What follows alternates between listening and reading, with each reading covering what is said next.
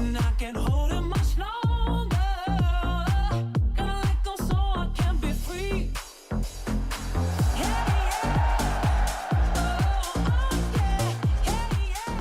This is it, craziest day of the year, and it's already been a freaking wild morning.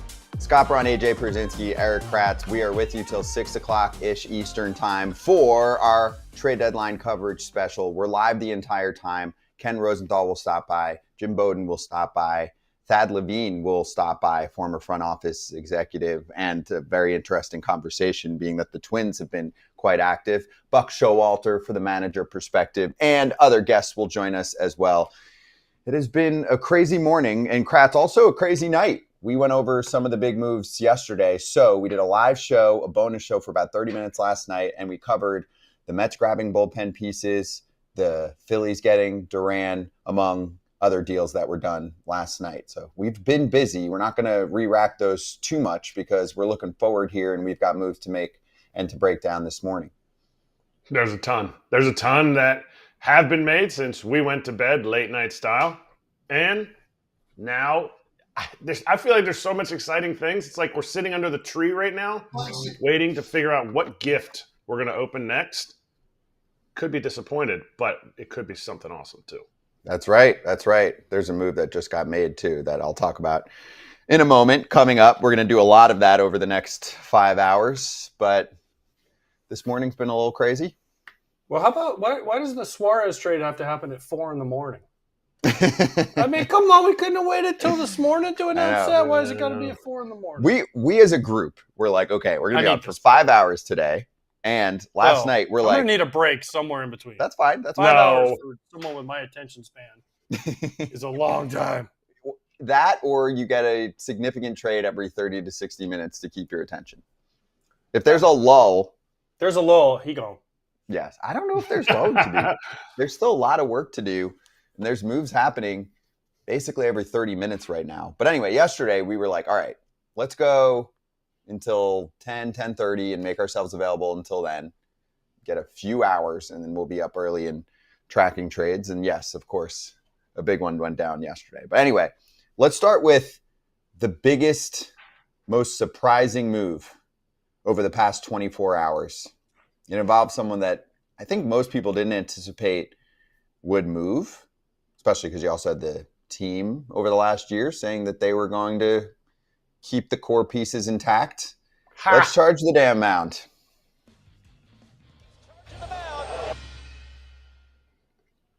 Mason Miller to the San Diego Padres. AJ Preller, you son of a gun. You did it again. And JP Sears, who actually has high upside as a starter. He's been up and down with the A's, and you're pitching in a very difficult ballpark, and the guys let up a bunch of homers, but has good stuff. So it's Mason Miller and JP Sears. 4.5 years of control of Mason Miller. You get this run, and then 4 more years after this. The package is led by Leo DeVries on the other side. He's a consensus top 10 prospect in the sport, if not top 5 switch hitting shortstop. But you got Mason Miller to a super bullpen already. I mean, Robert Suarez might get traded. He might not. Here's Alden Gonzalez with this tweet. So Sears and Miller frees them up if they want to trade Robert Suarez and or Dylan Cease to replenish some of their farm system and also probably trade for a lesser starter. They still need to add at least one bat too. I agree. They definitely should be adding a bat here. Were you surprised to see this on any level? For me, the least surprising part is AJ Preller swinging a massive deal for a big name. But what about on the A side?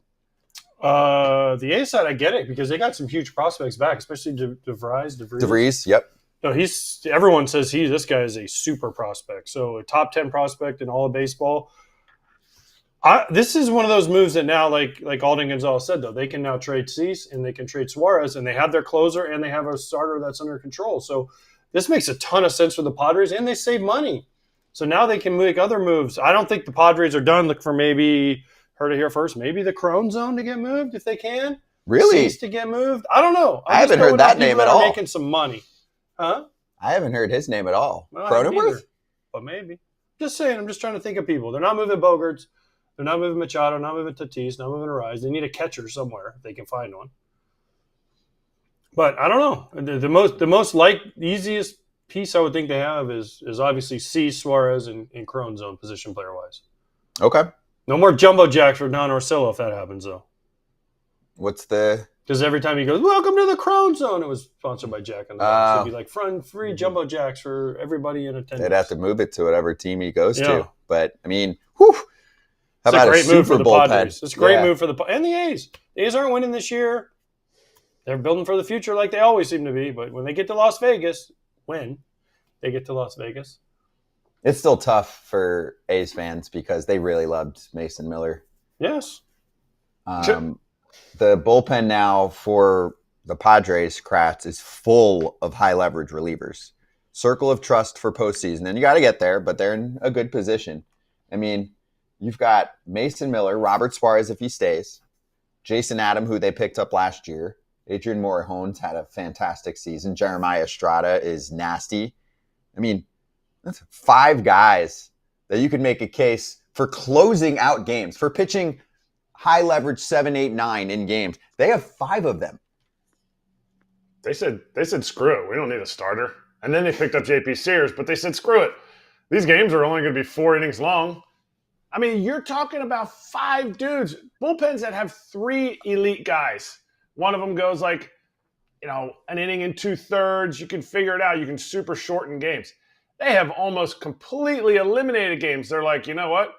We didn't hit off the Dodgers bullpen last year in the playoffs, and it cost us the World Series. So here we go. This is what we're going to do. Yeah, but they're not going to keep all their pieces. That's the thing. Like, it looks great right now, but I don't think they're going to keep all their pieces. They're going to make moves and make some other moves, I feel like, in whether it's Suarez or a Matsui or somebody. There's going to be other moves in here with the Padres because Preller's not done. Yeah, he knows he's under a directive. Yes, he has, because their payroll is at the very tippy top it could be, because let's not forget Peter Seidler passed away, so the payroll has had to shrink. Right? He gave him free reign. It's changed now. So he has to make one move to make another move. But my argument to that is he added JP Sears, league minimum, Mason Miller, league minimum. At the end of this year, Suarez is going to probably get a qualifying offer. You're going to get a draft pick from that, and Cease is going to, I don't know if he'll get a qualifying, I assume he'll get a qualifying offer, but both those guys' salaries are coming off the book. You think he just wants to, like, this team is better with them on the team. Shocker comment of the entire trade deadline. But if he's under a directive to decrease payroll at the trade deadline, I would be very surprised at that. He barely increased it at all. They're both making like $750,000 this year. So you could make a case they keep everyone. And They don't have they enough still starters. need a bat or two. Yeah, I'd still be looking into a bat or two if I'm them. Who's your left fielder? They don't have one right now. No offense to Bryce Johnson, but they don't have a first division left fielder. That's been a hole. They tried to fill it in the offseason with the platoon of Connor Joe and Jason Hayward. That didn't work. Mm-hmm. Gavin Sheets Now- is hitting enough to be. True. Some sheets in the outfield. Well, then who's your DH? You're mixing and matching. One more bat at least for me. It could be a DH. It could be an outfielder. Could be a catcher. Well, that's a bonus. It's hard to find a catcher.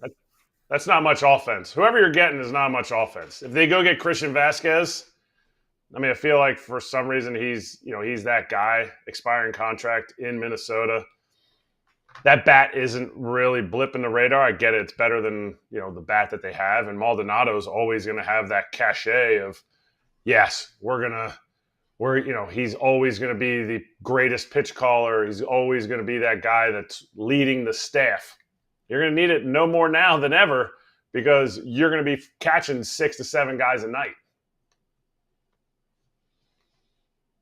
For me, bats are not that expensive if they're rental bats at the deadline. I know that they had some interest in Duran, Quan. I don't think they're getting any of those guys. Mm-mm. Not after this trade. No. But they're going to get a bat, and a rental bat is not that expensive. agree. They are much cheaper than pitchers, even rental pitchers, right? Mm-hmm. Even relievers Like, I think some of the returns for even a short-term reliever were better than the Geno Suarez return, which we'll get to later. It's just been a thing in the market for a while. 2 months of a bat usually doesn't get you that much. Agreed. Does their Compared next to pitching. prospect and the Crone Zone pry Jarren Duran away? No. No. And Dylan Cease? Because and a Cease? Ooh.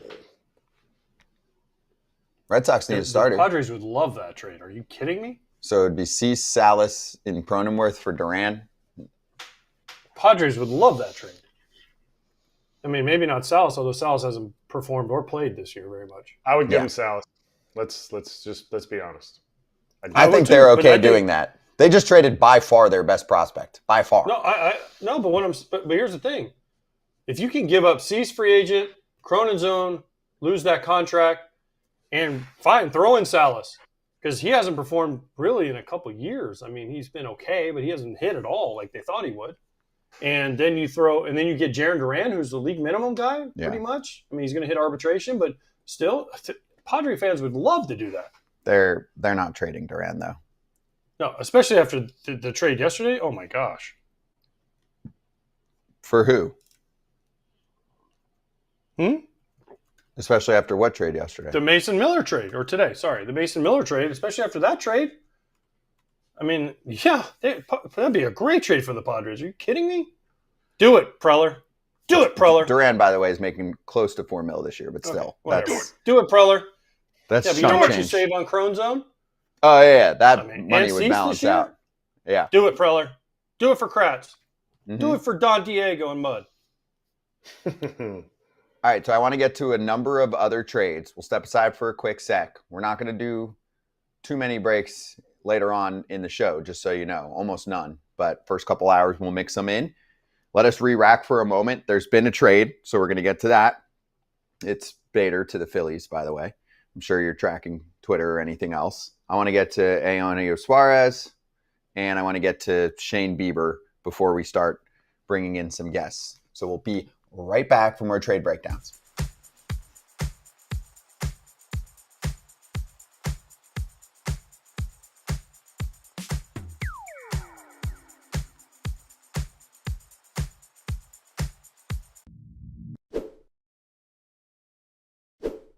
Kratz, at some point, we're going to laugh about how healthcare was so reactive and not proactive, and we're starting to change that with Superpower. They believe every human has 100+ year potential, and they're here to help you get there. I'm a big believer in this. I just started the journey, so I'm excited about it. And what do you think?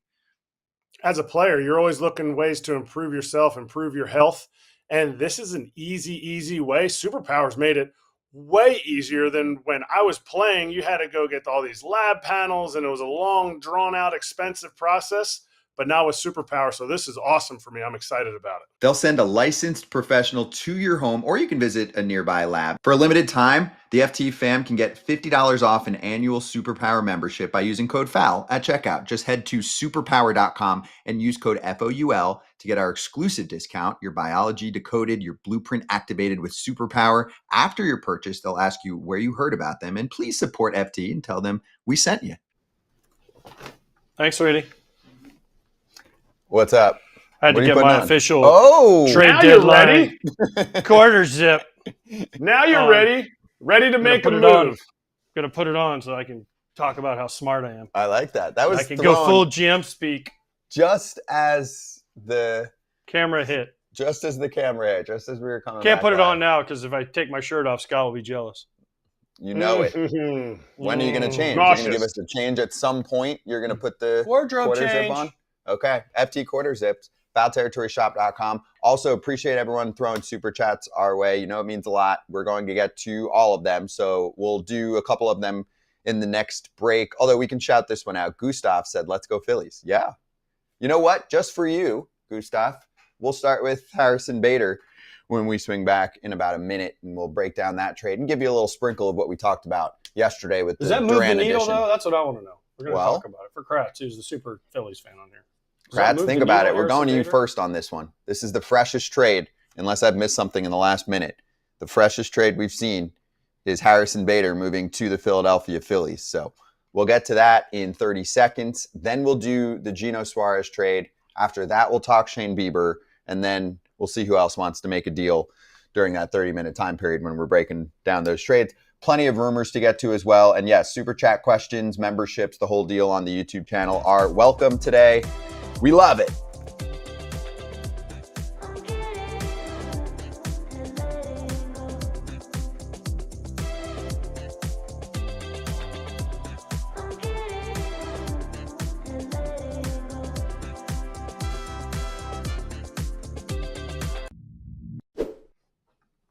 Trade. This segment's called Trade. Latest one.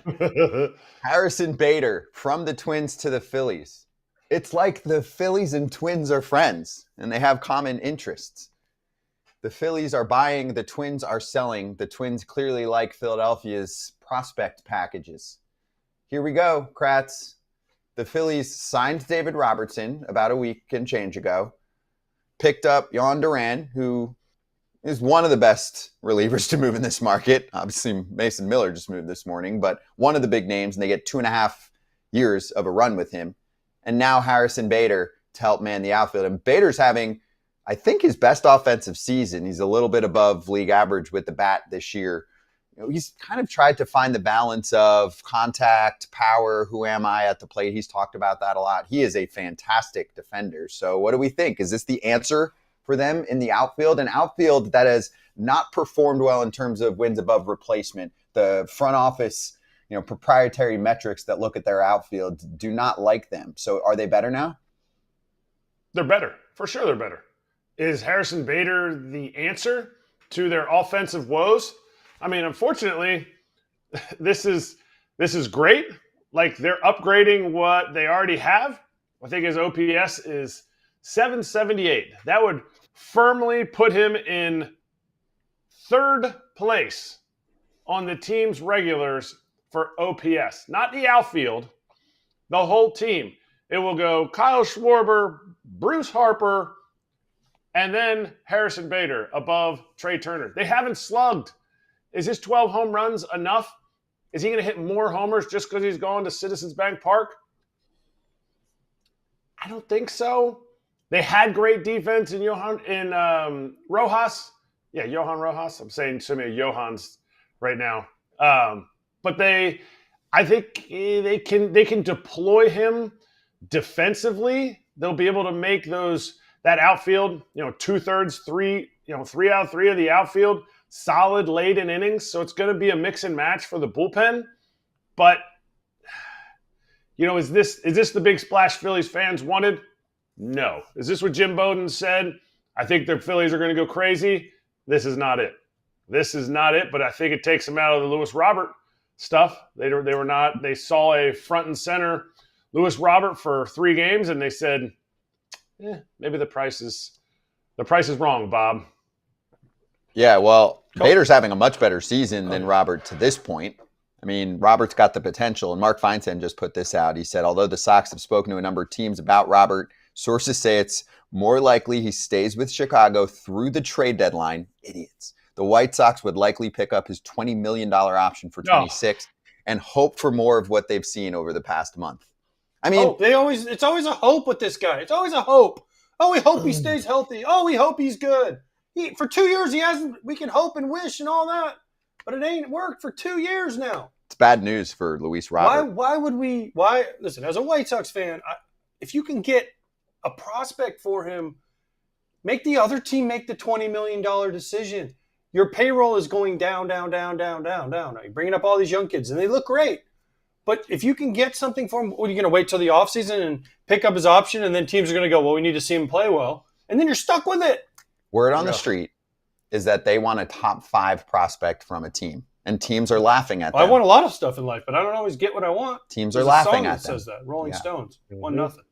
So they get laughed at. I think there's probably a team that's more in like the 10th overall prospect. And again, this is all relative. Some farm systems are better than others, but trying to generalize here. If you have an average farm system, does your 10th best prospect get Luis Robert? That's what he's worth right now. The White Sox feel like that's a ripoff.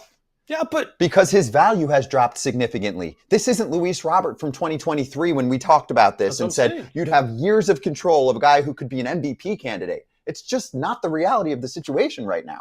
So the Phillies have said, moving on, thanks. We'll take Harrison Bader, his elite defense, his career year at the plate, his clutchness in the postseason. Mm-hmm. He's had great postseason moments. He's a Gator. He's a Gator. He's a gamer. Dudes like him. Boom, done. He's a Philly. All right, so here's my question for Kratz. Besides Bruce Harper, are the rest of the Philly fans excited about Harrison Bader? Wait, why? Kratz, I'm going to go against you here. I mean, what is did he you much want? better? How much better is he than Martian Rojas, the other two guys? He's much better than Rojas. Okay, He's a much better bat than Rojas. Okay. Tell me I'm wrong. Defensively, better. Okay. Still so better. If you're on Philly radio today, are you like, crap, we got Duran and Bader, or are you like, yes, we got Duran and Bader? They are, yes, we got them right now. You asked me if they're happy. Yeah, they're pleased. They definitely want Bader. There is no bigger fan base that wants Rojas out of center field, and he shouldn't be getting any at-bats. He's a solid defensive big leaguer. And if you upgrade with a guy who can play center field every day, righties and lefties, I think they have the pieces that can fit to make it a really good outfield. But you asked me if Philly fans are happy with that? No, they want the monster move. They've wanted the monster move since AJ Pierzynski came on here and said, I watched John Middleton leave the stadium. He was not pleased. And then they heard all the reports. We are not going to sit status quo. There's no way this team sits status quo. It's the same team from when they lost to the Mets in the the NLDS. They lost to the Mets. It is essentially the same team. Philly fans want something big. Yesterday, they were juiced. Fireworks at the shore yesterday. Love it. Johan Duran, awesome. Harrison Bader, great ad. Love that. But they want more. Okay, their bullpen is better, or should be better than last year, correct? Duran, they didn't have a Duran. Alvarado's good, and I know he'll be back for the regular season. He can't pitch in the postseason. He can't pitch in the postseason. You think the bullpen last year was better than the bullpen this year? It was one of the best bullpens in the game last year. Jeff Hoffman, yes, I know they blew it in the playoffs. They had Jeff Hoffman and Matt Strahm. Yeah. Strahm's still there. Alvarado was throwing 100. Strahm's still there, I get it. But that bullpen last year, minus the playoffs, was one of the best. At one point, I think they were the best bullpen in baseball. Okay, ERA-wise. hold up. Duran and Strahm had a rough series. They had a rough series, yeah. Ooh. Strahm's still there. Kirkering's been pretty good. Correct me if I'm wrong, Kratz. I don't have everyone's numbers, but I don't watch every freaking game. Duran is better than Alvarado. And you're still going to have Alvarado until the end of the regular season. Duran is better than Alvarado, period. Yes. No question. And I think David Robertson's going to be good. Is he going to be incredible? No, I think he is. He's always been good. He throws cutters. He was nasty last year. If you can throw cutters and curveballs, you can pitch to your 100. I think if you just throw a curveball, you can't. Yeah, they did a nice job. I would get one more. I don't think they're going to for the bullpen. I would get one more. Okay, now let's go to the position player side. I think we're undervaluing how much of a difference Rojas is to Bader. Bader is a massive upgrade, even if the offense ticks down a little bit, right? Johan Rojas has a 58 OPS plus this year. Is that good? 58. 50's average. That's not a major league bat. Well, you said that Brian Hayes is right there. No, I'd smashed that trade yesterday. 58. You loved it. Harrison Bader's OPS plus is 111. Guys, they're not in the same stratosphere. Who else did you want? Here's my thing. What did you want? They got a top two closer available, right? Him and Miller were the best two closers available when we didn't even know Miller was available. So you got Duran to lock it down. You signed Robertson. You didn't even have to give up any prospects. You kept all of your top prospects. You got Bader to upgrade the outfield. What else did you want? I am in agreement with you. The question was posed to me on Philly radio, WIP, are people happy? No, they're not happy. They want an aircraft carrier. When Philly fans started hearing the fact that Kyle Tucker was a possibility in the offseason, that's where they set their bar. That's what they're looking for at this trade deadline. When people hear that that Dave Dombrowski is going to go crazy, that he is going to, this is his chance to solidify himself in Philly lore. They want something big. They want Eugenio Suarez. Didn't get it. They want that aircraft carrier that has not shown up for this team yet. It can't be Schwarber and Bryce Harper, or it will be a quick out in the playoffs. So Geno Suarez was what they want and that they're not getting. That was the guy? Because what else? That type of pickup. But there's only Cedric, one. Whoa. I'm just telling you. Say Cedric Mullins? Harrison Bader's having a better year than Cedric Mullins. I like Mullins. And he's probably a better defender. Better defender, yes. But I'm saying like a Cedric Mullins and then somebody in that upper tier. Somebody in that upper tier. I think they went. Right, but they got Bader. I don't think it's upper tier, though. I'm just telling you what Philly fans are going to say. I know, but there was one guy available for that. So they wanted to upgrade third and get Geno Suarez, right? That's it. I mean, there's nobody else of that caliber available. You can make a case for Stephen Kwan. I don't know what's going to happen there. Stephen Kwan, they're probably asking a boatload for because as they should. He's got years of control. I mean, yeah. I think the original package was going to be Emmanuel Clase and Stephen Kwan, and I think fans would have been blown away with that, especially after you see. I'll take Duran over Clase. Too soon. The Guardians are still going to give it up. Okay, let's get to another fresh trade. This one just happened. The Twins make another move. Brock Stewart, who's having a sneaky good year, moves from the Twins to the Los Angeles Dodgers. Dodgers looking to shore up their bullpen. Yep. What's not to like? Nothing. He's having a great year, and they need bullpen help because all their bullpen guys are hurt. Yep, 2.38 ERA, 34 innings, 41 strikeouts. He's very normal, though. Oh, sorry. He's from Norma, Illinois. Normal. Very normal. He's having a great year. Really, really good year. 23, he was nasty, too. I think he got hurt at one point. But no, listen, this guy's been good when he's been healthy. But yeah. Oh, no. I don't know. I like this move for the Dodgers. It's a depth piece. It's Dodgers don't want to bring on too many people because if they start getting everybody back, they're going to have too many guys. They're going to start cannon guys. So I like this move. It's a depth piece. Yeah. Another depth piece for the Dodgers. And they know him. He pitched for them to start his career. He was drafted by the Dodgers in 2014, and then he was part of LA from 2016 to 2019. So they bring him back. They have a type. We all know that. Of course. You think they care about getting rid of guys? I think the Dodgers are going to continue to stockpile. I think they're going to continue. They're just going to get so many. They're going to get everybody that they possibly can, and they'll find spots. You have a limit. You have 26 players on a roster. They have 26 on the IL too. Snell's coming back. Roki Sasaki sounds like he's coming back. When? Kopech's going to come back. Yeah. When's Roki coming back? I don't know, in a few weeks. See that. Exactly. When's he coming back? I'm just saying, there's a long list of guys who could come back. But at the same time, they're not going to rely on that. So they're getting players like Brock Stewart to help fill out the bullpen. Hey, let's remember, how did the Dodgers win the World Series last year? There are a lot of reasons, but there's a big one that's related to this topic right now. Their bullpen was disgusting. Disgusting last year.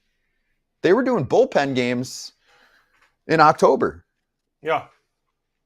They didn't have the upside starters like they do right now.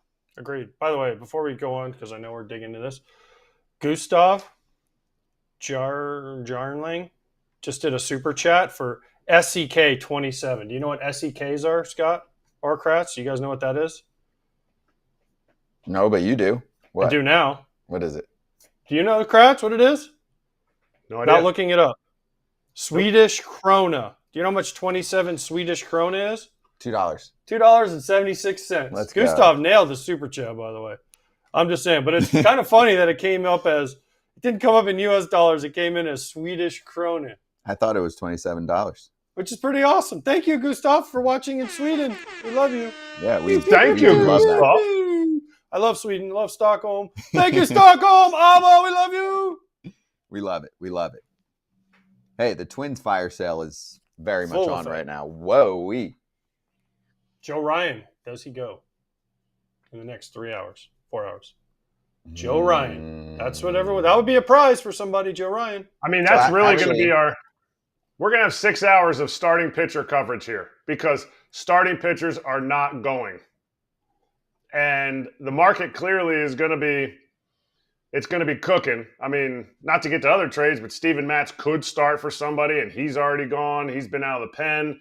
But starting pitching, I'm telling you, why would the Twins not think about it after they see the price for how certain guys go, how Zach Gallen goes, how Sandy Alcantara goes, and they go, hey, we got Joe Ryan here. Hello, all the teams. Joe Ryan, Dodgers starter. We'll see you. You want to know the asking price? We have it for you. For a starting pitcher? John Heyman. No, for Joe Ryan specifically, Oh. John Heyman recently tweeted about Twins-Yankees conversations. Teams with good/great pieces consistently ask the Yankees about top outfield prospect Spencer Jones. The Yankees are consistent on this. They will only trade Jones and others in a package for Paul Skeens, who's not available and not going anywhere. I actually can envision the phone call, right? You're the Twins. You're on the phone with Brian Cashman, and they're like, Joe Ryan, Spencer Jones. Let's revolve it around him. And then Cash goes, do you have Paul Skeens? They're like, no, we don't have Paul Skeens. Like, okay, we're saving him for Paul Skeens. It's the only package that he's moving in. Wow. So I don't think the Yankees are getting Joe I don't Ryan. think they're trading Spencer Jones. What if it was Joe Ryan and Carlos Correa? No. Oh. I don't think the Yankees want to take on anything close to that money, and I don't think that move's happening because Carlos is having a bad year. It's really hard to move $100+ million when a player's having a bad year and you're in the thick of a season. Easier to do those deals in an off season. By the way, there's certain reporters that I'm not going to name names that just throw stuff out there sometimes just to get clicks. And then there has to be another reporter that comes in and smacks them down. That's what just happened. It's happened multiple times. Yeah. Because there's a reporter saying the Marlins were talking to the Yankees about Jones for Alcantara and Cabrera. And then another reporter was like, psh, psh, psh, psh, beach no. Yeah, exactly. Spencer Jones. People want Spencer names. Jones. You is can do the crushing math AAA. yourself. I'll do it. I'm friends with both. Morosi's the one who said Marlins are talking to the Yanks about Spencer Jones involving Alcantara or Edward Cabrera. And John Heyman's like, Ah! what? Gustav just came in with 269, did it for 2 Swedish krona. Thank you. Thank you, Gustav. Giggity, Thank you. Gustav. Giggity. All right, let's do this. Let's step I aside need to for play a moment. ABBA whenever he does a super chat. We got 4,000 live viewers. Tell us what you want the next topic to be. I'd like it to be Gino Suarez. And keep us posted on what you're seeing in the rumor mill. We'll keep throwing those on the screen or bringing them up verbally for you. Two teams that are Tigers, Cubs. Got to do something. They're on the hot seat. Tigers have done small, tiny moves. Small. Cubs, Kittredge, nice move. Need something bigger. Yeah, Soroka. Yeah. Yeah, Depth piece. need a big boy. Spencer Jones has 29 home runs this year, by the way. Just saying.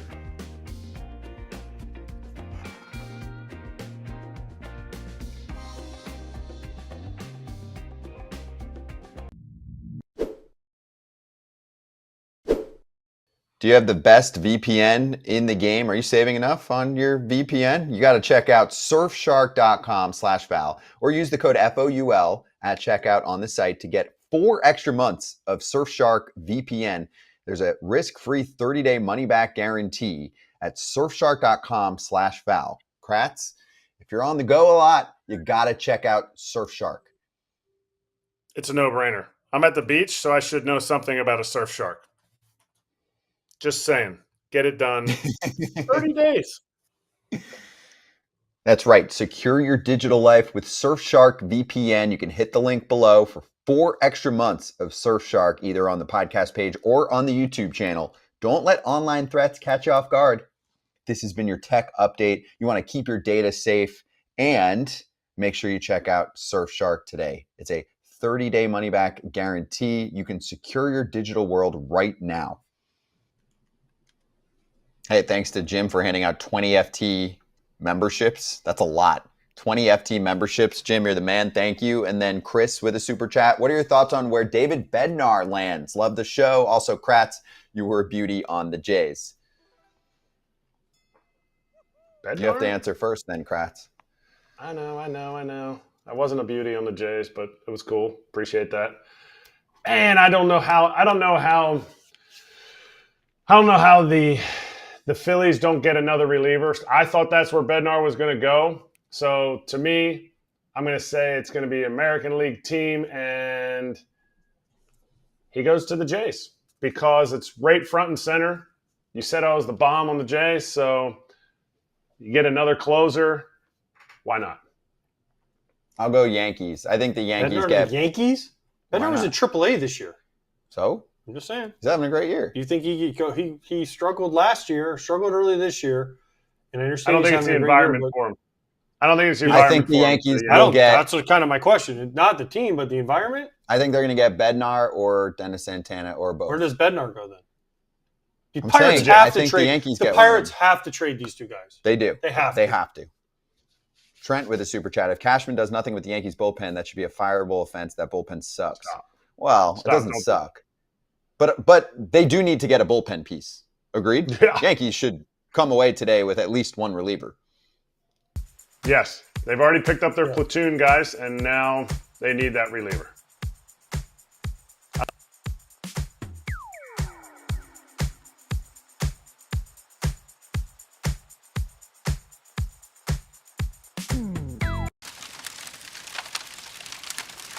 Hot corner time. Let's sizzle. We're keeping an eye on anything happening right now, but late last night, we didn't get to this one. It was past midnight when the Mariners and the Diamondbacks agreed to a deal that sends Gino Suarez out to Seattle. The prospect return includes Tyler Locklear, who could be the long-term solution at first base for the Diamondbacks, Hunter Cranston, who's got some upside, a pitcher, and Juan Burgos as well, another right-handed pitcher prospect. There's your return on the nice, pretty FT trade graphic.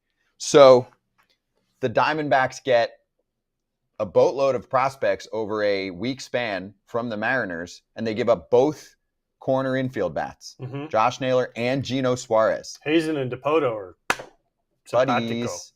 I think that they were talking a few days ago, and the ask was larger for the Diamondbacks, and then they're shopping it around, and teams like the Tigers and the Cubs, and then even the Reds who gave up, the Yankees who gave up, weren't offering what they thought they were going to get. It's a nice prospect return.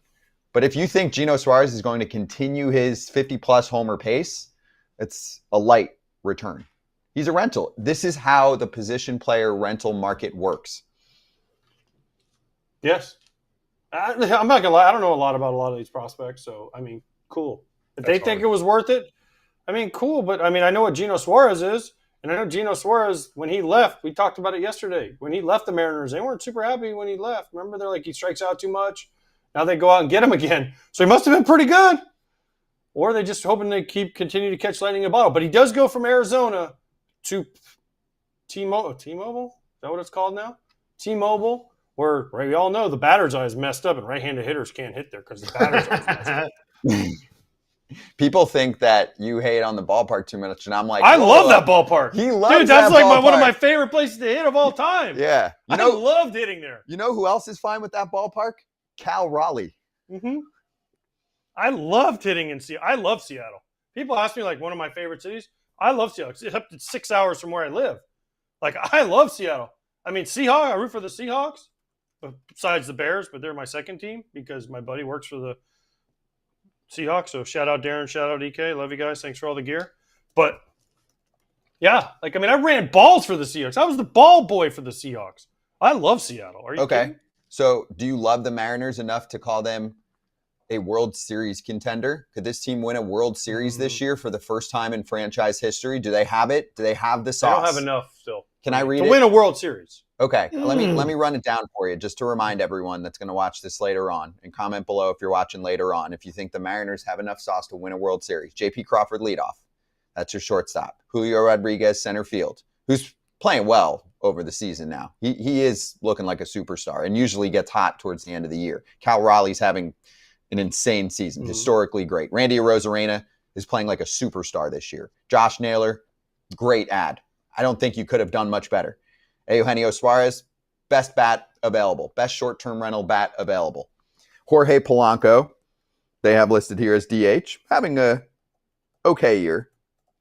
Dominic Canzone, they have listed here in right field, and this is what they have for their lineup against right-handed pitching. And then Cole Young, the rookie, who's over at second base for them. You've got Williamson on the bench for them now, who's looked really good at third base defensively. He could replace Gino later in games. Gino could do a little DH action. So you don't think that whole mix has enough for you? You just said Julio Rodriguez is a superstar. I disagree, but that's a whole different topic. We don't have enough time because we're talking about trades. I like their lineup. I do. But why are they not winning? That's my question. Why are they not? If this team is so great, even before they got Suarez, why are they floundering at? I mean, they're a couple games above 500, but they're not. You know, what? There's something clearly missing. I think that their bullpen is good, not great. And you can see many of these teams assembling super bullpens. The rotation's there. Brian Wu, George Kirby, Logan Gilbert, Luis Castillo, and Logan Evans as your 5. That's a World Series rotation for me, right? Okay. The bullpen is Brash and Munoz that I really trust. And then Bizzardo, Spear, they picked up Caleb Ferguson. I need another high leverage guy there compared to what I'm seeing across the league now. What, you want to do a challenge? Sorry, they're Pepio just doing right down the middle. The umpire called a ball for Volpe. No, the answer is no. They're not a World Series team right now because they haven't figured out what AJ just said, how to win consistently. They have the pieces. And the reason that you could say they are a World Series team, if they were in the NL West and not the AL West, we wouldn't even be talking about this team other than they're going to have to get hot to really make a run here. But it's the American League. We just said it yesterday. It's hard to say who the best team in the American League is. If you have 3 legit number 1 starters, you have a shot. If you add to that a shortstop that I've always said, I feel like Crawford is the straw that stirs this drink, and you have an MVP. We didn't think the MVP was going to be coming from catcher. We thought it was coming from center field on this team. You have all the ingredients to have a really good team. You made the moves to make a run. Now they have to figure it out. Dan Wilson has to figure out how to make sure Eugenio Suarez is in the right mind space, that he knows that the organization likes him and he just continues to do what he did in Arizona. You need to make sure that Cal Raleigh stays fresh and wins the MVP, that he's now in line to win. They need to make sure that this team believes in what they're doing and what the team built. And front office right now, Jerry DiPoto, has given nothing but a vote of confidence to this team by making the moves that they've done. So yes, they have the team to do it. Right now, no, they're not a World Series team. I think they are, especially if they get one more reliever. I think they are a very legit World Series contender, and they're going. What about without one reliever? What about with one? Without one, they don't make that move. I just think that hurts their chances in October. Do they have to win the division? Do they have to win the division? No, absolutely not. Okay. They can win a wild card round because I don't know if they will. I mean, they're 5 games back of Houston. They're in the same spot as Texas right now. They have the same record as Texas. But projecting forward over the next couple months, this should be a good team. They should at least grab a wild card spot in an American League that is full of teams in a similar realm as them that are selling. So this team should make the playoffs, and in the playoffs, they've got the rotation. In my mind, they have the lineup. I'd like to get one more high leverage reliever. Jerry DiPoto, you've got 4-ish hours to get that done. Last Bednar. part on this that I just Bednar. Bednar was going to the Yankees. There are a lot of relievers still that are going to move. Ding dong, ding dong, ding dong, ding dong, ding dong. I know we got a break. Wait, I wanted to give you one more thing at the buzzer here. The Red Sox were in on Gino Suarez, and they were going to put him at first. They're always in on everybody.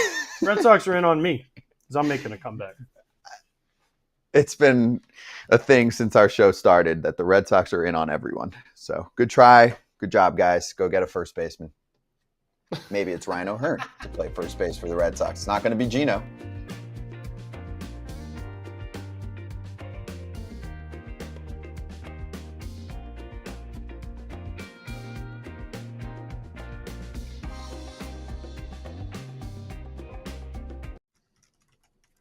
Hey, we're back. Buck Showalter is 2 minutes away from joining us. He's in the green room. So if you have a question for Buck about your team, go for it.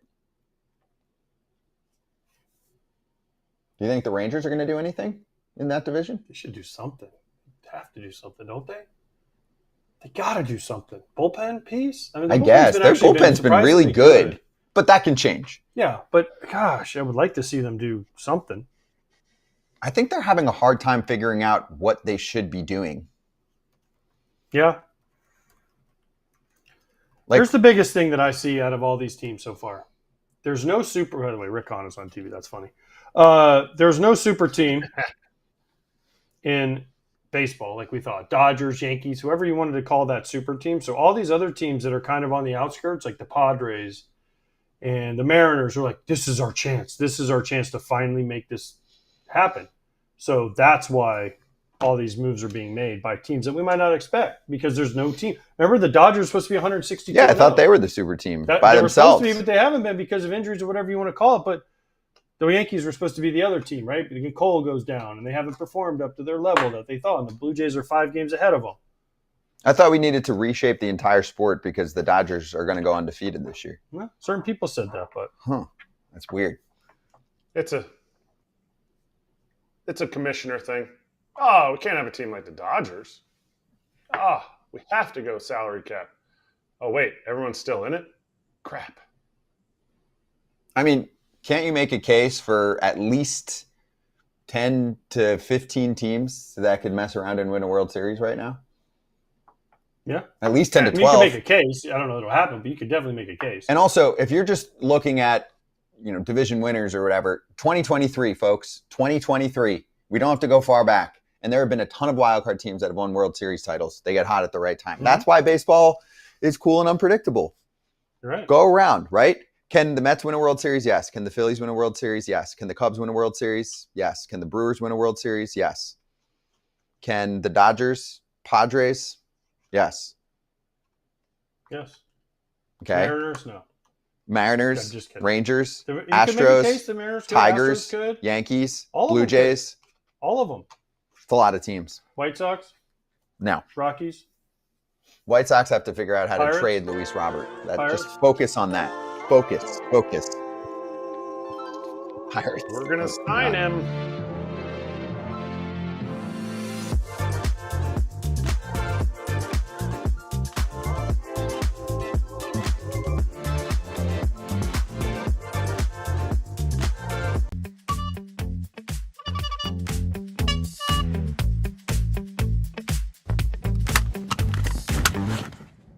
Buckle up. First Dude, time is we that showed Buck that. putzing around St. Lucie right there in his convertible? Yes. Like beep, beep, beep, beep, beep. That's good. That's good right there. The horn is everything. Buck. No, it's not good. It's what's not good. You didn't like that intro? It doesn't matter anymore, guys. I'm just trying to get by. God bless you. How y'all doing? We're great. Good to see you. I'm Happy much trade better after deadline that day. intro. Yeah. Much better after that intro. Buck, I'm going to give you the floor to start. So it's trade deadline day. People are absolutely locked in on moves. The floor is open for you just on your observations over the last few days. It can be a trade that stands out, a team that stands out. How do you want to start this off? What stands out to you? Well, I think people, you see all these lists, like it's almost like they're trying to acquire how many in the top. Wow, he's number 7 with the Padres. He's number 3 in the prospect list. You got to keep in mind who's making these prospect lists out. Be careful about gauging a trade by where somebody is in a list. And sometimes your best addition is making a subtraction. Think that one through. And then sometimes the guttiest moves are the moves you don't make. When you got all this public opinion around you saying you got to do this and you got to do that. And you don't have to do anything necessarily. The problem is sometimes the general managers are on the hot seat and they're on the last year of a contract, and there's a lot of talk about whether they're going to come back or not. Do you think about the pressure on them, because are they going to make a move to save their job, so to speak? And that is part of their job description, to make the team good. Some teams are looking long term, some teams are looking short term. I was going to ask Erik and AJ, have you guys both been traded? What was that experience like? Oh yeah. I was traded in the offseason, so my one time I was traded was offseason. We talked about it yesterday, Buck. During the season. Yeah, but no, not during the season. Kratz has, but just to finish on the AJ trade, his trade has led to Mick Abel and Taiit. There's a web. We'll show it to you later, Buck, but that goes from AJ being traded from the Twins to the Giants all the way to a trade last night. Oh, wow, that is good work behind the scenes. I don't know if you can see this, Buck, but it basically takes us from AJ Pierzynski to a trade that includes Liriano, to a trade that includes Eduardo Escobar, to a trade that includes Duran, to last night's trade. It's like a family tree. It is. Seriously. That's why, Buck, I say they should build a statue for me in Minnesota, because, I mean, look at all the giving I've done to them. Those are all AJ's kids. All his kids. But all AJ, right, so you've never been traded during the season. Erik, well, I got DFA'd, though. I got DFA'd and went to a different team, though. Does that count?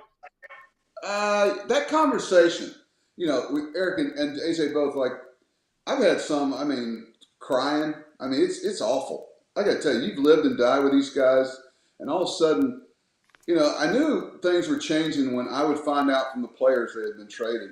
Sometimes you would actually, in social media, the families or something is out there with a tweet from whoever or whatever, and the player would walk in and go, "Have I been traded?"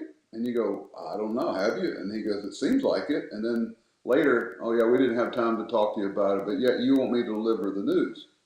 It's tough. It's painful. It's like us reaching in and grabbing and pulling a tooth real fast. And then you got a game 2 hours later, sometimes half an hour later, telling them in the dugout, calling them out of the bullpen.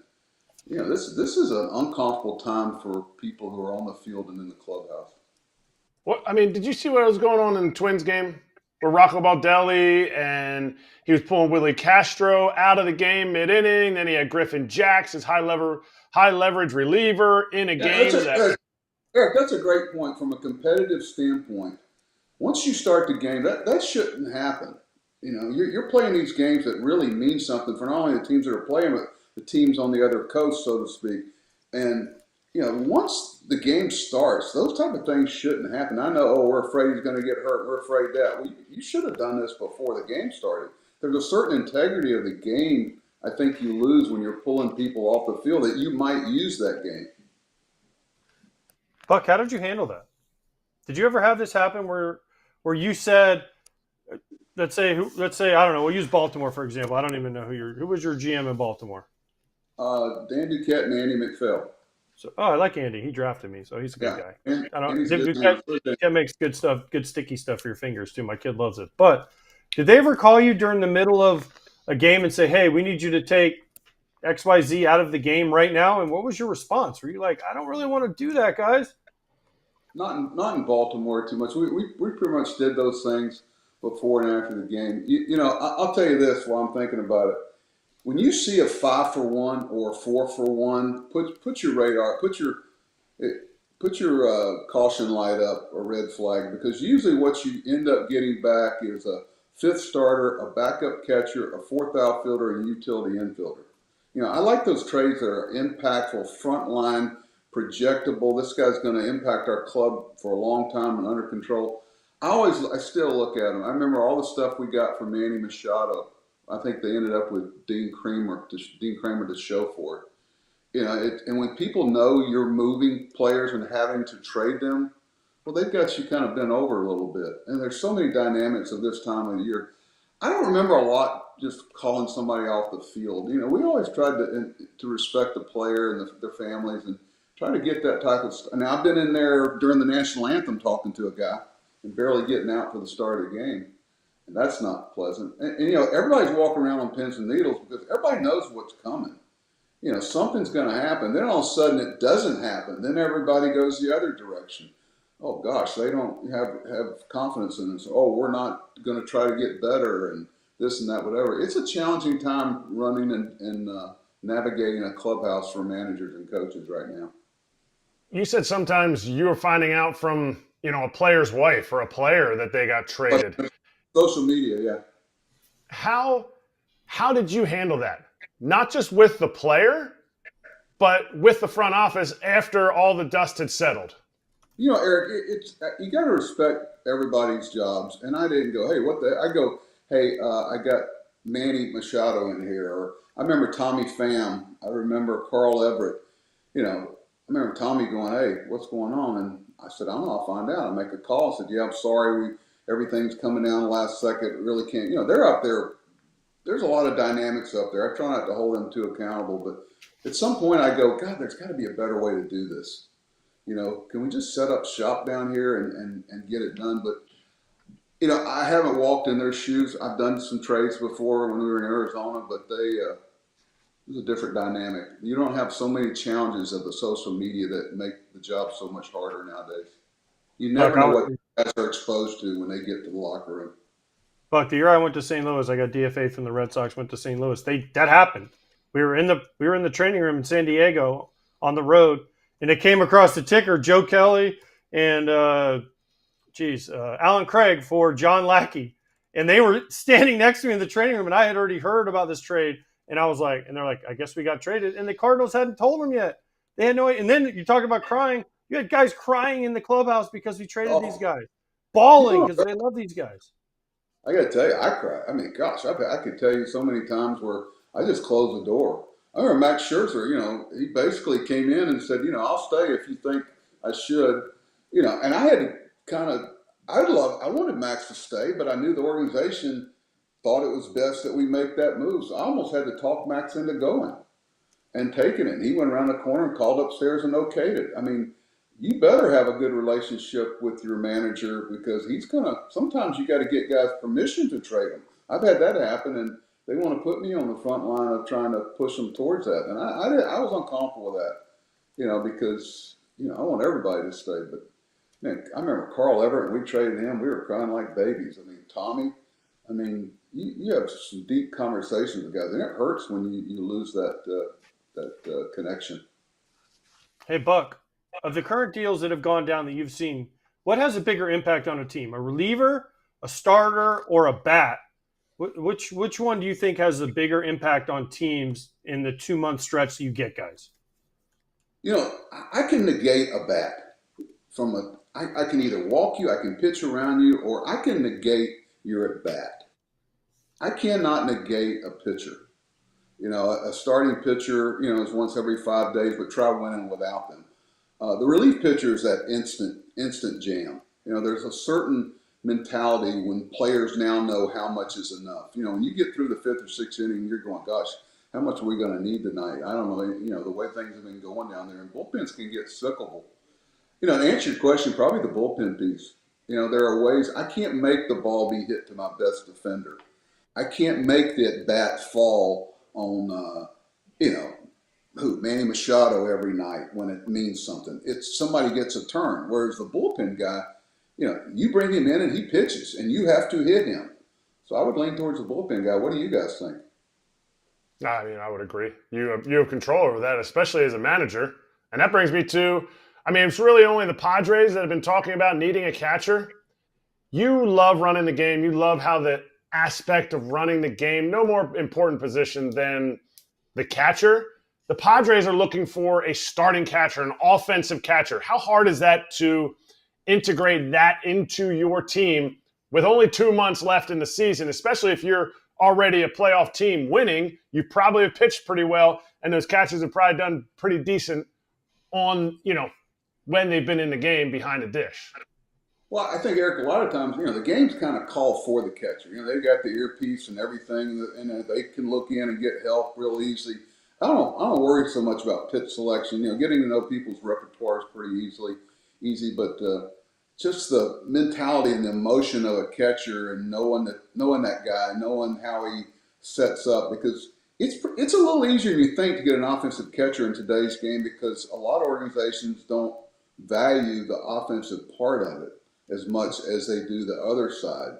So the tough part is evaluating the hitting part of it. We all try to get 9 spots in the order that the other team has no breathing spots. I've said many times, look at your 7, 8, 9 hitters compared to other teams' 7, 8, 9 hitters. You know what kind of lineup you have. Look at your 4th and 5th starter versus theirs. Look at your non-closer relief pitchers versus theirs. You'll get an idea where you sit. That's why Cal Raleigh. I tell you, everybody wants to talk about. I won't mention names. I said 3 weeks ago, and people thought I was crazy. I said he's the MVP right now. They went, what? I said he's catching. He hasn't even played as many games as these other guys. He's hitting in a ballpark that is not home run friendly. All these things, and he's catching, and he's traveling around the world from Seattle to travel log miles, and he's still leading the world in all this stuff. And I didn't. What do you guys think about the MVP right now? I said it. Buck. I said it. I've been banging on this drum for weeks now. Cal Raleigh's the MVP. Now, Judge goes down. If Cal Raleigh keeps it up, he's got the MVP locked up. I'm sorry. Platinum glove, catcher, obviously, leading the league in homers, switch hitter, plays every day. He should win. Unless something happens, he should win the MVP. And Florida State. No, that's the one negative I said that he has. He has one negative. He's a great guy. He's super nice, but he went to Florida State. That's the one miss. It's the one miss the guy has. Everyone has one miss, Buck. You've had a miss in your life, right? I've had a miss in my life. That's his one miss. But all right, so I want to know. So you talked about reliever being the biggest thing that you would like and you think has the biggest impact. So Mason Miller to the Padres, Duran to the Phillies, some of the other relievers that have been swapped around here. Which one do you think makes the biggest impact on their team going forward? I don't know. I'm going to skirt that one. I really like Duran. And I tell you what, when you take somebody from a small market club like Oakland, there's a little different mentality when you walk. I was thinking about the Rockies. Man, when he came over to the Yankees, there's a different gig going on over there. Defense doesn't go into a slump, but boy, pressure never goes away. There's a different type of. There's so many factors you got to figure into when you make a deal, and the ability to make those phone calls to people that have been in the locker room with these guys. The best information is the guy that was fired the year before. He's going to sing like a canary. But I don't see those phone calls being made as much as they used to be to find out about makeup and the emotional aspect of it and what kind of teammate this guy is. It's just a pure analytical, statistical evaluation. And that's why they get them sometimes. Bullpen pieces have had a certain amount of abuse. You got to look at the innings pitched and where they are in their appearances. Have they been abused before you acquire them? Because at some point that rubber band's going to break. All right, I got a quick comment. Is that why you never signed me, Buck, all those years? Because I always wanted you. You called around and John Hart. It was either you or John Hart that didn't want me. And then after you left Texas, John Hart signed me. So it has to be you, Buck. It has to be you. I'm just saying. Actually, just the opposite. I couldn't get anybody to go along with me. I like guys that are blunt. I like blunt players. Max Scherzer was the bluntest player, one of them. And I think I want to know how somebody's feeling. Tell me, I'm a big boy. Let's get it all out there. And I would have enjoyed having you.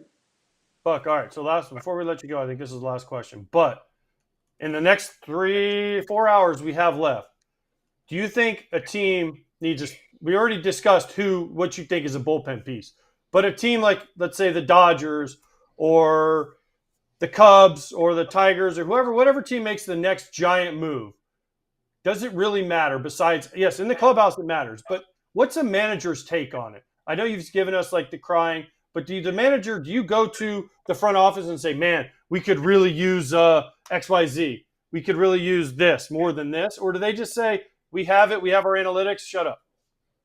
No, that's changed. It used to be you were part of the process. I'm not saying it's right or wrong. It's okay. Now it's just manage the players, manage the clubhouse, manage the emotions that are flying around. I know it's tough. That's what you're hired to do. Go do that, and we'll let you know what the team is when the smoke clears. And that's okay. But it used to be more of a collaborative effort, and we would, not argue, but you debate and bounce things back and forth. The coaches were a lot more involved, especially where a health standpoint is. I know we made some deals in Arizona. I remember we traded for Kurt Schilling because from the work days that a couple of pitchers were having, Omar Dahl, Mark Connor, the pitching coach, told us, hey, this guy, his work days are getting tougher and tougher. His velocity's kind of slipping around. He can't spin, the ability to know where it's going to end up, and talking to the people who are with him every day. And same way when you're acquiring a player, it's important. It's important. So, no, I think nowadays you're not involved in it much, and basically assume the position, and when the smoke clears, here's your team, and make it work. Buck, good stuff. Good to catch up with you. We'll see what happens the next few hours. Happy trade deadline day to you. All right, guys. Thanks for having me. You guys take care. Nice job. Get back to that convertible, Buck. Thank Get back you. to that convertible. That's right. I love that horn.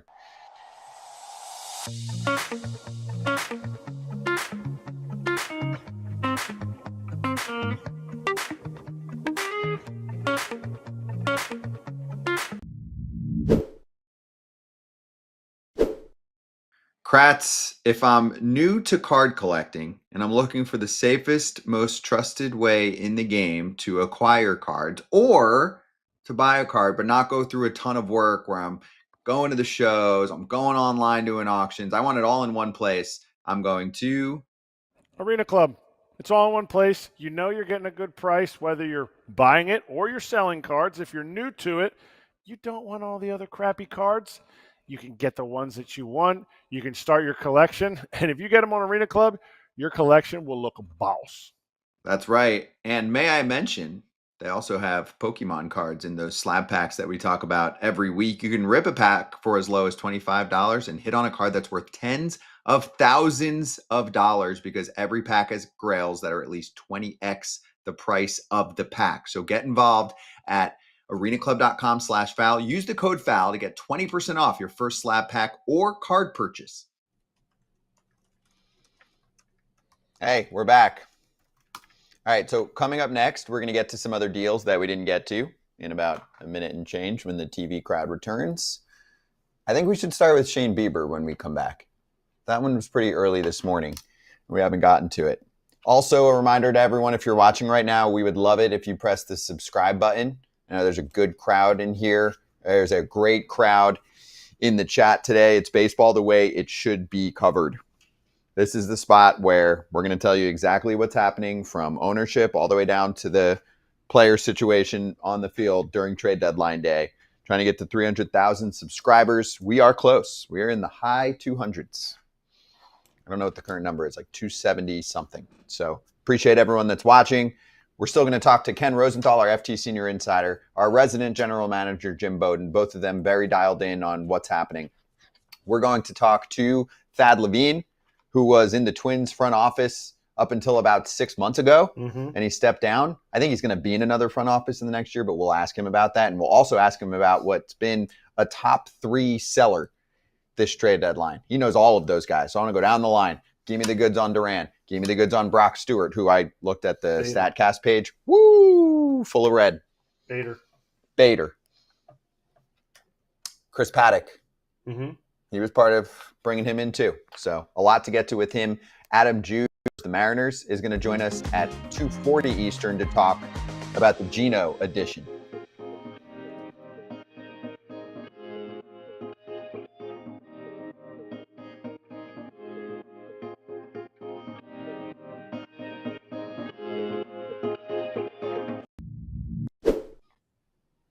Trade. Let's get to Shane Bieber. He is a Toronto Blue Jay.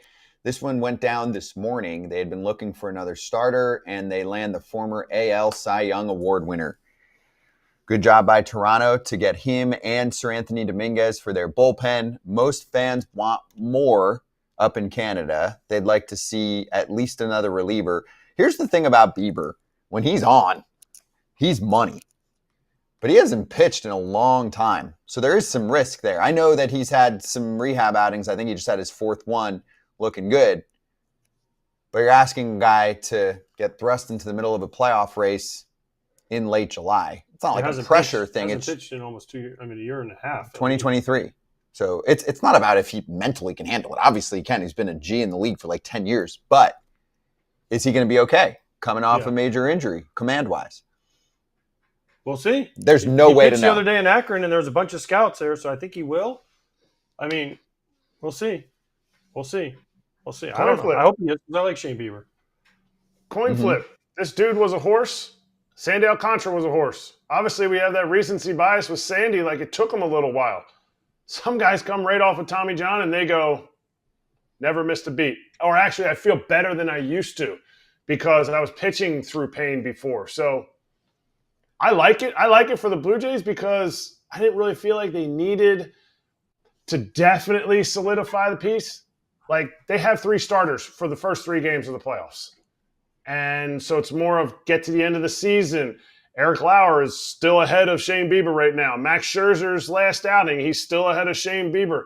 It's a good depth piece. I don't think it would have been a good move if Shane Bieber goes to a team that's like, we need a 3rd starter for the playoffs. I don't think that would have been a good move. Not saying he can't do it and step in, but you just can't put a ton of pressure on a guy just coming off of Tommy John.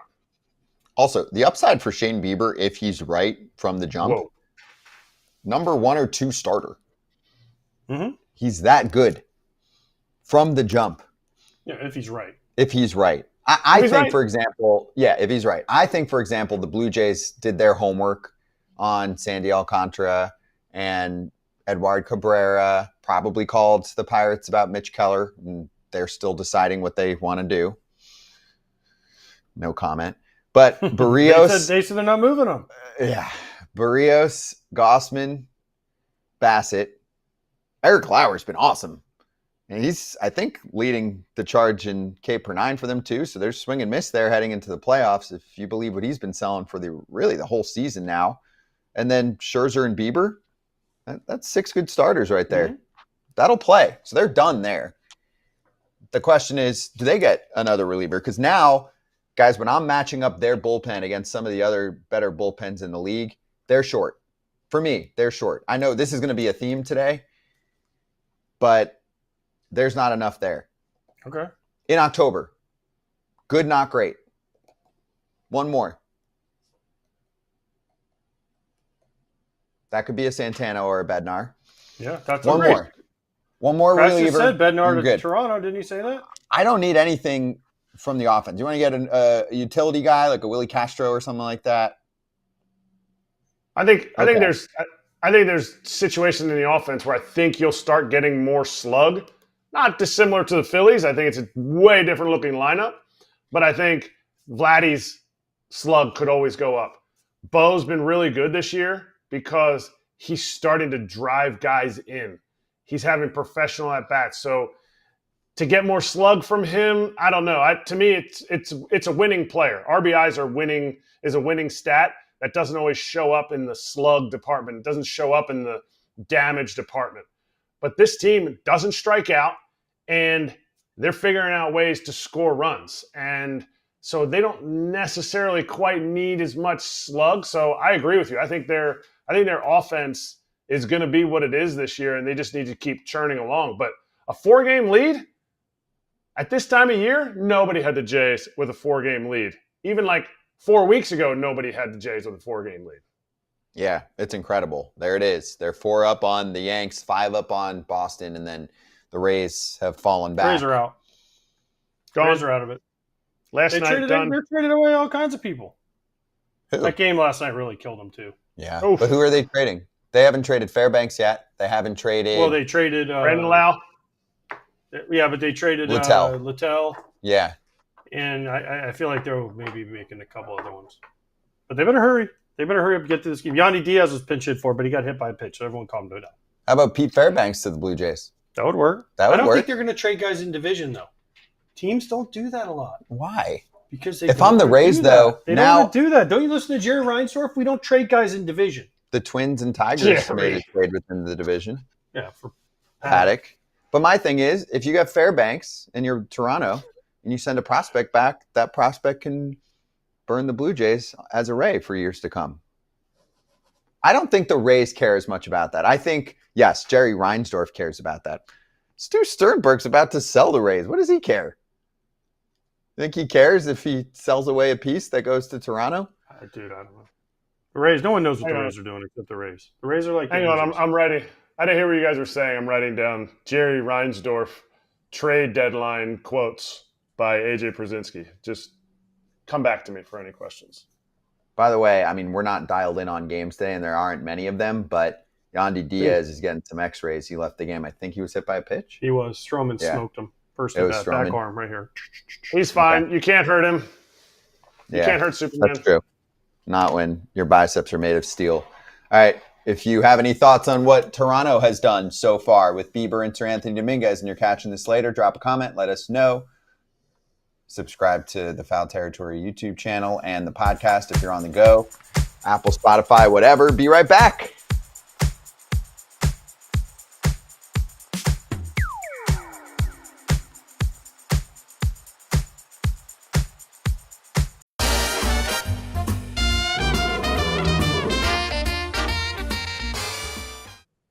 Let's slam some locks. Yesterday, we all lost.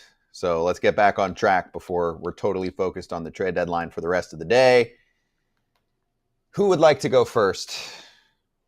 Should I go first? I've been going first. Okay, I'll go first. I'm going to go with the Reds. Their team total is 5.5. I'm going to take the over today for my BetMGM lock. Carlos Carrasco is pitching. Mm-hmm.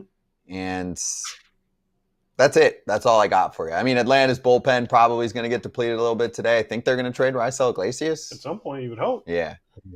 Atlanta's in shambles. I think Carrasco gives up enough to a Reds team that should be a little more into the competition than Atlanta tonight, but also might be a little disappointed that they didn't get a big boy bat. No Gino Suarez in that lineup. Key Brian Hayes to the rescue. They like how he hits the ball hard. That's what they said. On the ground. They said he hits the ball hard and he doesn't chase much. And he hits it hard on the ground, so he hits into a lot of double plays. I hope I'm wrong. Nice guy. Kratz? I'm going to run line. Same game. Going to the Reds, run line. Andrew Abbott's pretty good pitcher, so it's not going to be a lot of runs to a Braves team that this guy might not be able to pitch in the end of the game for him, so I'm getting plus 105. I'm doing Reds run line too. Reds run line and over in the Seattle game. Reds run line and over in the Seattle game. We don't have a lot of faith in Cookie Carrasco, apparently. Wow, we all picked that game? Well, there's only 3 games to pick from. That's true. But then I also took the over in the Rangers and the Mariners. It's a really light Seattle sketch. Team. Yeah. Mariners, or as Hawkins called them, the Mighty Seamen. That's the best name for him. But that gets me to plus 278, so I like plus numbers. There you go. There are picks for tonight. It's a light night. You can get in on the excitement. BetMGM online at betmgm.com or on the app. A no sweat token means that if you win your wager or if you don't win your wager, you'll get a stake back in bonus bets. So go check that out.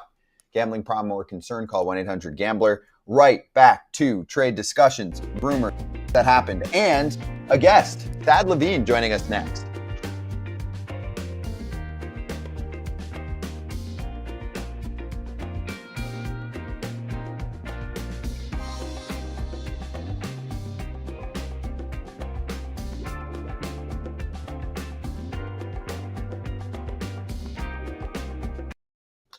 All right, Thad Levine's going to join us in a moment. He's already checked in, so we'll get ready for him coming up. We have a lot to cover with the Minnesota Twinkies. Mm-hmm. When did he leave Minnesota?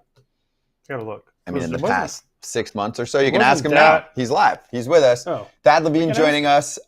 So hired by the Twins as SVP and GM in November of 2016. Has a podcast called Rosters to Rings that you should check out.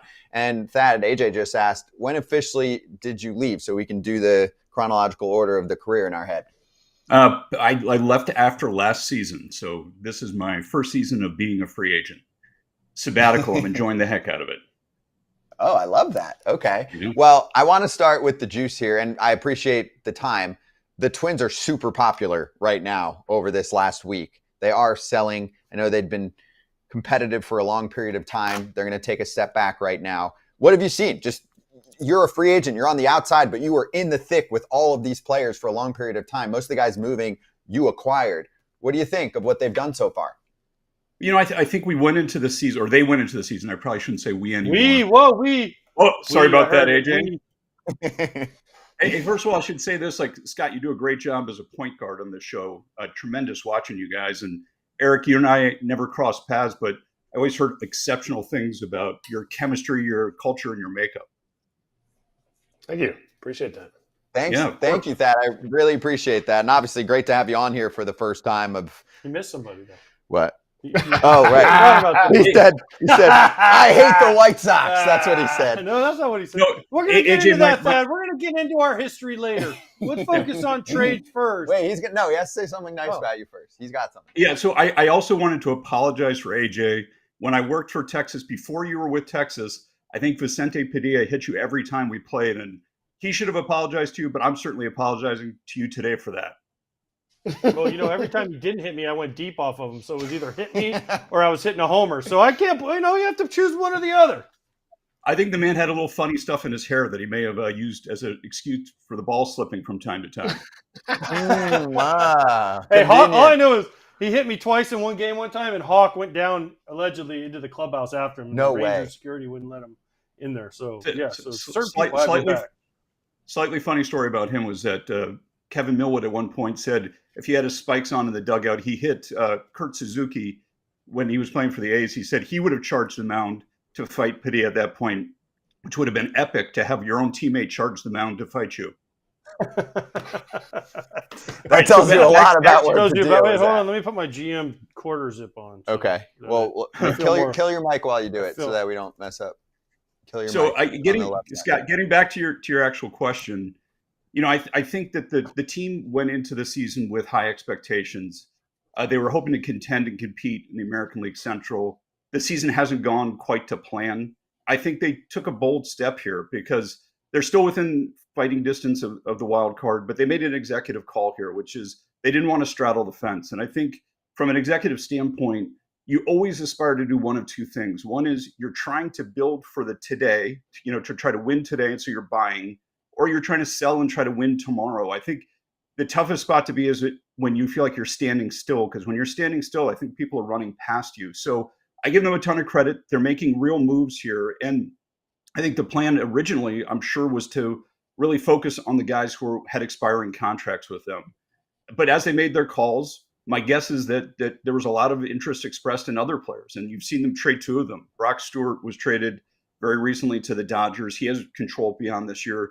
And the bigger deal, of course, was Joan Duran, who they traded, who has control through 2027.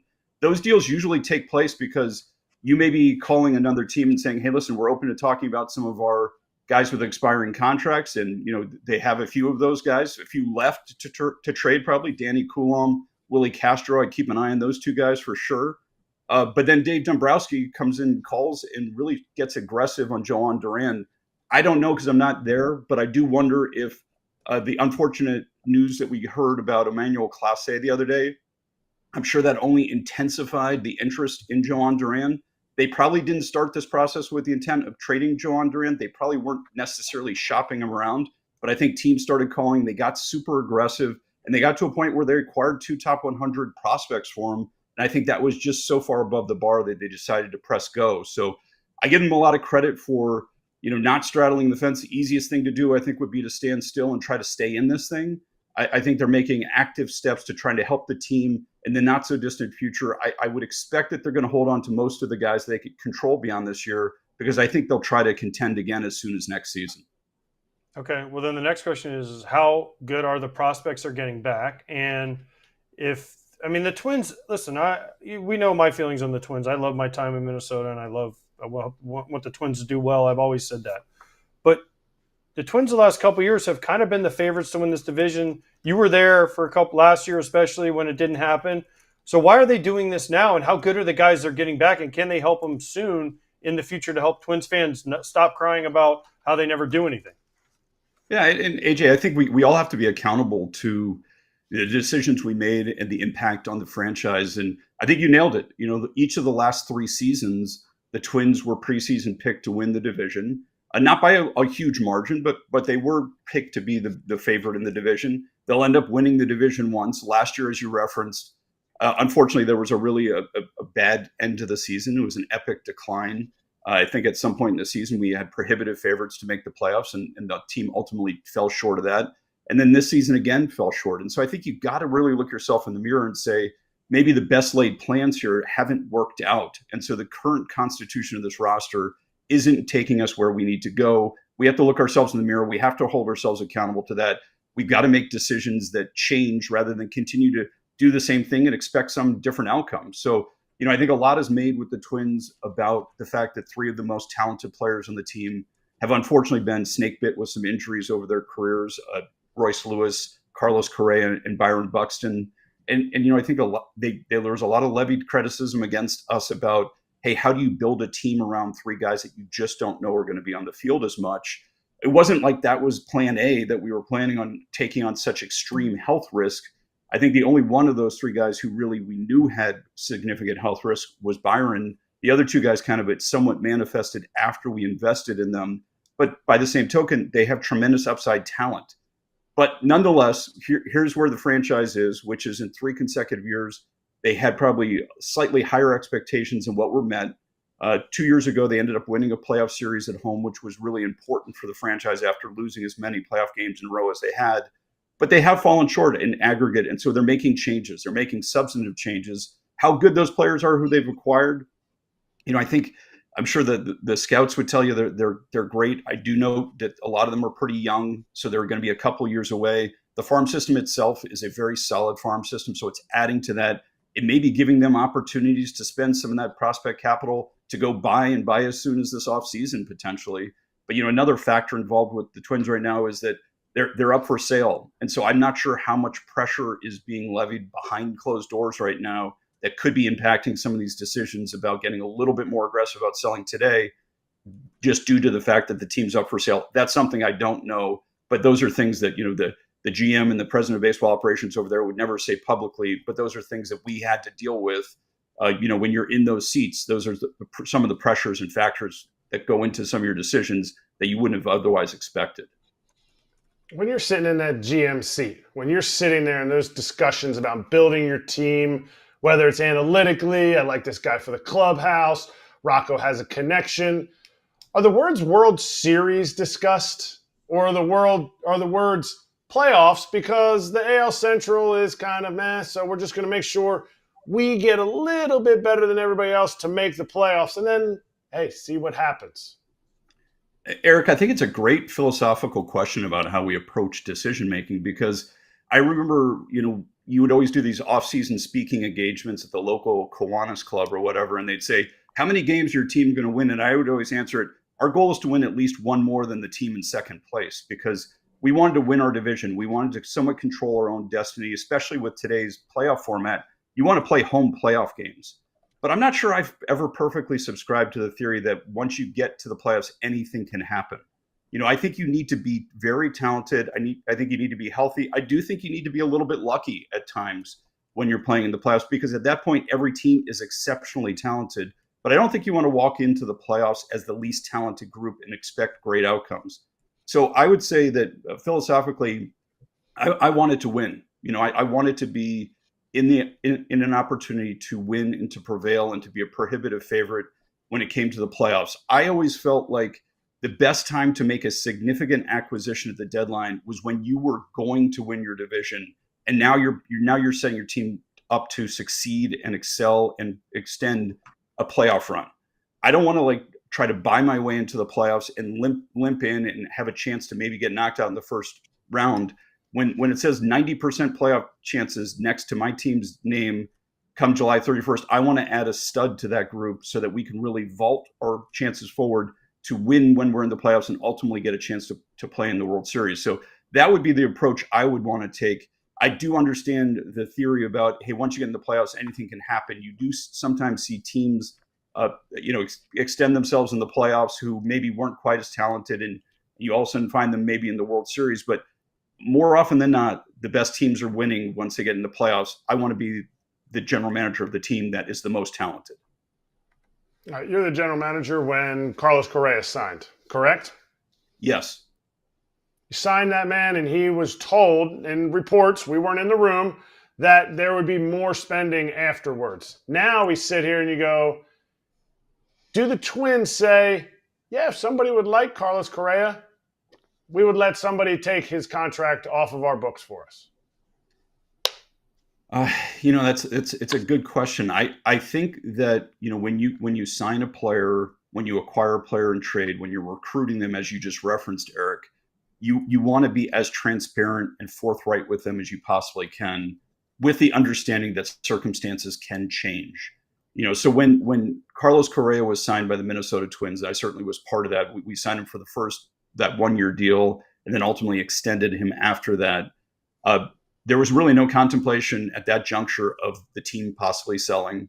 There was no real understanding that the television deal that is now tenuous for most teams was going to become extremely tenuous for the Minnesota Twins. So revenue streams changed. The possibility of ownership changed. And so now the landscape's different. And so now you have to collaborate with him again.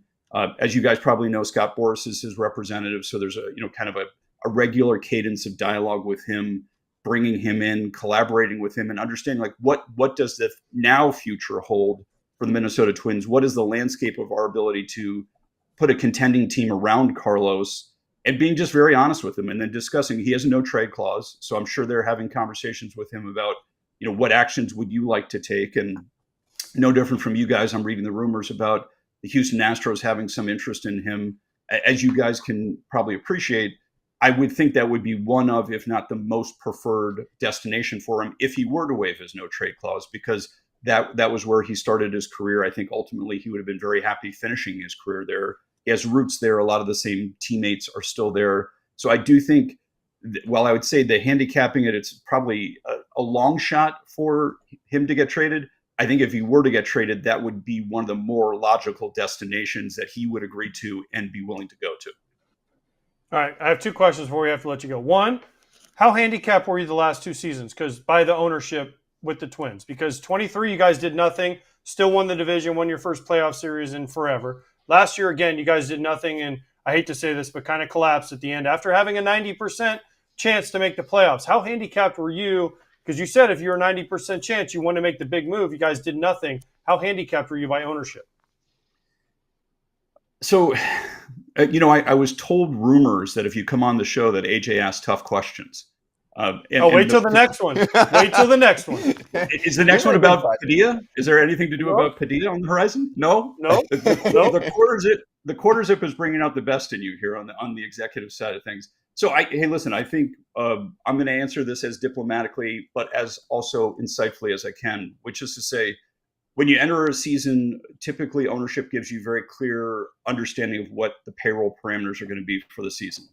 It's then somewhat up to the front office group to determine how much do we want to leave in reserve for the trade deadline in the event that we're winning and we can add players. Now, the hope always is that if the team's doing well, you're going to be drawing attendance maybe beyond what your expectations were, and maybe you'll have more money to spend than you even thought you would.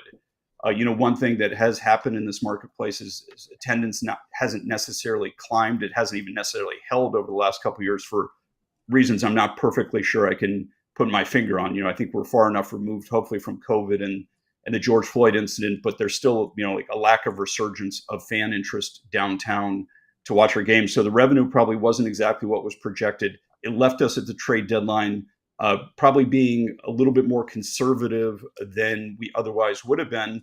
But I also think there's a responsibility of honestly assessing where your team is, and are you really poised to strike in the postseason versus whether or not you are that genuine one move away. I think we both determined we didn't have the resources to necessarily make that move, but also that it wasn't necessarily the time to really push ownership into an uncomfortable position based upon our projections of how the team would do if it got into the playoffs at that time. Okay, then last one before you go. First of all, I think you should be in the game because I think you're good at your job. But you've made one huge mistake in your career, and it wasn't bringing me back to Texas in 2014. So, listen, we all can't be perfect. We all have our one miss, and that was you not bringing me back in 2014. I don't know why. I don't care why, but that was your mistake, Dad.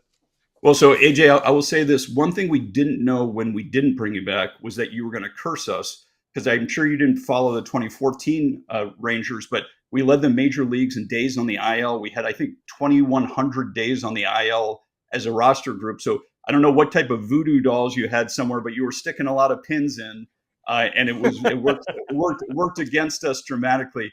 One thing, AJ, I've been listening to your show pretty religiously over the last week or so, just because I find you guys very informative and you bring a great insight from a player's perspective. And as I said, Scott, I think asks a ton of great questions, has great insight for both you and Erik and some of the crew you bring on. One thing that I thought you guys were talking about the other day that I just wanted to comment on was, I do think the way negotiations have taken place have changed in my tenure. And one of the biggest changes was, when AJ, you and Erik started your career, the average general manager was a little bit more like Kevin Towers and Jim Hendry and Omar Minaya and guys like that. They were very open. When you called them, they would tell you exactly what they were looking for, exactly what they were prepared to do to acquire those players, and they were pretty damn aggressive. Today's GM is a little bit different. Negotiations have changed dramatically. Now, I think you have to assess, is somebody seeking the best deal they can get? And when they do that, they tend not to share a lot of information with you. They have a long list of players that could satisfy their needs, and they're very judicious about it, versus the GM who's hunting a good player. And that's the guy who gets on the phone with you. It's Dave Dombrowski, and he says, hey, I want Joan Duran. That's who I want. What does it take to get him? And he's going to negotiate with you until he gets the player. It's just changed very dramatically. And I think it ties into the question you just asked me, AJ, about how much you go for it at the deadline. I'm looking at some of the teams out there right now and saying, are they taking aggressive steps towards winning, or are they taking steps towards just making prudent trades that won't hurt them in the future? I think now's the time. If you have the talent, if you have the odds, it's time to go for it, rather than necessarily making just prudent moves that help you on the margins. You want guys who can help you get to the playoffs, but you ideally want guys who can help you when you do get to the playoffs. The best players do both, but I think now's not the time to just get players who help you get there. You want players who can help you win once you do. It's a great call, and I'd love to get into it more.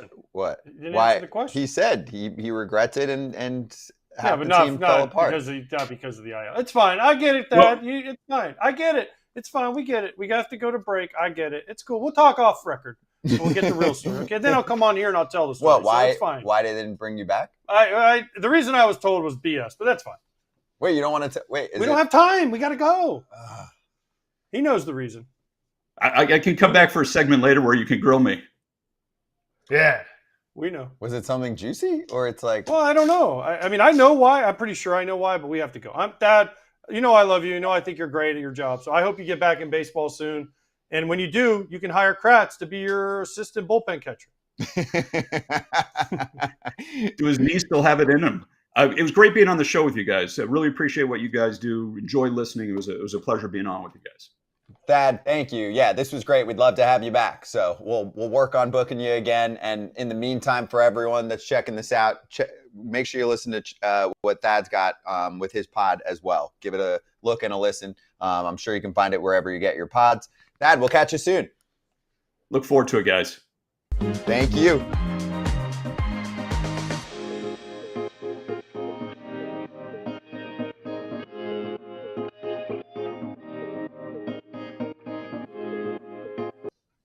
All right, two interesting things. One, I mean, can we get any more insight from you, or you want to save all that? Like, what happened? So I had a good year in 2013 with the Rangers. Yeah. We missed the playoffs. We played 163. Yeah. I caught 100 and something games, whatever. I did go on the IL for the second time in my life because I tore an oblique. Mm-hmm. Missed 15 days, came back, whatever. But after the season, my agent called Thad and John Daniels and said, why don't we come back? And they said, well, we don't want to lie to Giovanni Soto. We told him he'd be the catcher last year and we signed AJ. So we don't want to lie to him. We told him he'd be the catcher for sure next year again. So we're going to let you go. And I was like, what? But anyways, I don't know. But there's also other rumors that we won't get into of why I wasn't invited back. Oh, I want those too. Well, those are off the show. They're real juicy, The huh? subscribers. If you subscribe, you get to hear AJ's stories that he doesn't tell on the show. Oh, the members only club? Mm-hmm. No, there was I don't know how true it was. But there was a certain pitcher that said he didn't want me back. Oh, well, that stuff happens all the time. Yeah. That I believe. But I don't know how true that is because I haven't had that ever confirmed. So let's just say he was the ace at the time. And we had gotten into it a couple times. Well, you guys can figure out who it was. That tracks. It shouldn't take that hard. Shouldn't be that hard to figure Derek out. Holland. No, oh God, Derek Holland. He's a gem. Me? He's a gem. Derek He Holland. is. Oh, he's the best. He is so I funny. freaking love He is. that dude. Yeah, He's tremendous.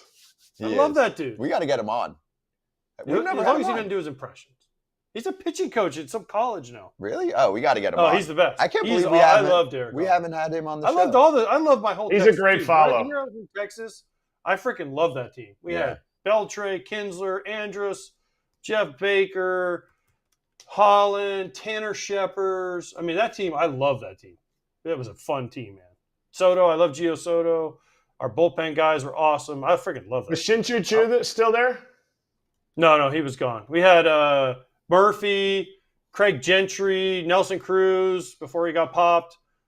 We traded for Rios, Matt Garza. I mean, we had a good team, man. We just lost. Literally, we lost 163 to the Rays. Didn't Garza start that game? No, Martin Perez started that game, and Garza was pissed because he didn't start that game.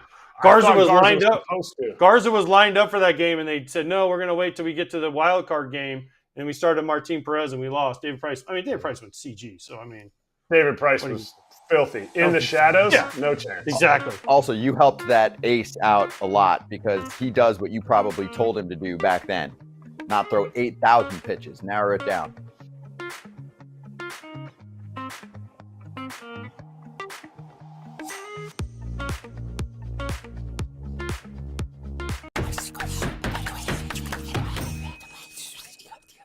Do a show every day with you. I figure. Spreading rumors, we're back for the TV crowd. Scott guessed it.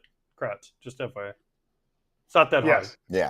People in the chat. I got it when you said. And I do when you like gave the us guy. I actually do like the guy. But that year, we had some serious. Yeah, we could say it. I mean, Yeah, we've Darvish. talked It was about Darvish. Him and Yeah. I had some serious because I wanted him, and the coaches had come to me and said, hey, we want you to do this, and we want him to do that. Throw more fastballs. So he wouldn't throw 100 pitches in 5 innings. And he wouldn't do it. And there were times where I'd be like, dude, you need to throw a fastball. No, slider. And I'm like, throw a fastball. No. He had a nasty fastball. And then they were like, okay, well, you're not going to catch him anymore because guys don't get along. I'm like, but I'm doing what you told me to do. Right. You guys all told me this is what you wanted me here for. They sent you to be the messenger, and then they're like, oh, well, he doesn't like what you're Yes, saying. that, It's like, that was the thing. I was like, what do you want me to do? I don't know. Kratz, you ever been in that situation? Literally, they were like, we brought you here because we need you to lead Darvish and teach him how to use his fastball more. It was his second big league year. And I will say this. I like you a lot. But he had and people ask me, the best pitcher I ever caught? You, Darvish, by far. As far Without as a doubt. that dude could throw any pitch and any time. It was the nastiest pitch in the league. But he threw 100 pitches in 5 innings every time. I struck out 10, but it took forever to get there. In That's it. 13 and 14, he was the nastiest starter that I saw. Without I a was doubt. there in Not the 13. nastiest. Look at the numbers when I caught him. The numbers were stupid good when I caught him. I got he had a great day told yesterday. I got told that I was supposed to help somebody one time, and I helped him. He had a great year. Long story short, the next year I went to help him again, and they brought in a whole new pitching coach, staff, everything. It was in the minor leagues, though, and they were like, we got it. Don't worry about it. Kid's career never ended up taking off. Boom. Not on the same page, but same thing. Should have kept Kratz. Should have kept Kratz. Could be an upcoming segment. Anyway, let's get to one rumor since the segment's called Spreading Rumors. And then we are hopefully going to talk to Adam Jude about where the Mariners are at right now. Do we have one rumor on the board? Maybe not. Sandy, what about him? I don't know which one it is. We've been talking for 2 hours. John Heyman is reporting that there are 4 teams still in talks for Sandy Alcantara. The Boston Red Sox, of course, are in on him. The Yankees, the Cubs, and the Astros. Listen, Sandy is valuable because he has another year. I think he has more 2 than more that. years, maybe. He I has think 2 multiple more years of control. He has more Yeah. control. So he's super valuable to even a team like the Orioles, like we talked about yesterday, because you can make the trade and you still have him for next year, right? That's why the Pirates or the Padres A's trade, because those guys have years remaining on their contract. They're not free agents at the end of the year. That makes him more valuable. The starting pitching market right now is a little stuck. If there is going to be movement, because we're talking about some longer term guys, Kratz, like where are we at with Merrill Kelly? I want Merrill Kelly pitching a game 3 or 4 for me. I mean, I saw him do it a couple of years ago pretty damn good. Does the team think that they can revitalize Zach Gallen this year? Like, there are guys we're talking about now. I think the Padres are going to trade Cease. We've got 3 hours left for a lot of starting pitching activity. Listen, in about 45 minutes to an hour, you'll start. Yeah. And then the First last hour. domino. Who's the first domino? One guy goes now, because we're kind of in a lull right now, right? Because Yes. everyone's still like best offer, best offer, best offer. As soon as that first guy goes, then you'll see an avalanche of. Because the Who's the reliever first run has domino? been pretty good. I think it's We going saw to be a Cease or it's going to be a Cease or a Sandy.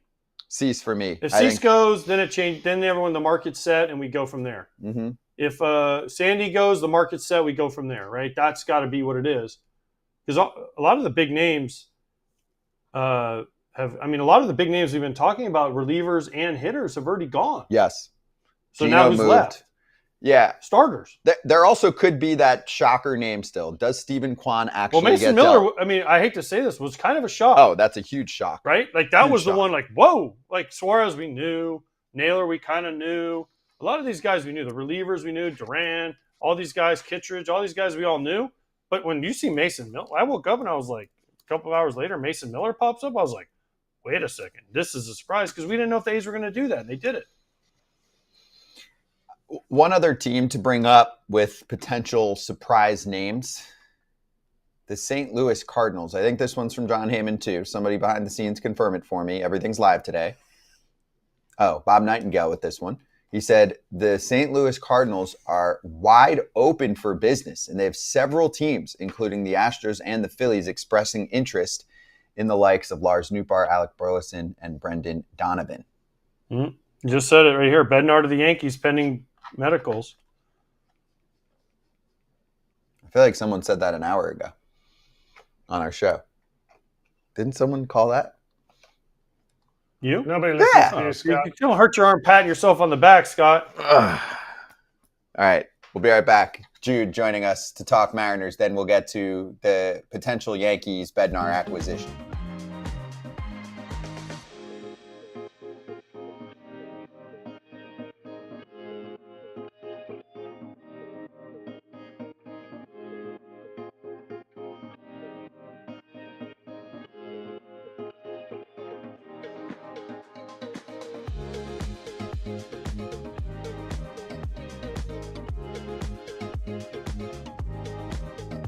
And I show you how deep the rabbit hole goes.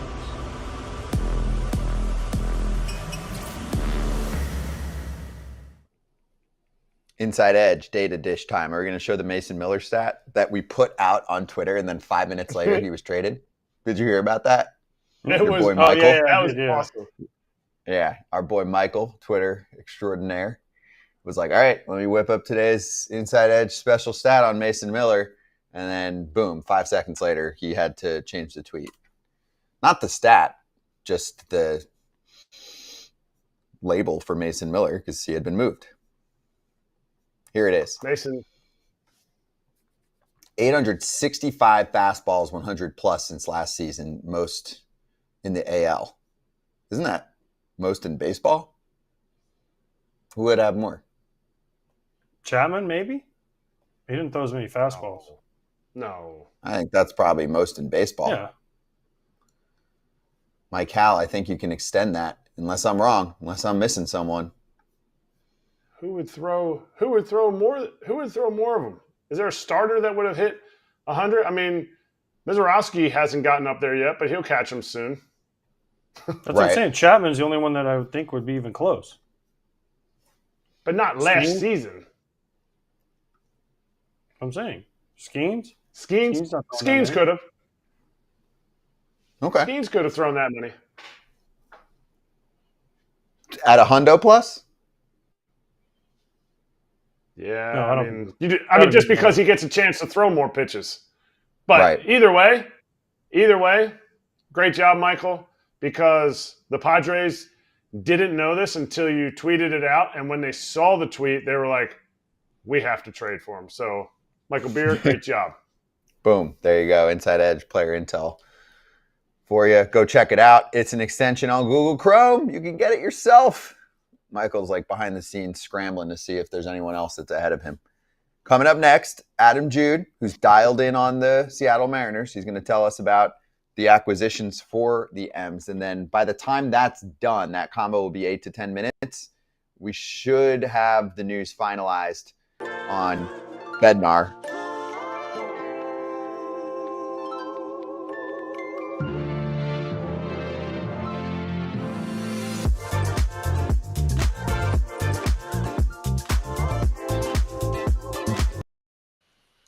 Here we go. Adam Jude joining us right now, live on FT, to talk about the Seattle Mariners.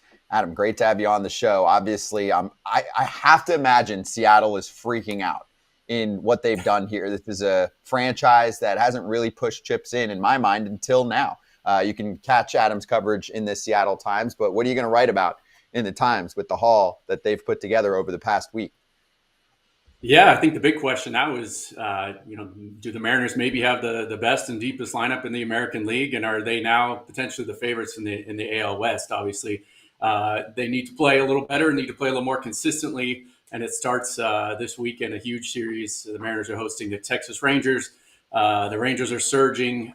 They sound like they're active here in the last few hours before the deadline too, but the Mariners recognize that the American League is wide open, maybe as wide open as it's ever been, as the only franchise that's never been to the World Series. I think it was the Mariners. They were incumbent on doing everything they could to add to this team, to bring back a Gino Suarez, one of the most popular players in recent history for the Mariners. He was only here 2 years, but it felt like a decade. Just the impact he had, both in the lineup and the clubhouse and with the fan base. So it was the perfect move at the perfect time for the Mariners, and they might not be done yet.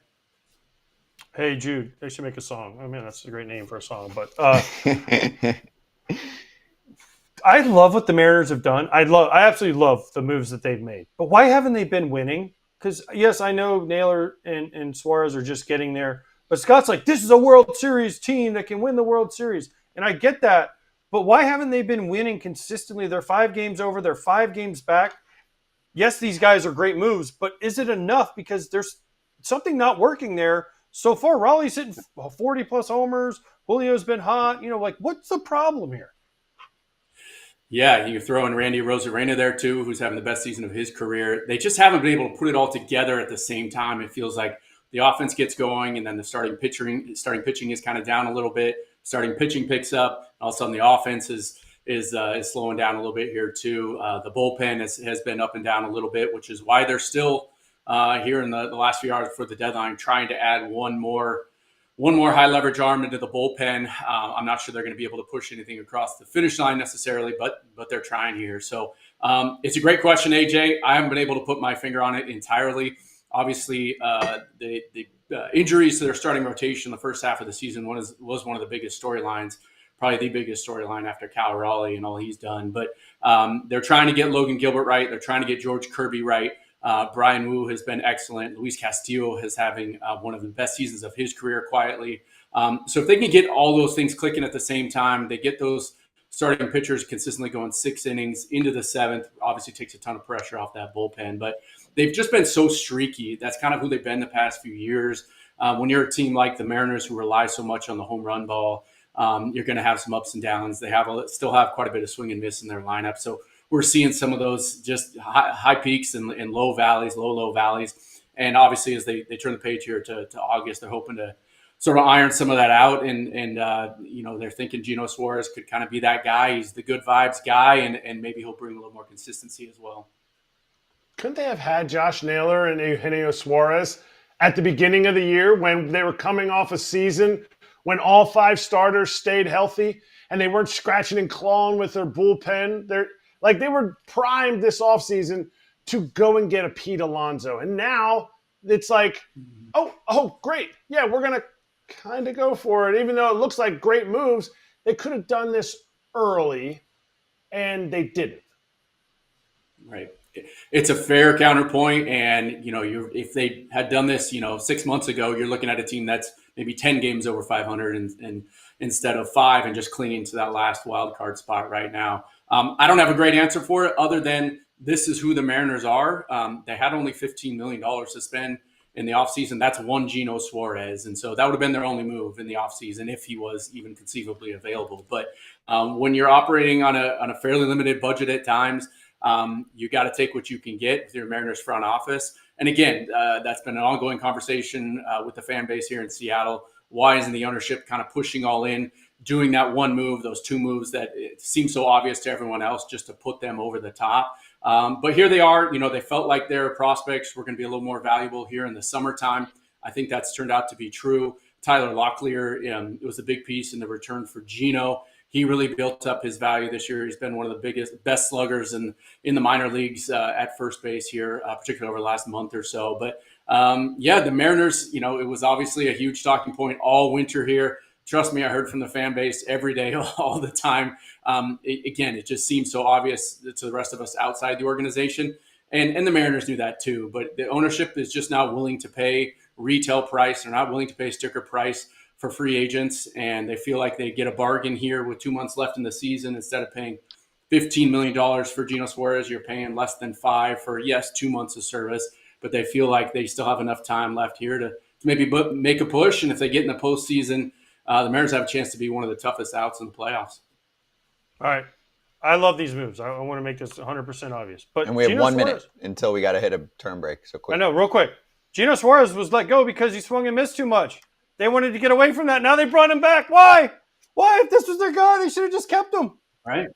Well, he's never been this good, of course. He's been one of the best sluggers in baseball over the last 12 months. He was good, but never 14 this good in Seattle.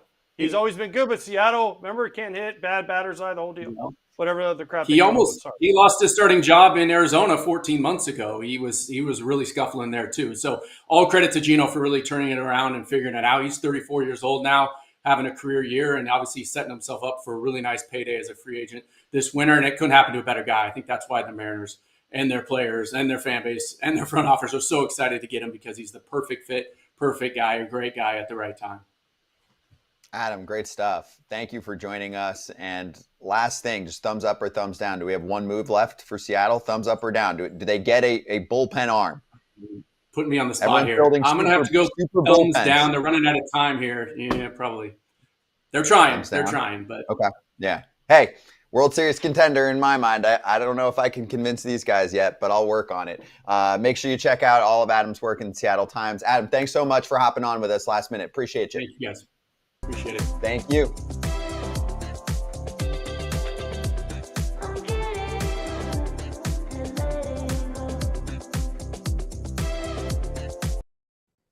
All right, we're back. Here's the deal.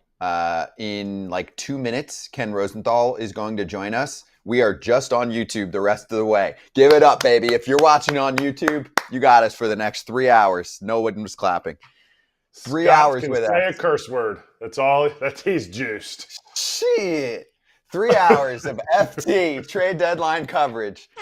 Get ready for it. Some more coffee. Oh, man. I timed my coffee perfectly. I just timed mine. I timed mine at the beginning of the show, but I might need some more. I'm peaking right now. All right. Easy, Pete Alonso. So here's the deal. There's a lot happening. All right. Let's reset. First of all, the Yankees just got David Bednar. The Padres just got Freddie Fermin to shore up catcher. Ken Rosenthal is going to join us in about a minute.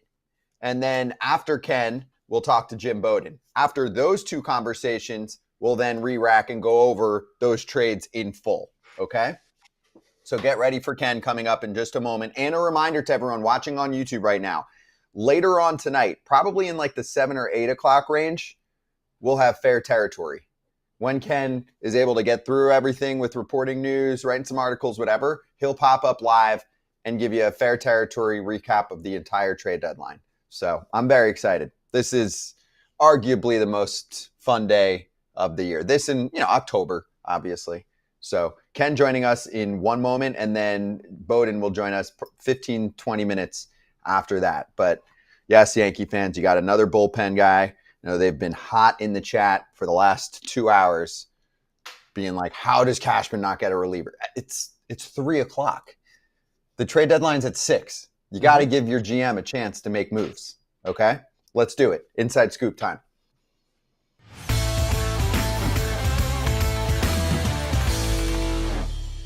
Let's hit the inside scoop. It's FT Senior Insider Ken Rosenthal. Ken, I want to start with the Padres because they also just got Freddie Fermin. You were all over how they were going to do something big. They got Mason Miller this morning. So what do you think of AJ Preller stealing the show right now? I would say he's probably not done, and I would say there is probably more to come. Still needs a left fielder. Now, I don't know how they're going to pull it off. Maybe it's by trading Dylan Cease and doing it that way. Maybe it's something that we haven't even thought of yet.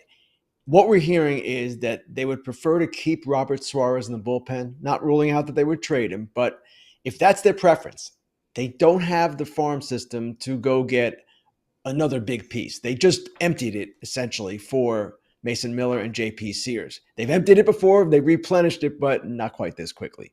So I do expect them still to be active for a left fielder. It could be anyone. It could be Quan, it could be Duran, it could be Robert, it could be Laureano. I just don't know exactly which direction they're going in. Okay, Cronenworth. Cronenworth possibility with Cease, throw him in and try to get somebody. Is there someone else that we're not seeing on the Padres that could be a possibility? Because a lot of their position players are locked in. Cease, Suarez combo to get somebody because now they picked up Miller and Sears to kind of fill those spots. AJ, all those scenarios you just threw out are, in my mind, impossible to dismiss because you cannot dismiss anything with AJ Preller. Earlier in the week, I heard that they were not a factor for Mason Miller, that they didn't have the pieces or weren't willing to give the pieces, and the A's were trying to entice other teams to be involved. What happened? Preller kept banging away, and eventually he got his man plus a starting pitcher in JP Sears. So all I know for sure is that they have this hole in left field, a hole that they want to address. Fermin addresses their catching situation. That was something they needed to do as well. The question now is what they do in left.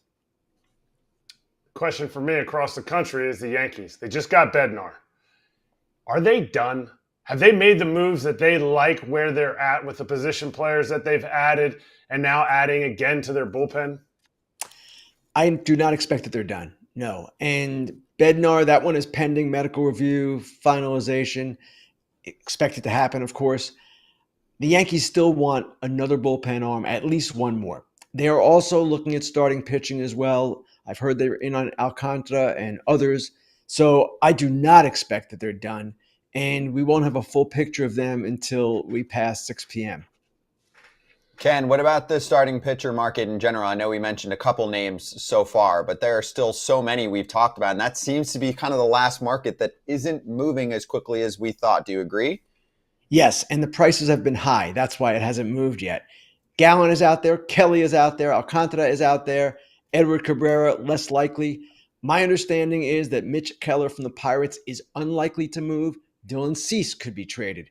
Then there's Charlie Morton. There are a whole bunch of guys, and I know I'm missing a few, that are expected to go. So we shall see in the next few hours how this all plays out.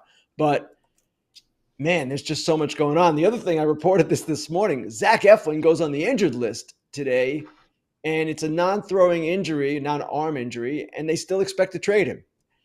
He's coming back at some point this season, so I guess they think they can get it done, but it's quite interesting what's going on here. Mackenzie Gore, from what I understand, that one is remote right now. Can't rule it out, but it doesn't seem to be active in any way. Is there one piece that would be the domino that starts them all? Is it like a Gallen, Merrill Kelly, the rental starting pitcher, or is it the Sandy Alcantara? Oh, okay, now we got to pivot to get the rentals. Erik, at this point, I don't know that it's a domino effect. We've got 3 hours to go here. So teams are doing what they're going to do. And I don't know that there's so much watching other teams. That kind of dynamic does take place at various points in the offseason. And even we saw yesterday with the Phillies and Mets going back and forth with the relievers. But to me, it seems like these teams are focused. I forgot about Toronto, too. Toronto also wants potentially a starting pitcher. They've been in the mix for some as well. So there are a lot of teams that are still looking. The Cubs prominent among them. The Red Sox prominent among them. So we're going to see activity. All right, last one. Is there another prominent position player move before the deadline? We've talked pitching. Suarez is like the major position player. Is there another position player that's moved before the deadline that could make waves? AJ, you never know what's going to happen, and there might be a move that shocks us, right? Rafael Devers shocked us about a month ago. I don't anticipate any huge position players moving, but Ramon Laureano is out there. Tommy Pham is out there. These are complementary pieces, I understand, and Harrison Bader fits the same kind of mold. But there's one I'm forgetting too, Ryan O'Hearn from the Orioles. So these are not guys who you would necessarily classify as difference makers, though O'Hearn certainly can be when he's hot.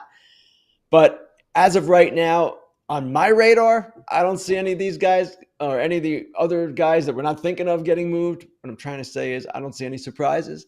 But again, it's the deadline. And as we saw this morning with the Mason Miller JP Sears trade, our heads can be spinning at various points. Ken, two more at the deadline. Luis Robert and Stephen Kwan. You don't think either of those, just in the same topic? I didn't mention Kwan, and yes, he is someone who is very much in demand right now. Dodgers, Padres, a number of other teams. Blue Jays have checked in there as well. I don't know that he will be moved only because Cleveland sets the bar so high and then does not waver from its price. They're extremely disciplined. Sometimes teams complain about that, but that's what they do. They feel that's what they have to do in their market.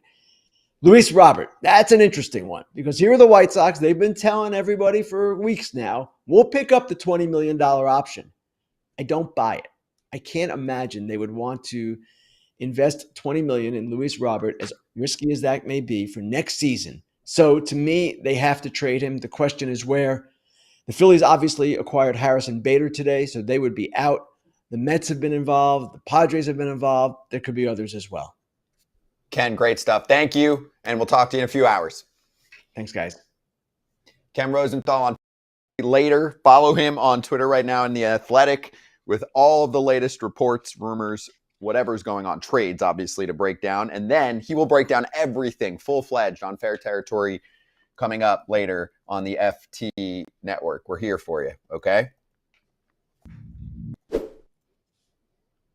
Trade. Let's get to that we haven't covered yet. And we'll start with David Bednar going from the Pirates to the New York Yankees.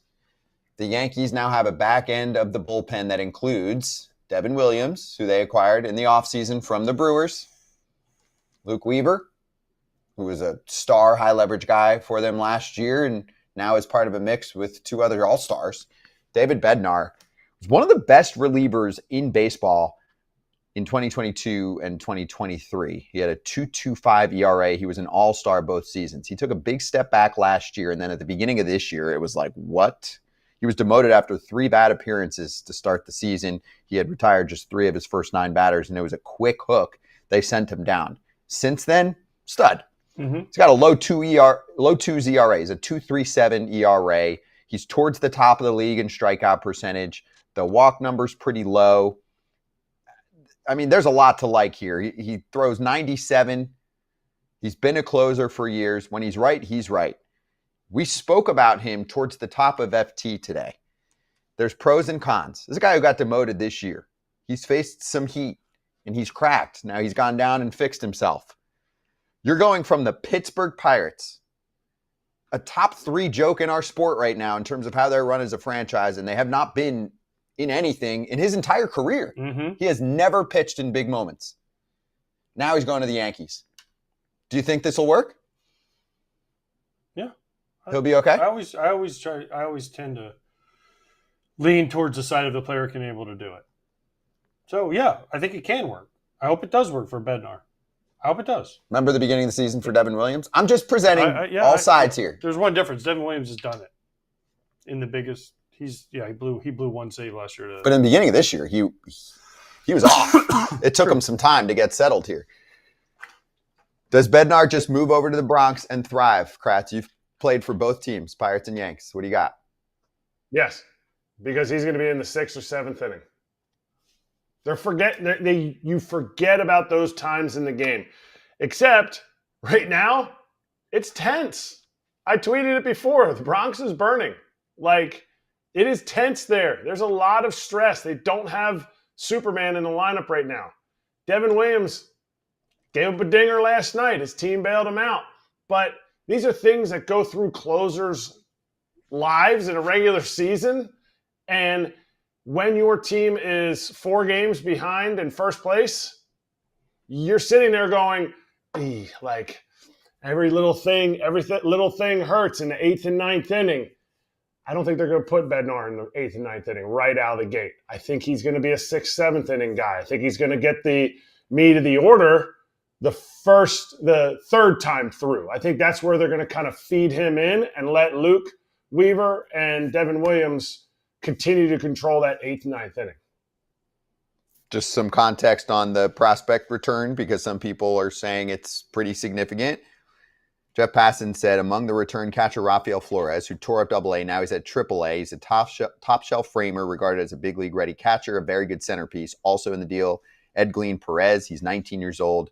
He said excellent swing decisions. And then the last piece in this deal is center fielder Brian Sanchez. So 3 prospects moving from the Yankees to the Pirates. Funny, they're looking for catching help. I mean, not long ago. Their Well, first they have Joey overall Barton, pick. Henry Davis.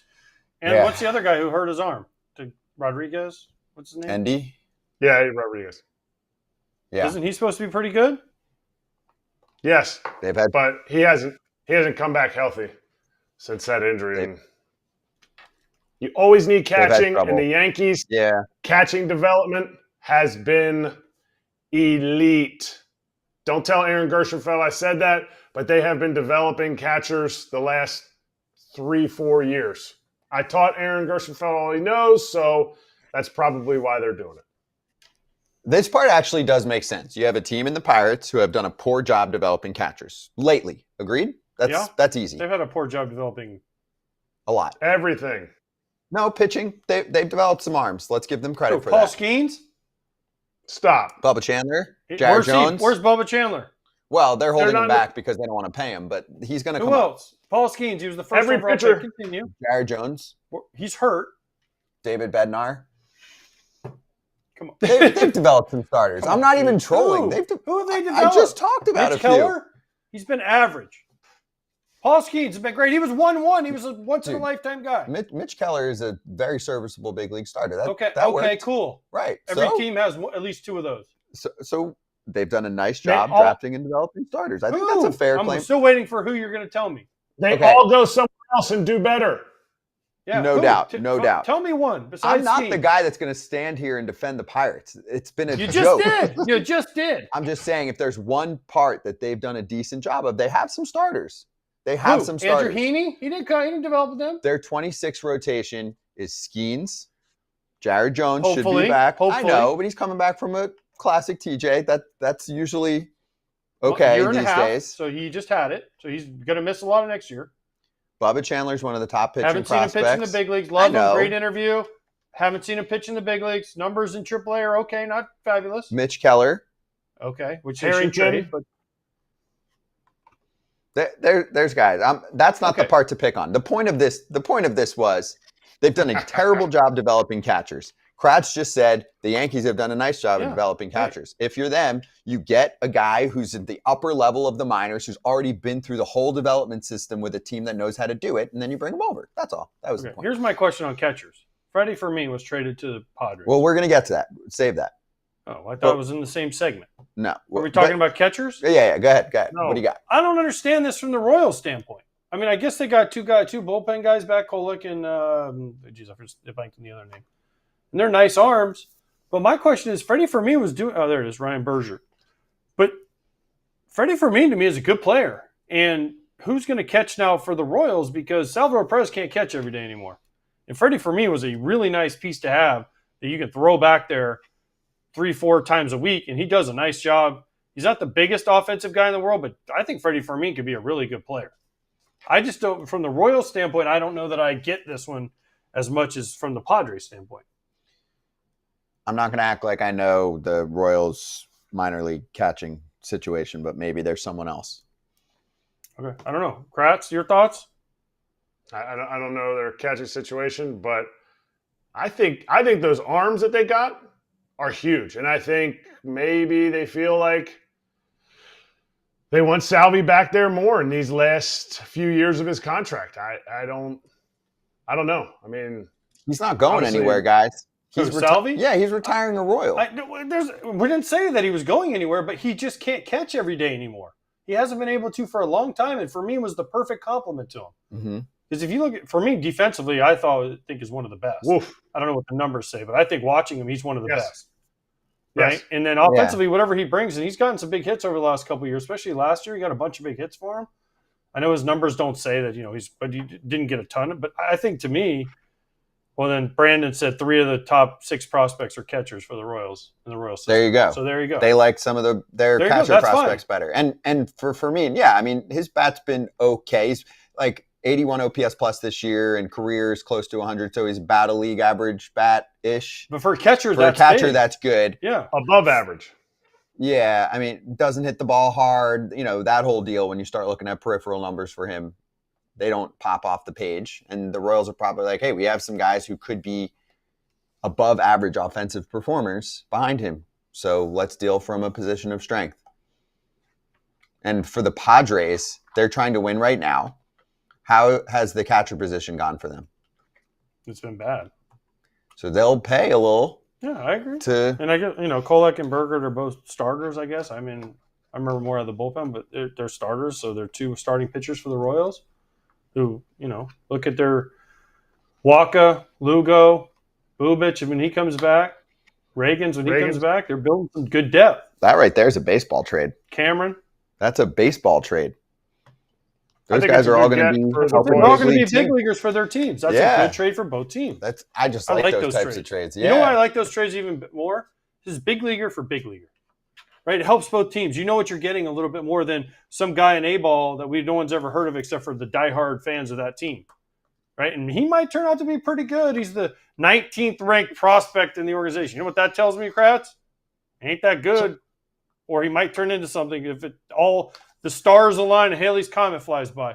But I mean, how many 19th ranked prospects turn into 10-year big league veterans? I don't know. Maybe I could be off. Fine. I don't care. But I'm just saying. No, I completely agree with you. It's like when the marquee guy in a trade is a first baseman or a reliever from the minor leagues. It's not that big of a haul. Those guys just are not as valuable as a Kolek who starts in the big leagues. Like the Royals are picking up 2 guys that are big league players. How they'll do, nobody knows. Nobody knows how Felix Fermin will do if he gets 6 starts in a week. Nobody knows that, but they know that track record is in the big leagues, not in AA, not in AAA. And you said Felix, but you meant Freddie. I'm just covering you because I'm your friend, and someone's going to try and come after you like you don't know who he is. But I've always said that.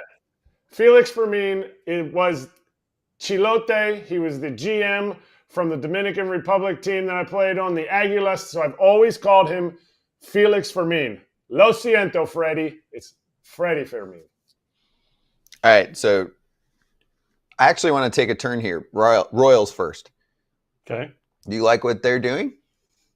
So they've gotten Adam Frazier, Randall Grichuk, and now Kolek and Bergert.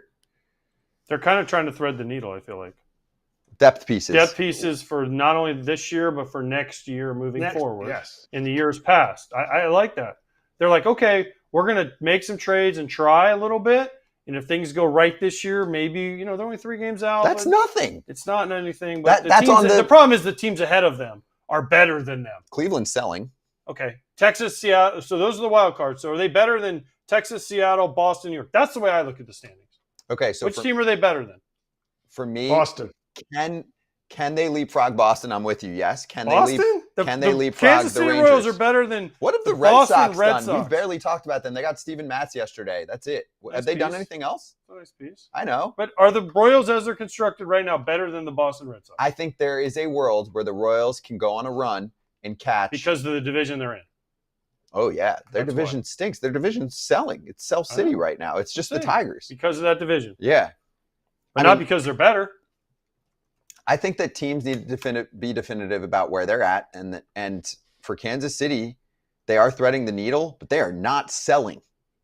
No, nor should they. Yeah. They're competing for the rest of the season, right? They're looking around like the Twins are unloading everything, right? The Guardians are now without Class A probably for at least a month or two, if not the rest of the season. Kratz, they traded away Shane Bieber this morning. That team's worse, right? Twins, much worse. White Sox probably will still trade a few more guys and get even worse than where they're at. So it's the Tigers. White Sox, they're hot, baby. What's the rest of the schedule? Because to me, that matters for the rest of the season. Like, let's look at where the Royals are at right now. I'm just making sure that no one's yelling at me because a guest is waiting. We're good. All right. So the rest of the schedule for the Royals, ready? 3 in Toronto. This is their big road trip right now that they're about to embark on. It starts tomorrow. 3 in Toronto. 3 in Boston. This is the Royals? This is Kansas City. Okay. 3 in Toronto, 3 in Boston. It's a short enough amount of season left that we can just go through this. 3 in Minnesota, the selling team. It's going to be a different Minnesota. The next week is going to be crucial. Yeah, and those are all that's a long road trip. That's a 9-gamer. The next week. Then they go home in mid-August, take on a Nats team that's kind of shitty. White Sox for 3. White Sox are hot. Don't mess with them. Rangers for 4. Then they've got I'll the mess Tigers. Then they've got the White Sox again. Then they've got the Tigers again. Then they have the Angels, Twins, Guardians, Phillies, Mariners, Blue Jays, Angels, A's. You lost me. I can only look a weekend. I know, but can they go on a little run? Sure, but so can I. So can you. So can anybody. Yeah, but they're 3 games out. Kratz, what's your mark? Trade deadline is today. We've talked about this for a month. How many games do you have to be away from a playoff spot to believe in your team? 3. I think you asked me something. I didn't have my IFB died, so I put the other one in. Did you ask me how far you have to be away? 3. Yes. So they're 3 away. Are they going to make the playoffs? I don't know. They might not, but they're in it. I mean, should every team that's on the outside looking in sell? No. You So- also have to. What did Buck say? What did Thad Levine say? You have to be realistic about your team, Yeah. and it's not just maybe for the Royals it's different. If we can just get in, our fans will be happy. But what did Thad say? If I would have a realistic shot to make a deep run and try to win a World Series, not getting in isn't enough. You have to make a deep run, and do you think the Royals can win the World Series even with who they've got now? And don't say yes, Scott, because if you say yes, you're being a troll. Why am I being a troll? I like Kratz, the I'm going to Royals ask more than someone that I most teams. respect their opinion. Kratz, can the Royals win the World Series the way they're constructed right now? Honestly. No, they can't. Are they trying to win? Listen, I love the Royals. I love what they're doing. I love small market teams that go get guys. I love it. But the way they're constructed right now, the Royals can't win the World Series. They got spanked by the Yankees last year in the playoffs. Spanked. Yeah, Go home, and the little DS. children. Go home. I think They're a good run they back can there. get to the World Series. Your question is, can they win it? I think they can push with the starting pitching that they have. I think they're the middle of their bullpen is So how it is. you're betting on Lugo and Waka to carry them to the World Series. Because Bubic is out for the year, and Reagan's, we don't know when he's coming back. So you're counting on Lugo and Michael Waka to take them to the World Series. Reagan starts throwing on Monday. Okay, that's a month or so, and there's always never goes as planned. So I know. didn't he have this thing? Didn't he have shoulder? Yes. That never rotator goes cuff. as planned. I know. But if He starts throwing, that means he's got at least 2 months, see you September 5th. maybe, Yeah. if they're lucky. I think you I give think them. that they've underperformed so far this season. I think they could, again, no one's saying this is the best team in baseball, but for Kansas City, if they make the playoffs, if they go on a run here, they're 3 games out, it'd be a super successful season to keep the momentum flowing. 2 years ago, they were a 100-loss team. So I think it's fine. Also, if they were in total sell mode like the Twins, what are they selling? You probably get a lot for Reagan's, Bubic. Yeah, but those are long-term pieces. Why would you do They're that? not selling those. Yeah. Yeah, I know, that's what I'm saying. But I'm saying he they said don't- if they were going full sell mode, who do they have? And I'm like, For rentals. those are the guys. For rentals, though, like they don't have. Well, they much. wouldn't have re-signed Seth Lugo, and they would have traded him. There's Correct. one. Some of Yes. their bullpen pieces, I think people would take. Urseg, Esteve. But People Urseg's would under take those. control for like 3-4 more if they're- years. Yeah, but so are some of these other guys that are getting dealt. So that I don't if you can feel get more like- for them, I don't feel like the moves that they've made are in any way hindering this team. I think it's helping a little bit, but I think it's helping the long term. When I say long term, I mean like the next 2 or 3 years. You're building a team that is going to have is building their experience together. And they have core pieces that I think can help, that can win. I think they have the core pieces. And when you add big league pieces to it, you're not like, ooh, in 2 years, this guy's going to get called up and he's going to get experience with this team, watching them in the minor league. No, these guys are all going to be on the big league team. And I think that's what they're adding to it. Does it happen this year? To me, coin flip. Tails says yes. Okay. Now back to the other side of this trade to finish up. I'm going to start it this way. Ken Rosenthal just put this tweet out. He goes, wrote this last week in a column. The Padres are drawing trade inquiries on Ryan Burkert and Stephen Kolek, as well as AA prospects Henry Baez and Braden Nett. All could contribute to next year's rotation, provided they're still with the team. End quote from the story. And then Ken commented on his notes and said, oops, they're all gone. They are in full helter-skelter go mode. I love it. You know what I love more? You know what I love the most part about this? What? Guy's name's AJ. We don't mess around. That's AJ's. We don't mess around. Well, I don't call him that. I call him Preller. I call him Preller. We don't, but their first name, they don't mess around. I don't know. Here's AJ Cassavell, who covers another the team great every one. day. See, he don't mess around either. You're right. We are on a AJ heater right now. Cassavell says Fermin is an upgrade offensively, an upgrade defensively. This is a smart guy right here. And he's controllable. The specifics of the catching situation moving forward this season might be contingent on what else the Padres do before the deadline. There is more coming. Bob Nightingale on the Padres. Well, these are all literally... He's not as smart. Bob's not as smart. Well, his middle names might be AJ. So it's not. So these are all tweets that literally just popped up on the phone because I have notifications. While everyone is wondering where Padres starter Dylan Cease is going, it certainly appears he's going nowhere and staying in San Diego. The Padres were never going to trade closer Robert Suarez. Wow. Bobby wrote that? Bobby. They're getting traded. Bobby right now. Bob is firing shots. 2.5 hours left to see. It is getting late for Bob, but I appreciate that. Isn't Bob coming on? I really appreciate that. I think he's going to, which is great. I hope he comes on as late as possible because then we can see if he was right or not. But for me, why would you trade either of them? Look at your rotation and your bullpen now. If you're going all in and you're trying to win the World Series this year, don't you want those two on your side? They didn't. And it's about money for the Padres. Maybe I'm wrong. Maybe it's not about money. But they haven't leveraged any of this team. Like, keep them both. Keep them unless you can fill in that left field position somehow. Keep them. You want to go into October going, we were one bullpen short. I'm looking over at the Cubs and watching Dylan Cease pitch, and dang it, he's really throwing well. Like, we could have used that starter because Kanger never came back, or JP Sears didn't acclimate as well as we thought. Like, keep them both. The two guys you just picked up cost nothing. They cost the same as a minor league call-up. 3. So here's the thing. AJ Preller goes to his ownership group, which is different, right? It's not Peter Seidler anymore like earlier in the show. It's the fam, and they're going to run things a little bit differently, but they are still gunslingers in terms of how they look to do things. They just gave him different parameters for now. They said, hey, we had to slice some payroll down in the offseason. You did a great job. You found guys like Nick Pivetta to shore things up. This is a very competitive team. You want to go crazy at the trade deadline? Go crazy. Just know that we can't add a lot of salary at the trade deadline. So if you want to do something, you either shed someone to get someone, or you pick up league minimum guys. What does he do? Mason Miller, league minimum.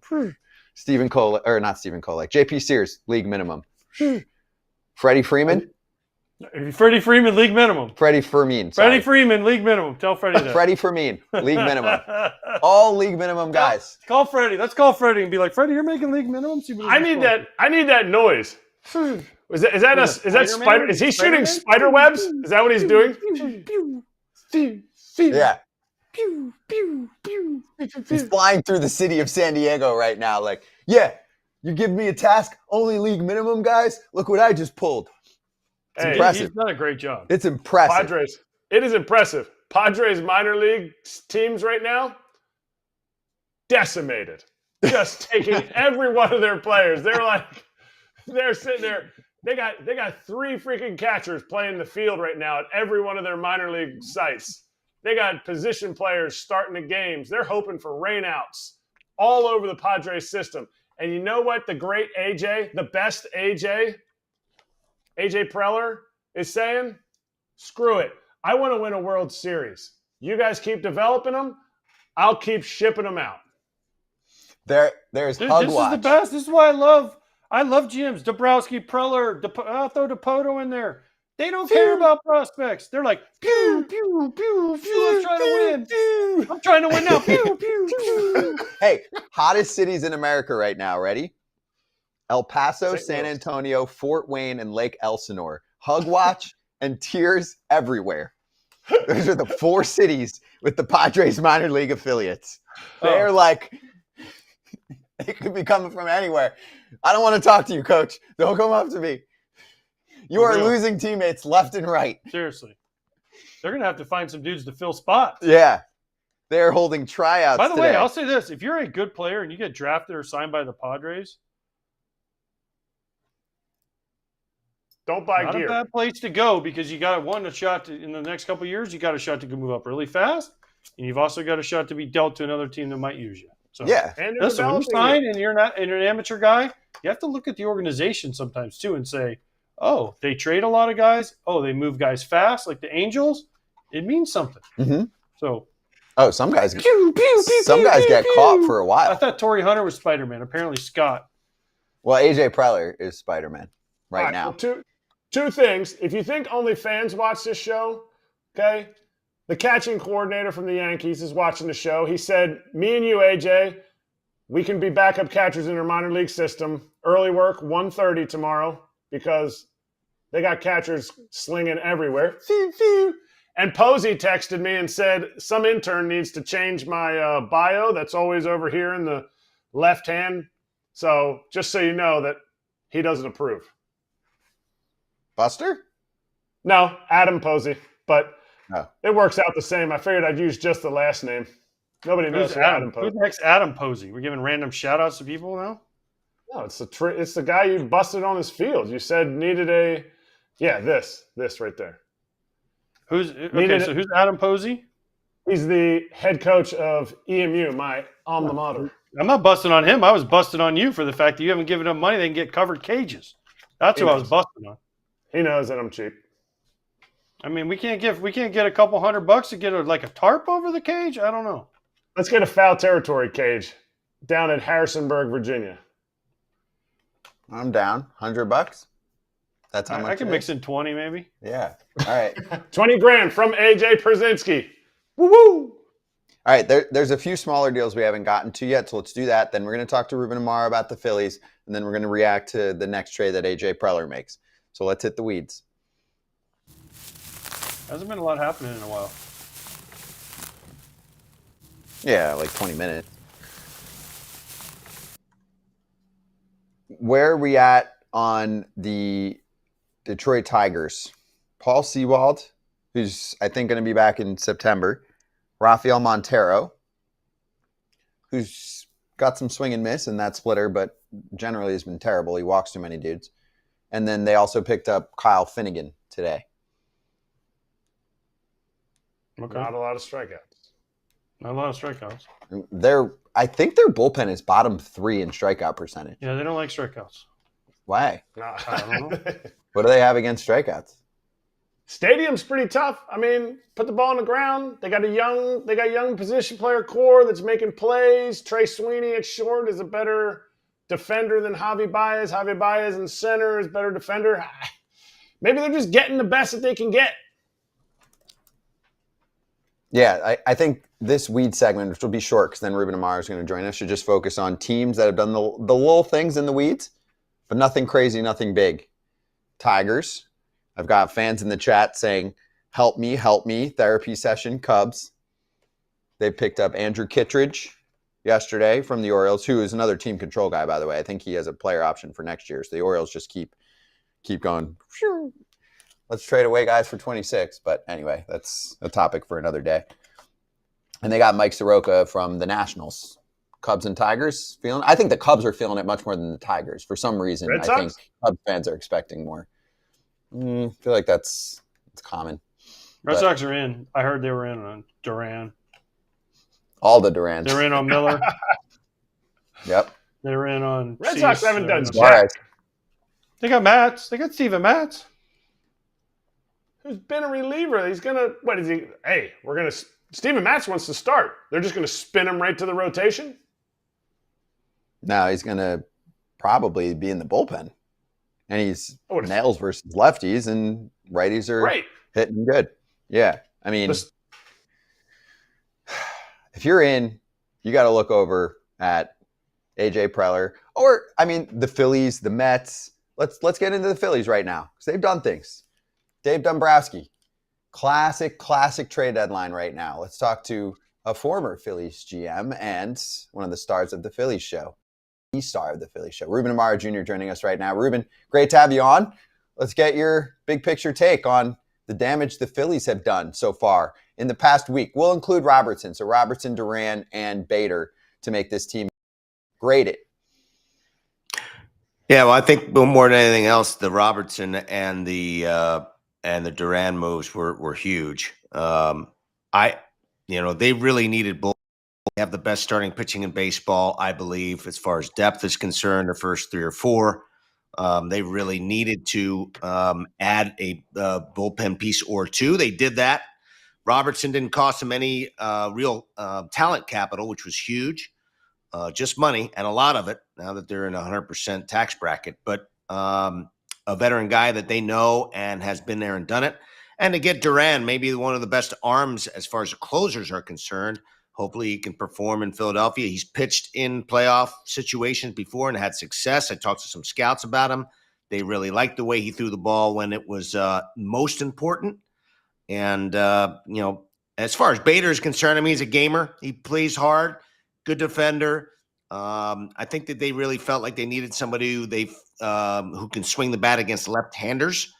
And I think the numbers there are pretty good.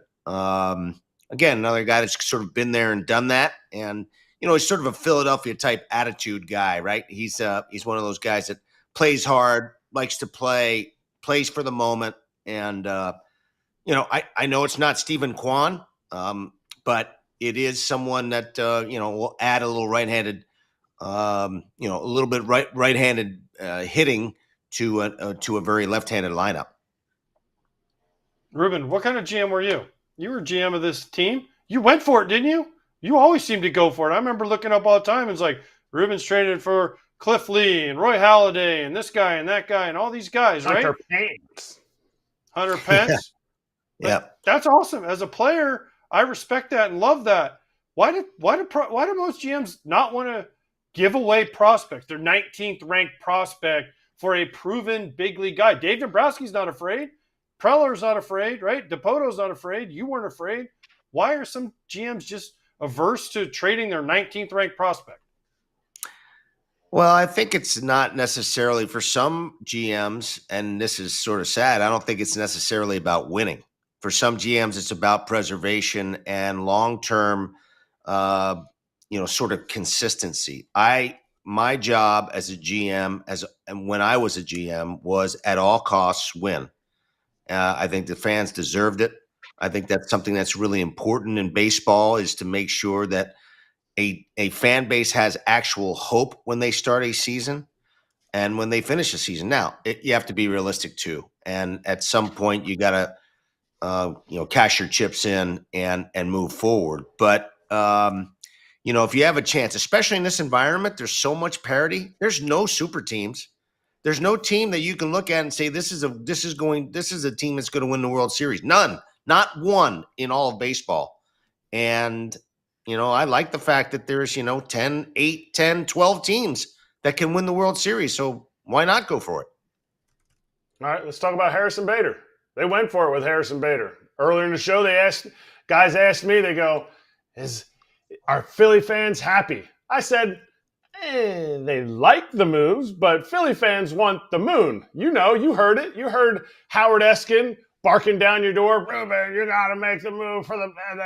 Actually, Howard Eskin's an Eagles fan, so nobody really cares. But Is this Harrison Bader move the coup de grace for the team? I mean, listen, if it's I always to this. If there is a marginal difference between where you were on, the 30th and where you are on the 1st, or the 31st and where you are on the 1st, then I think it's a positive. I think their big move was Durant. That was a huge move because you got to show that you're supposed to win. Is it, the move that the end all be all? Is it the Hunter Pence? Is it the huge bat? Not necessarily, but if it makes the team better and it gives the team a little bit more depth and marginally makes it better, I think it's helpful. I'd like to see that offense just in general be a little bit more consistent. It has underachieved this year so far. And that's been a concern, but hopefully they can get hot when it's important to get hot, and getting hot is in September, October. Are they done? That's all I want to know. Are the Phillies done? Are your Phillies done with this trade deadline? I think that they are, but again, Dave Dombrowski and John Middleton, I mean, they're sort of hell-bent on winning, and I honestly wouldn't be surprised if something else comes down the pike. I know that all the chips are in. When you get a guy like Duran and you give up an Abel and a Tait for him, you're basically not just dipping your toe in, you're putting your whole body in. And I would not be surprised if something else happens really late. I don't think it will happen, but nothing surprises me because Dave Dombrowski and, that whole front office is pretty hell-bent on winning, and that window may be closing a little bit. Sorry, Ruben. Sorry. I have to ask you this because I'm a White Sox fan. Would you trade Luis Robert Jr., or would you do what they're saying to do, which is pick up a $20 million option for next year and maybe try to move him next year? Or would you have said, hey, guys, he's out there. He has the great potential. If you get him in the right place, let's ship him out. Can I give context here, Ruben, real quick, just an added layer for a GM? Their thought process, according to many insiders, is that right now they're like a 10th best prospect on a team, and they think they should be getting a top 5 prospect on a team. The rest of the league's laughing at them based on his performance so far this year. So they're like, fine, we'll take the lottery risk. We'll pick up the 20 mil. He's having a bad year up until the last few weeks, and we'll try this again next year and see if we can get that prospect. Yeah, I mean, I don't like working on ifs, ands, or buts. I mean, this is a guy who doesn't really necessarily – I would take the player. I would take the player because he would improve the team for the Phillies situation. But I would view him as a complete rental. I would not view him as a guy that I'd put $20 million up and try to trade him because he hasn't proven to me and to anybody that he's worth that kind of dollars. He has the ability to do that. He has the talent to do it. But that's totally different from actually, he's on the come, but he still hasn't made it. And so if I'm viewing him from the outside in, my view is this. I'll take this guy as a rental.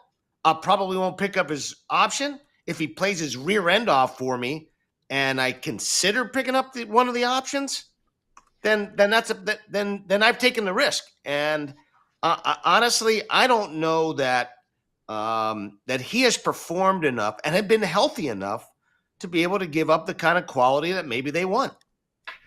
Ruben, last one for you, and related for the Phillies. We were debating this earlier. Do you think that their current bullpen on paper is better than their bullpen last year for the postseason? Because I know Alvarado's going to come back and then he's not going to be allowed to pitch in October. So with Robertson, with Durant, is this a better bullpen than last year? And if it was you running the team right now, would you try and get one more piece? Like, there are some super bullpens. The Padres bullpen is insane. Dodgers always have a great bullpen. Mets have done a really nice job with their bullpen. Have they done enough there? Well, I think they've done enough in the bullpen because when you start thinking about what they're going to have in the postseason, now you're talking about Luzardo maybe sliding back into that bullpen. You're talking about the possibility of having Painter sliding back into that bullpen. Now think about how you line up now. You got Duran, you've got Kerkering, you've got Strom, Robertson, Painter, Luzardo. I'll take my chances with that bullpen. That's some thunder coming out of there. So I'm okay with that.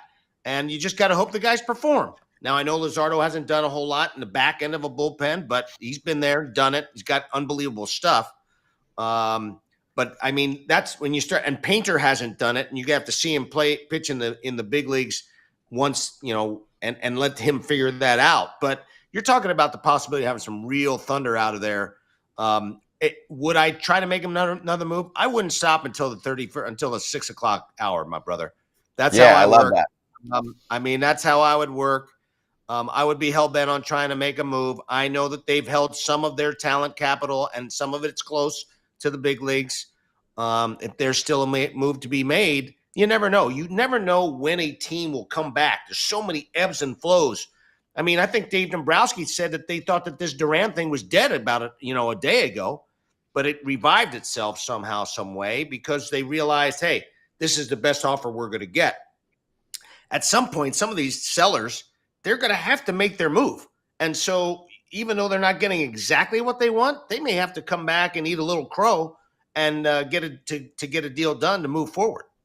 No doubt. Merrill Kelly's, Ryan O'Hearn, like there's still names here. Mullins just got moved to the Mets. Ruben, you're the man. Thank you so much for joining us. They'll recap everything on the Phillies show. They've been doing that all week long, and you should follow them if you're a Phillies fan, or if you hate the Phils and you're in the NL East with another team. Go for it. Thank you, Ruben. You got it, guys. We'll talk to you. Okay.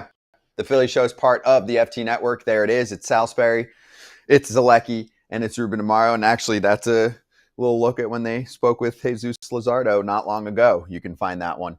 So we're going to go from the Phillies to the San Diego Padres with Kyle Glazer. I feel like I just talked to this guy. We did, but a lot has changed.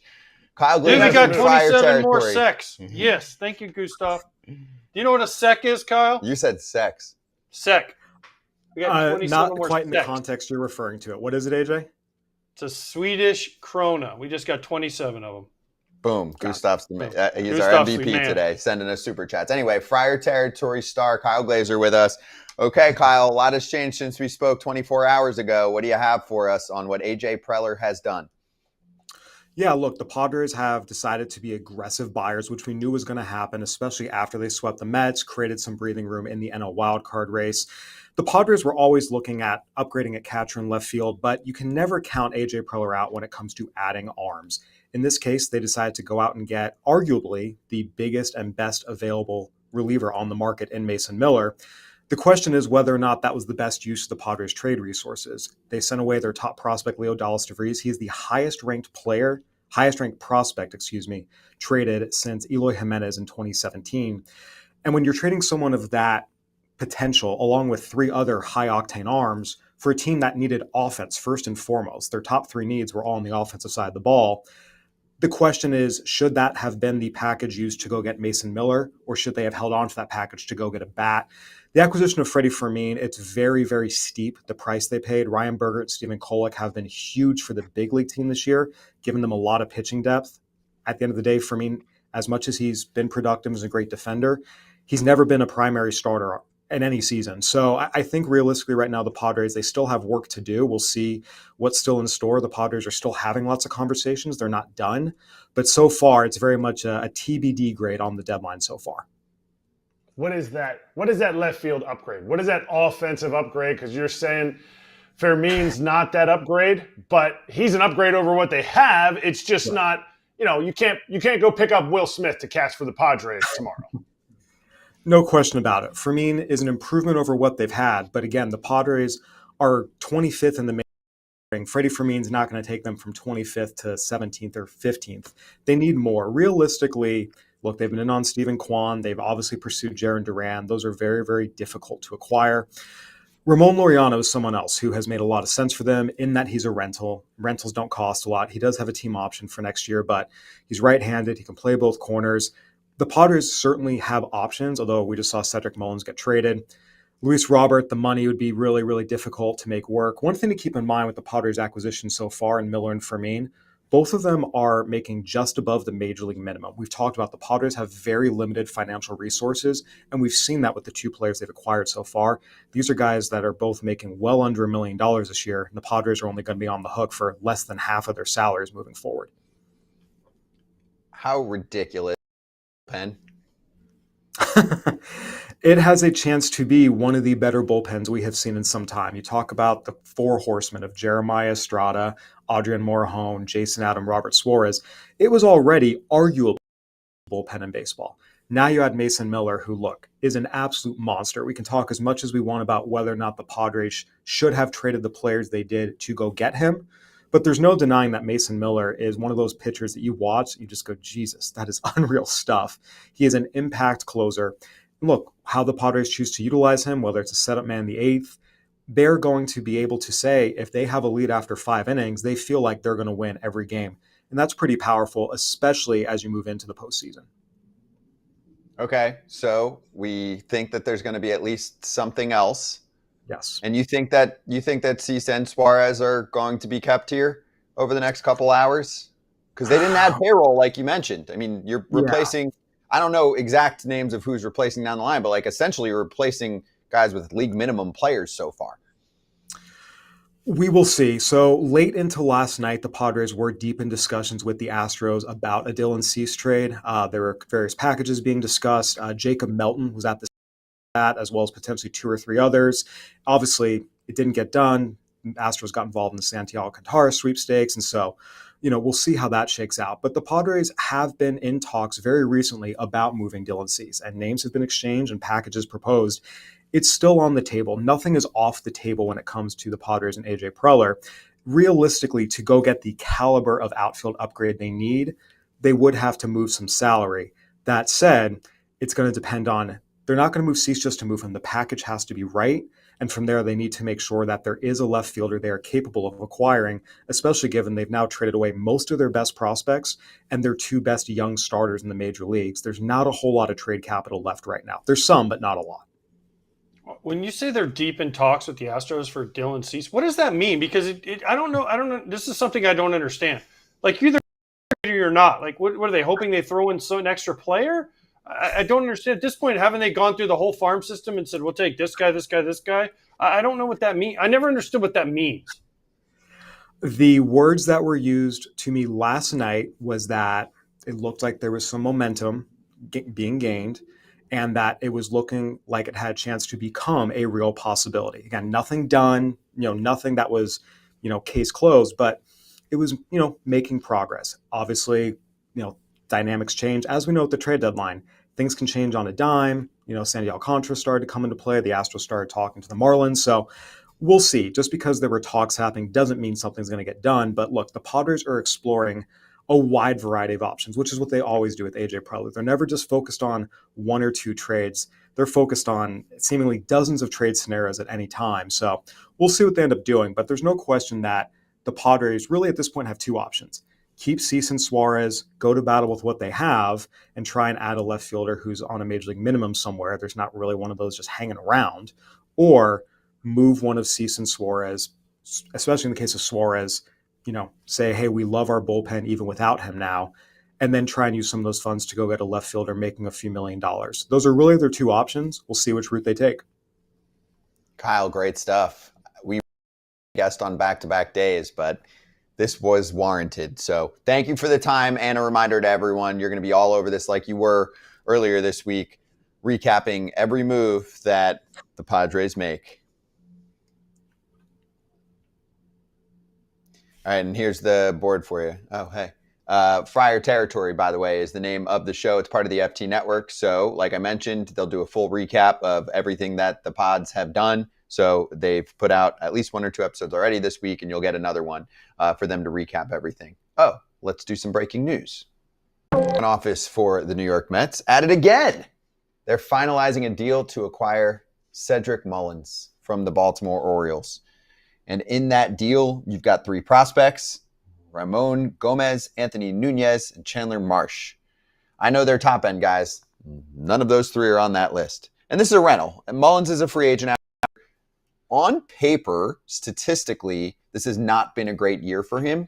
but I'll bring up a tweet, for example, from Chelsea Janes, who covers baseball for the Post and has been on this show before. She said, a thought on Mullins, always impact and number show, clutch, often was the one who found a way when younger O's hitters were struggling, made clutch plays in the outfield as often as he did spectacular ones, offers more than meets the eye. I agree with that, and that's been a thing around the league where they're like, not sure the numbers are playing the way they should with someone like him. You know how the metrics are. I mean, I mostly go off of them, but like when I watch him in center field, he's pretty damn good out there. I think he's a great player. Yeah. I mean, he's not having a great year. He had a good first half, but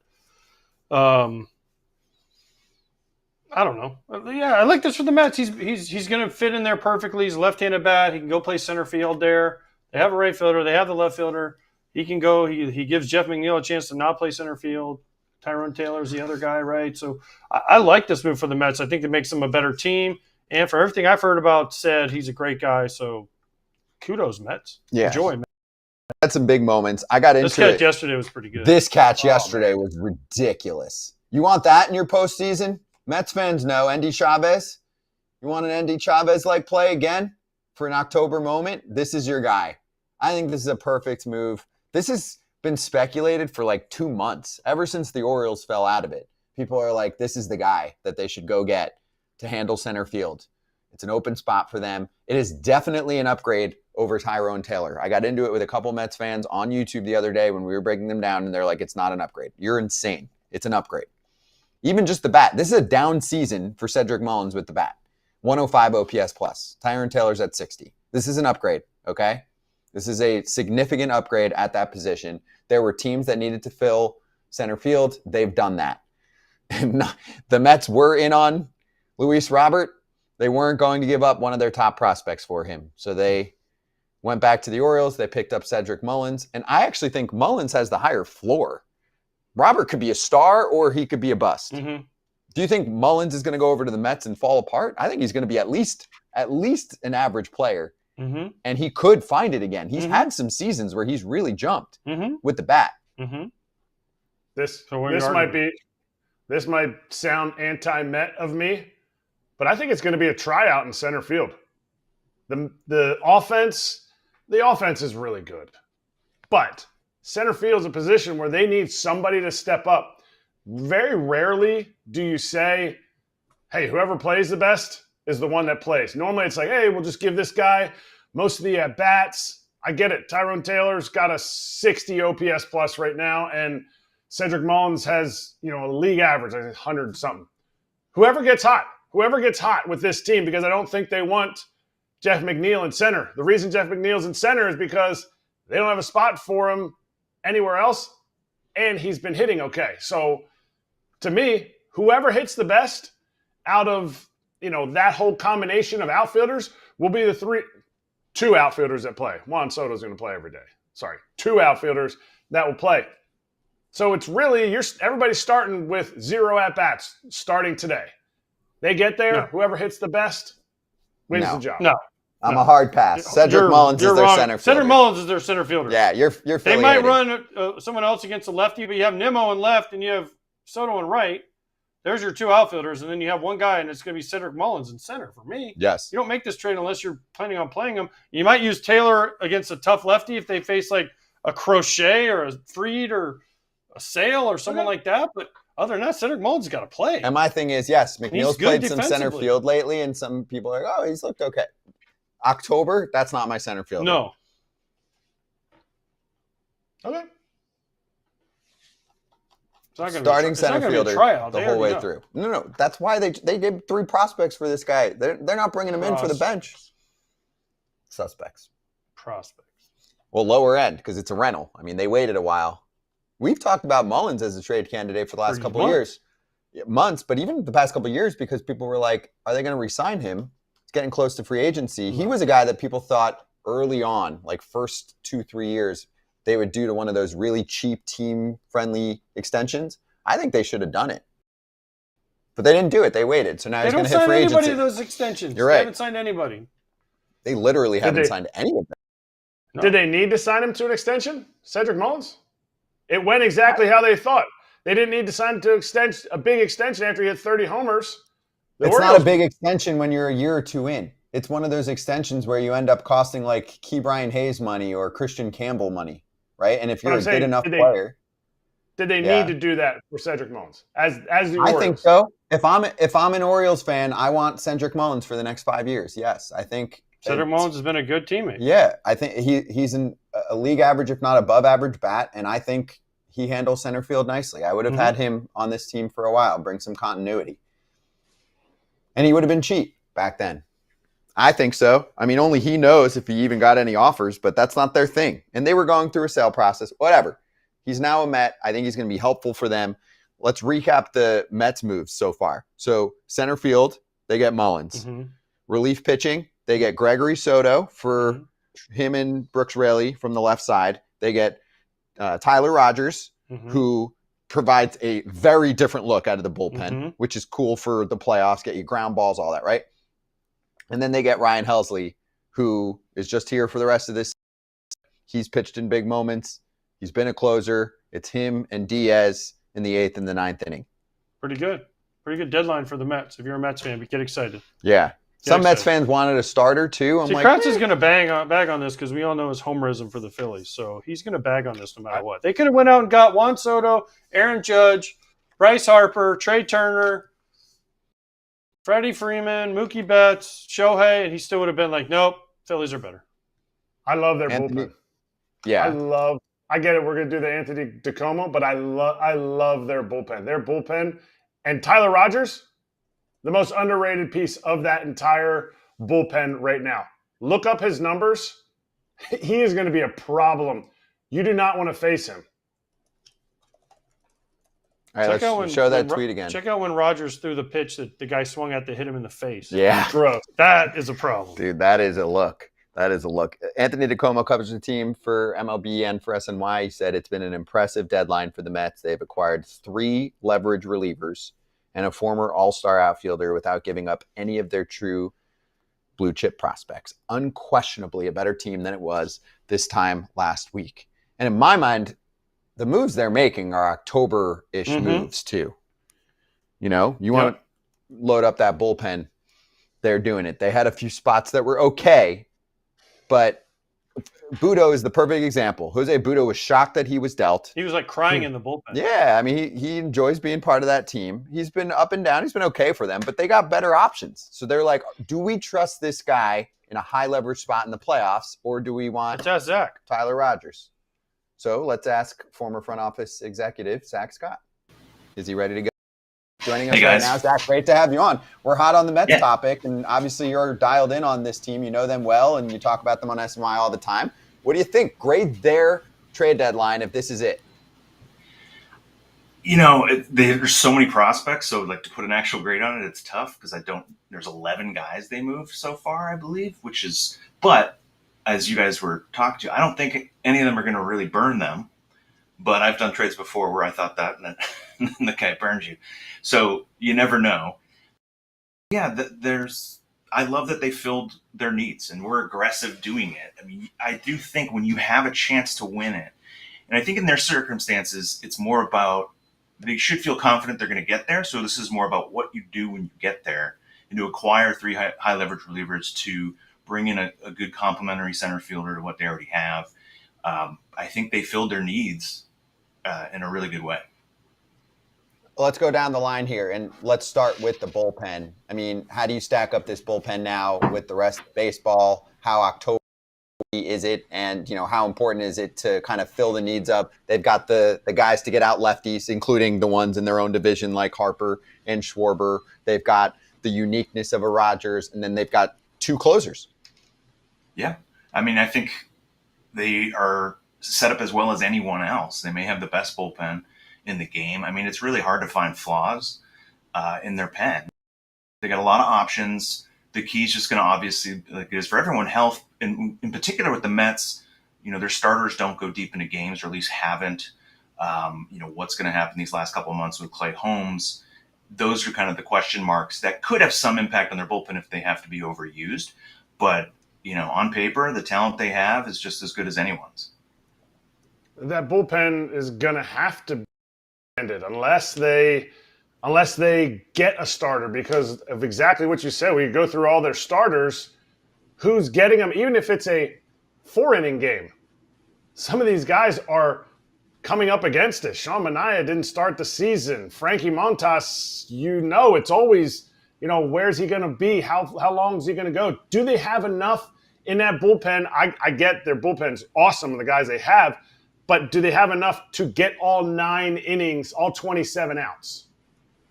Well, I think that's the key is that, they've gotten some guys that shorten the game for them, but they're also not, you also need some long relievers in today's game, especially when your starters are going, 2 times through the lineup and getting pulled for whatever reason, whether that's their actual limit or philosophically.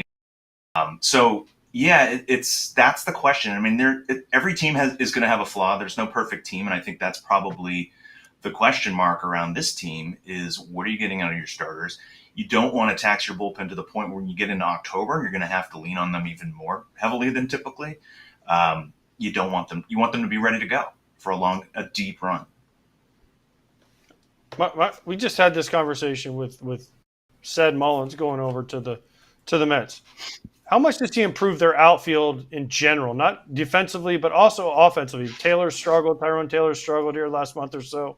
McNeil's been playing center field. How big of an impact does this have? And Citi Field is a big outfield compared to Camden Yards. It is a much larger outfield to cover. Yeah, you want to have good outfield defense in that ballpark. I think he's like I said before, I think he's a good complementary piece. Obviously, the offense hasn't been there. The speed's undoubtedly, he's got elite speed. Defense can be time to time, but you saw him make a great athletic play the other night.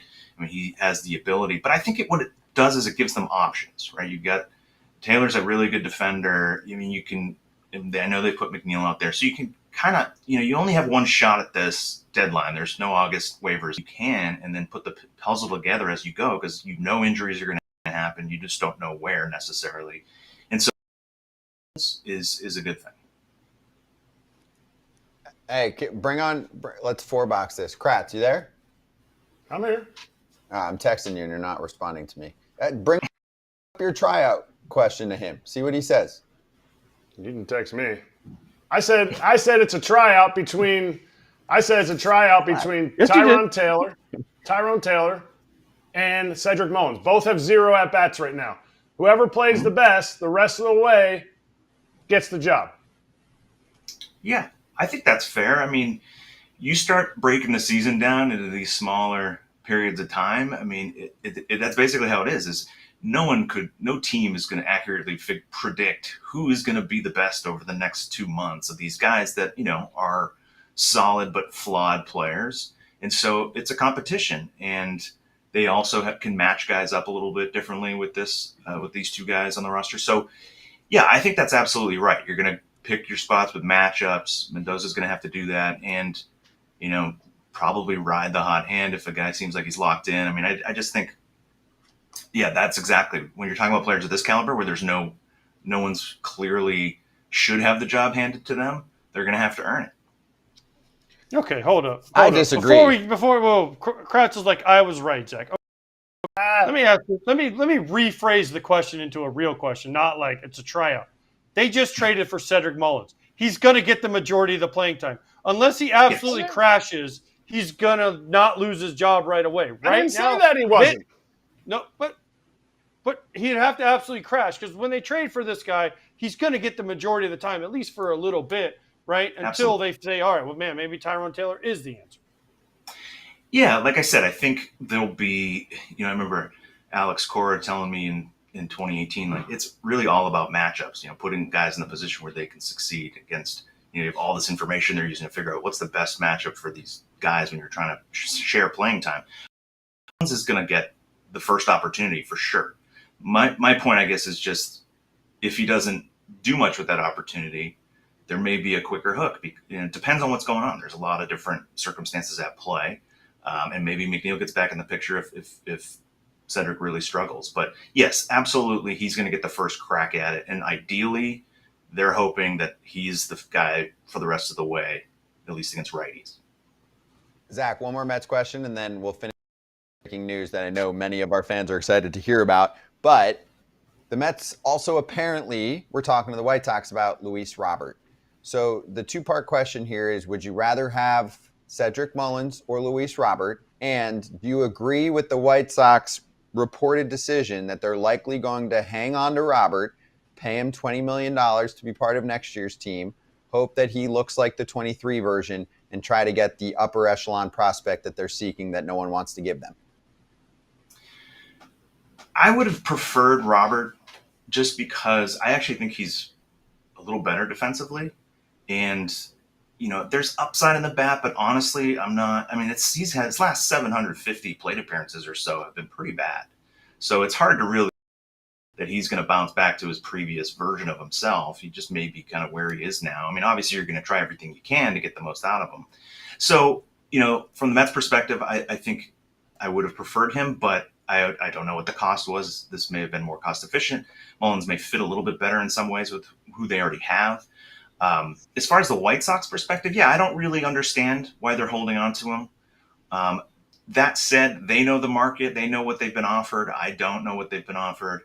So, maybe they've seen enough. There's enough of a market that they think it'll be there in the offseason, but I don't really see it. Or maybe they just feel like the offers are just not meeting the bar. I mean, I don't like to just dump players for the best deal if the best deal isn't something you like. So, hold on to him, hope, there's a price where it's low enough that you just hold on to him and hope he performs and you can trade him next year at the deadline or maybe in the off season. But yeah, that the price would have to be, the offers would have to be pretty poor for me to want to do that. Yeah, the crazy thing to me is I think agent after this year and his bat continues to look the way it does, not the last few weeks, but the last 750 plate appearances, I don't think he gets $20 million in the offseason if he was a free agent. So they're basically so stubborn that they're going to hold on to him, overpay him, and see if they can get something else for him in the future. It just doesn't make sense. But anyway, last one for you. Carlos Correa just got traded back to the Houston Astros. That had been talked about the last 24 hours or so. We don't know all the details about the money, everything else, but just wanted to get your reaction to the news there. Correa, has had a really interesting ride through, at one point signing with the Giants, the Mets. Mm-hmm. The physical didn't pass for him. Ends back up with the Twins. They told him they were going to add. Then they go through the sale process right now, so the Twins are in sell mode. Add this all up, and what do you think? And do you think that Correa still has it? Because he's had a down year. So, I don't know the details of his medical history. I wasn't with the Mets when they signed him. When there were rumors coming out about this possibly happening, I thought that made a lot of sense, especially for the Twins. I think they need a little bit of a reset in some ways. I think he's a risky player as he ages and given some of the health issues of the past. So moving on from him makes some sense for them given where they're at. And I think that's a questionable acquisition for Houston. Again, I don't know all the details. We don't know all the details. We'll see what the money looks like, what the prospect package, if there is one, going back to the Twins. We'll see what that all looks like to really make a final determination on how fair that deal is. But I didn't love that for the Astros when I heard the rumor, but I did like it for the Twins. Wow. Okay. Well, Zach, thanks for joining us. A lot happening during the 10 minutes that we talk. Appreciate the time. Zach's a great follow on Twitter. He breaks down a lot of moves and a lot of player evaluation talk. And then also you can catch him on SNY as well. Zach, thank you for the time. Thanks, guys. Appreciate you. All right, let's hit it. Breaking news, it happened. The Astros got Carlos Correa back to Houston to play third base, replacing the injured Isaac Paredes, who has a significant hamstring injury, and it sounds like he's done for the year. They replace him with Correa. This is a first-place team in the AL West. This is your breaking news powered by MLB 9 Innings. Let's get into it. First off, former Astro Erik Kratz, how shocked were you to see this actually go down? There has to be a lot of money moving in this one because he's got, I think, $12 million left this year from now until the rest of the season. And then I think $93 million over 3 more seasons. Yeah, till 28. Till 28, obviously there's some team options at the end of it that after this season, doesn't look like they'll pick it up. But if somebody ever comes back from injuries, it'll be Carlos Correa. The dude works hard. I am as shocked as when I first heard that it was a possibility. Like, really? No way. I know the Astros wanted somebody because Paredes' injury was very significant. It wasn't just a tweaked hamstring. Seems like now they weren't going to have him back, but hey, you can always use another bat if he does make it back. But this is a move that if it wasn't the Astros, I would be like, wow, why did they do this? But maybe the Astros see like a first step quickness that's going to work out for him at third base. Jeremy Pena is coming back to play short. Maybe that takes some wear and tear off of that foot. Astros were going to pick up almost all of Arenado's contract in the offseason. Are they willing to pick up almost all of this? Because I don't see the Twins saying, oh yeah, we've got extra money, we'll pick up some of this. So it'll be interesting to see where it's at, but this is a case of water levels out. You got to think Carlos Correa is going to play better unless there's something significantly physically hampering him. And what have we all been saying? He wanted it's his no trade clause. He wasn't going to go anywhere, but back to Houston, a place that he was down to stay with, but Houston generally doesn't lock up their guys to these really long-term deals. They've done it with a few, but not many, right? Altuve keeps getting them, but Altuve is the one guy. Yeah. He's like the face, right? I just want to know the money in the prospects, because if Houston is eating all the money, then they probably didn't have to send much back, right? Now, that's how it works. Like the more money Minnesota has to eat to send him there, the better prospects you usually get in return. So that's what I want to see. They're not eating all the money. I mean, the latest, I'm trying to get it. It's all coming right now. It's breaking as we're talking. I'll give you a tweet, though. Like Bob Nightingale said that $50 million of his contract as the Astros had desired, but still they eat a significant amount, and other major league players are involved in this mega deal. Major league players? Like Major league? Young guys like a Chas McCormick? What are we talking about here? We're going to find out in the next few minutes. As we're talking about it, we'll probably be able to tell you. Carlos Correa was one hell of a player for the Astros, okay? If he can go back and be a semblance of that with the team they have now, Pena, the way he's playing, they get Alvarez back, they're pitching, and people are saying they're in on Cease and Alcantara and Kelly and all these other people. If they make another move, the Astros, as much as we loved on what the Mariners did, the Astros, don't forget, have a 5-game lead. And they know how to win in the postseason. And you have Hader and Abreu at the back end. It's still a damn good team. They have been missing Jeremy Pena. Yeah. And Alvarez pretty much all year. You're going to have Pena for the stretch run. Paredes is done. You're going to have Yordan Alvarez, you would think, at some point in the next month. And this team has a 5-game lead in the American League West. So they're adding Correa and Yordan Alvarez. It's a good team. Also, they're still trying to get a starter as we speak. We've seen multiple insiders talk about how they're still looking for a starter. From Dylan Cease to Merrill Kelly, and you name it, they're asking about him. Sandy Alcantara, they last week were scouting the Sandy versus Dylan Cease game to watch both of them. There's their division lead. They're 62-47. Manager Joe Espada has done an incredible job this year, Kratz. Oh. Yeah. And Dana Brown. I mean, look at the Cubs trade. You're not happy if you're an Astros fan and you lose Kyle Tucker. But Cam Smith, right off the jump, contributor. And Isaac Paredes. Isaac Paredes was great for them in the first half. He was an all-star. And Kratz, Cam Smith has become a plus defender in the outfield in 5 minutes. He did glove. Maybe the reason he wasn't that great at the beginning of the season, his glove was still being broken in. Cam Smith wasn't, like, they're teaching him to play the outfield in the big leagues, and his offense nothing but improved the whole time. Slam dunk on that one. Slam dunk on the Isaac Paredes trade. Slam dunk on the fact that some people were like, Pena, he's good, but is he ever going to be that great? Astros said, we think he is going to be the next Carlos Correa at shortstop. They let Carlos Correa go. Like, it seems like every decision that they make, minus Jose Abreu, they kind of tough finding first baseman. They come in and kind of struggle a little bit. But they have just continued to fill the holes that they need to fill. So it makes me say, why would this Carlos Correa thing not work out? Why would this not be a good move for the Astros? And you said Carlos Correa was a hell of a player for the Astros. He was a hell of a player for the Twins, minus, 580 at bats one season and, it's 360 this year. Like, if somebody's going to figure it out, the track record says a 30-year-old Carlos Correa, not 34, not 35, a 30-year-old Carlos Correa will figure it out. Gets 2 hot months. This Astros team could be in the World Series again. There's more.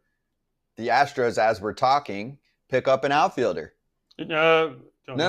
I've got it from multiple. Sure. I've got it from multiple for sure people. Thing? Yep. Okay. I think Michael Schwab broke it. Don't get tricked here.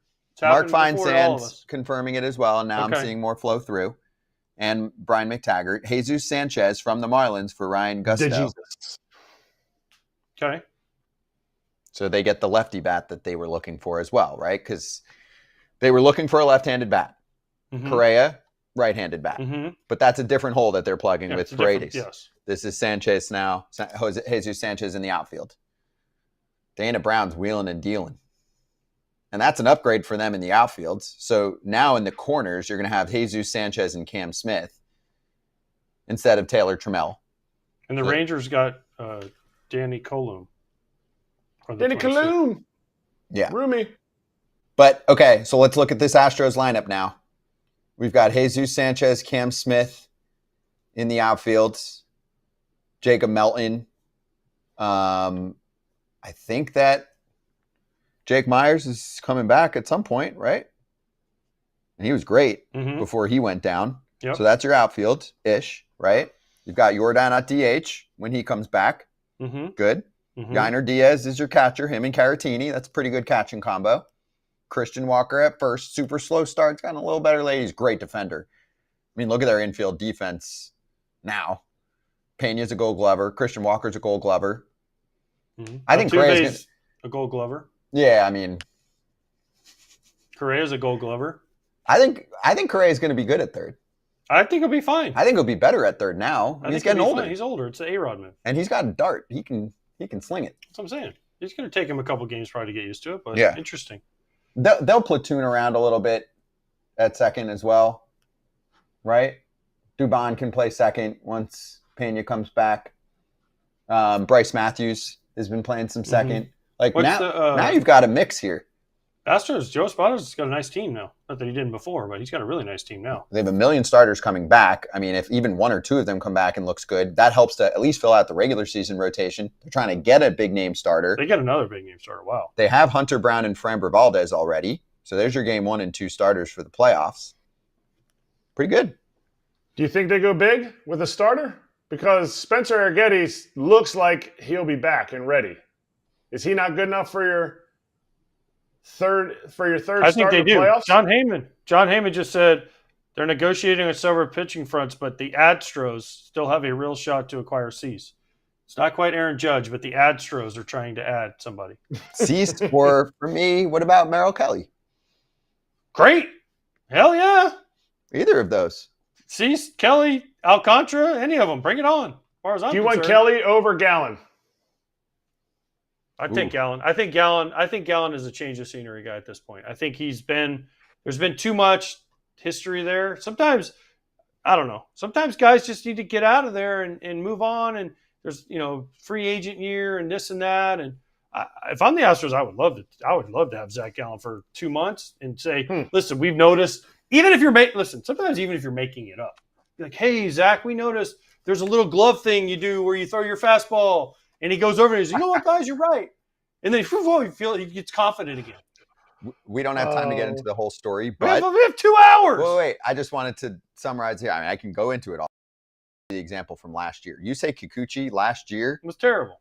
Was not good with the Blue Jays. No. He's been told the same things for years. The Astros tell him. And how did he do for the Astros down the stretch? I don't think he did very good.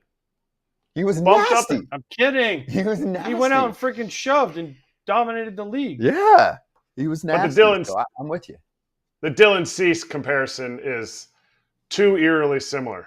Dylan Cease is leading the league in strikeouts per 9. Like, you don't think that they're going to figure out, get some of the areas where he's leaking. Like, hey, this is what we're seeing. The punch outs are there. The velo's there. This is why we feel like you're getting in trouble. This is where, we see we can stay away from that trouble for you. Similar to what they did with Kikuchi, because he was a guy that was getting a lot of swing and miss. And then what did he go to? He went to straight four-seamer, ditched the sinker, and went four-seamer curveball. So he was just here and here. Oh, weird. Dylan Cease. Just saying. And they're working hard on getting him. That's the latest tweet from Ken. They're working hard on trying to get him. He just tweeted that. Astros, quote, working hard to acquire Cease from the Padres. Sources telling me no indication at this point that the deal is close yet. Okay. The point here is that the point here is I love that. See, it was been This is boring fun. for a couple days. This is what I like. You know why I like this?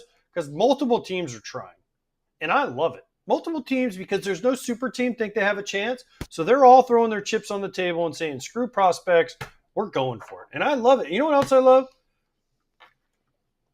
It's pitching, it's hitting, it's this, it's that. And when anytime people that we don't think are going to get traded, like nobody on God's green earth before this season started, before July started, would have had Carlos Correa getting traded back to the Houston Astros. Nobody, I don't care who you are, nobody thought that could happen. No it happened way. today. Do you know who the Astros play tomorrow? Bregman and the Red Sox. Oh, I thought Red Sox. Twins would be awesome. That would have been awesome, but pretty close. Pretty Red close. Sox. Red Sox Ooh. for the weekend In Boston or in Houston? in Boston. Ooh. Alex Bregman. Bregman. Yeah. Maybe they'll try and get Bregman tonight. No, I'm just kidding. Maybe the Padres will get Correa and put him in left field. Stop. All right. That was good breaking news right there.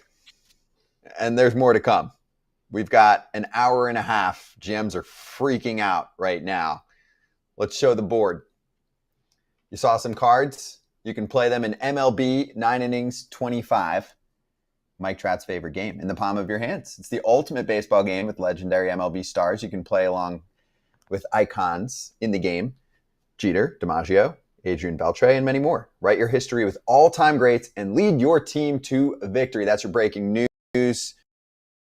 Griffey and the gang, and then we'll be back for more trade breakdowns. I'll take it easy on you guys. Whatever. Hey, Mike, you might want to back up. Nah, bro, I'm good right here. Yeah, you got no chance of getting it out of the infield anyway. Last time you gave me something to hit, I took you deep. Come on in here. What was that? That's not fair. I wasn't even ready. Save it, Junior. That's terrible. Hey, Mad Dog, give me something to hit. Boom. Innings 25, and we're already back. All right, let's talk about Kratz's buddy Danny Kalum going to the Texas Rangers. There it is. Rangers get him from the Twins. I mean, Kratz, the Twins are emptying out their entire bullpen. Griffin Jackson's looking around like, I'm the only one left. Duran, gone. Brock Stewart, gone. Kalum now, gone, who's had a great year. I mean, every team's trying to make sure that if they're a playoff contender, you get your left-handed relief pitching in line. Oh, what do you have for us on this one? And for the Rangers, doing a little buy right here. And we said, hey, what are they going to do? They're trying to figure out what they want. I mean, you can't go wrong here on adding to a strength, which has been their bullpen and their pitching staff in general. I mean, Cody Clemens is still going to be able to pitch out of the Twins bullpen. He might have to throw tomorrow. Dudes from Rochester or St. Paul are getting called up to Minnesota as we speak. But the Rangers, listen, the Rangers are never going to do as much, be able to do as much as the Mariners or the Astros have done. Could they make big moves? Yes. I think they believe their team has just played poorly to start the season. For whatever reason, they can't hit fastball, whatever it is. They have a stable part of their team, and it's this rotation. Think it's still the best ERA in baseball. You add to it with little pieces, and you hope that that rotation with Eovaldi, with DeGrom, continue to do what they've done, and the offense actually starts to show up on a nightly basis. To me, the Rangers, little ads like this, and they've been hot. stay hot and see if you can ride it to the playoffs. We did get another one that we'll break down fully, but we'll give you the news for now. The Padres are finalizing a deal to acquire Ryan O'Hearn and Ramon Laureano from the Orioles. Wow. Just all the players. All the players. Well, that was what they needed left. They needed DH/left field. They did both. They did both, and they needed it. They purchased it in a platoon. I mean, I think Ramon Laureano is probably, he's going to be a much better defender, but O'Hearn can play some left. I know that, you like him more at first base, but they got them both. It's crazy. Look, the Padres I'm not putting him in left. I want Laureano. I'd rather have Sheets probably in the outfield at this point, but your regular is O'Hearn?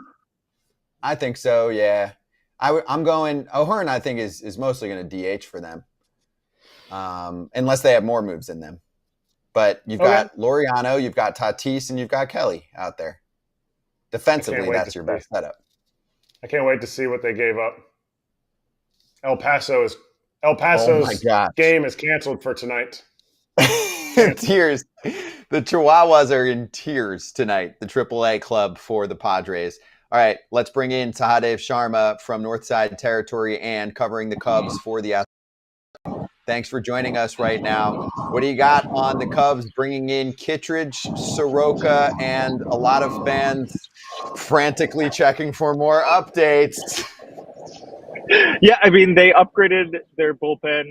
They needed depth. They needed arms. I think fans expect the Cubs are trying to do more. They just don't. They're not like the Astros and the Padres, where this is not a front office or an ownership group that just goes all in like those teams do. They're not. I think they're being pretty hard to negotiate with when it comes to getting prospects away. And hey, that's how it works. Maybe minds are changed in the next 90 minutes or so. You feel the pressure of the deadline coming and deals can be made. But right now it sounds like they're being pretty diligent about sticking to their guns, not sticking to value that they believe is right and not giving up some of their best prospects, especially for rentals. We'll see if these cost control pitchers become more readily available, but they're not getting that big one done just yet. But like I said, 90 minutes, I think anything can happen. And they're certainly hard at work trying to make something big happen. Do you think this front office believes that this team can win a World Series? Because the last time that they believed it with Theo Epstein, I get it, they won, but they went out and traded Gleyber Torres, who has been a significant big leaguer for 7 seasons now, for Aroldis Chapman, a rental closer. So do they not believe that they're a World Series team, or do they just hope they're a playoff team? No, I think they believe they can win a World Series. I do believe philosophies have shifted in the sense that year they were specifically looking at World Series odds. That's all they were looking to increase. They weren't looking to increase their playoff odds because they were shoo-ins for the playoffs at that point. And it's a different situation, right? When it comes to winning your division now versus back then. The playoffs are a different situation. So winning your division is important as well now, extra important right now. So it's different things, different value metrics are involved, I think, in just the way the game is viewed. Prospects are viewed nowadays, a decade later. They certainly believe they can win a World Series. I think they know they have to upgrade their pitching to do that. They really think this is a World Series offense. They need more depth at minimum. I think they need someone that can make another playoff start. I think that you need another arm that can make a playoff start. It's just too risky when you have this many guys coming off injury to assume that you'll be fine with Jameson Taillon coming back in a few weeks and Javier Assad as depth. That's really risky. These guys, another lower body injury for Taillon. Assad has already had one setback months ago. It's too risky to rely on those guys. You have to add another arm to really feel good about this rotation. I don't think Soroka is good enough to trust to make whatever it would be a dozen starts down the stretch here. He's a solid addition, but I think he upgrades the bullpen or just outgetters, as Craig Counsell would say. But they believe this is a World Series team. I just don't think they give up major prospects for a rental. That could change in the next, as they feel the pressure and they decide, hey, this is what the cost is right now. But I think they also look beyond 2025. Listen, as a non-Cub fan, doing nothing. Okay, let's just throw it out there. Okay, I mean I'm not hiding it. Everyone knows where I stand on the Cubs. I love the players, but certain fans weren't so nice to me, so it's all good. It's all good. Sometimes they get it. Okay, but here's the thing: Jed Hoyer signed an extension. Do you think there's less pressure on him now to make a big move than there would have been if he was also going to be possibly an impending free agent? It's a fair question. I think it's a legitimate question. I don't think he works that way. It may just be like something that's always mind. So maybe you try not to think of it, and it just ends up impacting the way you behave. I don't think he's someone that it would like intentionally avoid or go all in. It's just he's always been against that mentality. He doesn't like even the phrase "all in." When you bring that up to him, you can tell it makes his skin crawl. He doesn't like that thought process. So I don't think it changes that much because I do believe he had the freedom to do what he wants, whether he had that extension or not. And the way they played this first half or these first 4 months kind of dictated that this guy's coming back. It would have been a surprise. You'd really have to tank the final 2 months for him to not come back. And I think the goal was entering the season was just making the playoffs. The teams played too well for that to simply be the goal.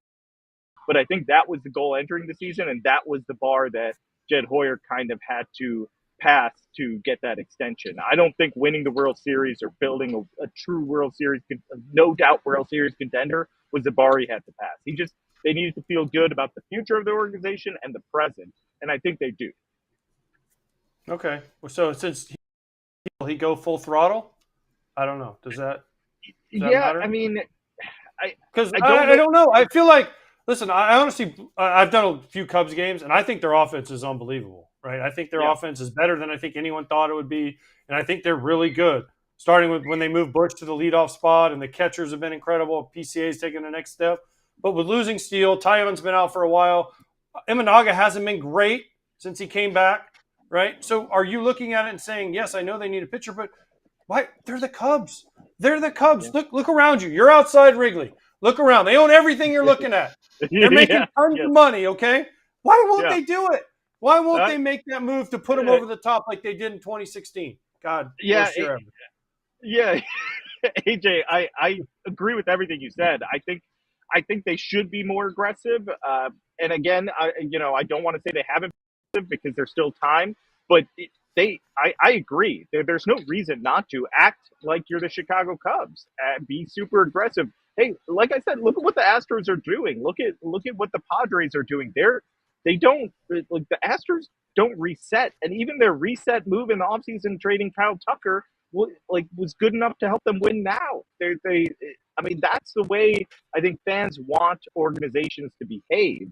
I think sometimes these front offices are always looking at prospect value and trying to win the trade with prospects and making sure it's proper value. And you have to think about 26 and 27 and 28.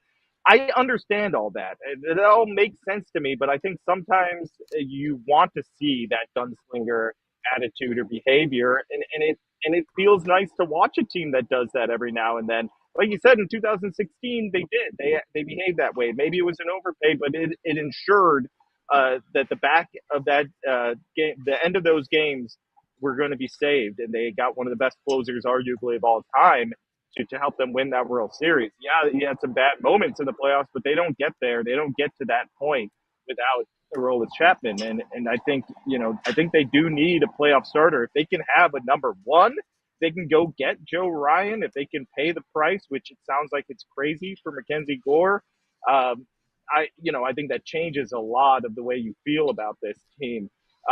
Even Edward Cabrera would be a huge addition in my mind. You look at the way he's trending, he's under control for a while. I think that would be a guy that I would, look at them if they can add. That changes the way you feel about this rotation. Okay, all I'm going to say is 2016. Take care. They gave up Gleyber Torres for Aroldis Chapman, and they won a World Series. Do you think one Cub fan cares that they overpaid? No. If they win again, do you think one greasy, grimy Cub fan's going to care that they freaking gave it up? No, because they won. No. Right? No. So I not all 100% Cub fans agree. are greasy, grimy. Let me say that also. There's a lot of Cub fans I like. So that's like just there's certain ones. But anyways, do you think they care? No. Because if you win, it doesn't matter who you give up because you won. He reset. Yeah, no, I 100% agree with that, and fans deserve to get the best possible team out there. And look, fans shouldn't be thinking about these things. I get front offices have to think in a different way. That's how you build a successful organization, but I think fans should never think about prospect value and stuff like that. It's not as fun. Why think like that if you're a fan? It just isn't fun to watch the game thinking about what's happening at the single A level. Is that I can't believe they gave up this shortstop that's 4 years away from playing in the big leagues. That's no fun to watch a game and be thinking like that. Go get the best players available and upgrade your team and increase your World Series odds. This team has a chance to win it all, and you got to treat that like it's sacred. Theo Epstein used to say that all the time. Every chance to win a World Series is sacred. So go get it. Go do what you can to win that World Series. Yeah, my quick take. I mean, this team is times to develop pitching. I mean, they got their bullpen in a better shape this year, but you're looking around at the Padres bullpen, the Mets bullpen, maybe you can even make a case for the Phillies bullpen. And now you're a Cubs fan and you're like, wait, we should have maybe added there. We're still waiting for our Game 3 starter in the playoffs, maybe. Like, they got work to do in an hour, but Sahadev, hopefully you're writing up a storm an hour from now. Thank you for joining us. Thanks so much for having me, guys. Take care. You're the man. Thank you. Sahadev Sharma is hosts Northside Territory. Sahadev and Patrick Mooney are colleagues over at The Athletic. It is part of the FT Network. Go give that show a subscribe if you're a Cubs fan freaking out right now. You need it. All right, let's get to some breaking news. FT breaking news. There are no Padres prospects left. The Padres have nobody to play their minor league games. They traded their whole farm system today, and I love it. I love it. Because they just had a draft where they signed 20 other ones. They just restock. Good stuff from Robert Murray covering this team, and Ken Rosenthal. Robert Murray on the Ryan O'Hearn pickup, and then Ken reports AJ Preller never stops and gives credit to Robert for nailing this one. Source confirms the Pods are acquiring O'Hearn and Ramon Laureano from the Orioles. By the way, I've never seen Robert without a hat on. He's got better hair than you, and he's got bigger biceps than you, Scott, so he must know what he's doing. Better sources, too. Seriously. Better sources. The Padres never stop. It's unbelievable. Yeah. It's unbelievable. He has better sources, but not bigger biceps. I've seen Robert a lot. I've seen Scott a lot. Robert's doing this one in that picture. He's doing this one. Oh, they bring out. Yeah. I can't do that. That'll turn into a meme if I try to do that. Can't do that. Yeah. Anyway, Ryan O'Hearn hit a friggin' tank yesterday. Pop, some big boy pop. He's an all-star. Now he joins the Padres party, which up until the last few days had been a problem. The offense. Yeah. Well, Laureano slots into left field for him, and O'Hearn can slot into DH. Boom. And they got a catcher, and they got a stud closer, and they got another starter. And yeah, they gave up prospects, but prospects, schmospects, whatever. Yeah, and we're all still looking around like, are they going to do something else? Yeah. Oh, they are. No. Still? When Kyle Glazer came on, it's like, I think they're done. No chance they're done. They're gonna come up with something else. 2 minutes from now, it's gonna be like breaking news: Padres trade Don Diego to Boston for. Well, like, what else do they need to do at this point? Restock their farm system. Trading Dylan Cease to the Astros. There it is, right there, John Heyman. Oh my gosh! But it's not done. The Dylan Cease talks? No. That's not a thing yet. No, those are just rumors. What's real is that they got O'Hearn and Laureano, which you could make a case was the top need for this team heading into yesterday. They definitely needed some offensive upgrades. They needed a catcher or a left fielder, and they got both. And they got both. Ooh, the National League, baby. Good luck making it through that land of living giants. Holy cow! How about the NL West? Can they win the NL West? Okay, but you got Padres, Dodgers, Cubs, Brewers, Mets, Phillies. Padres are 3 games back of the Dodgers. But I'm just saying, those 6 teams are probably going to be your 6 playoff teams. Yeah. Look at what 4 today. A lot in the last day and a half. A lot, right? And then the other 2, I don't know what they're doing. But as somebody wrote, the Cubs are finalizing a deal that will send breakfast in bed to Jed Hoyer as he is just now about to wake up. That's so funny. There's 6 Padres-Dodgers matchups left this season. I know I have one of them. I can't wait. Oh, you have one for Fox? Nice. August one or it's the August, yeah. It's the August. Oh, so it's soon. Yeah. Saturday, August 16th. If you want to hear AJ call. No, I have the next one, 23rd. The late August one. Yeah. Yep. Saturday, August 23rd. Dodgers Padres on FS1. Here's the standings. 3-game separation between the Dodgers and the Padres. Everybody boo-hooing all offseason. Oh, the Dodgers are going to win the division by 50 games.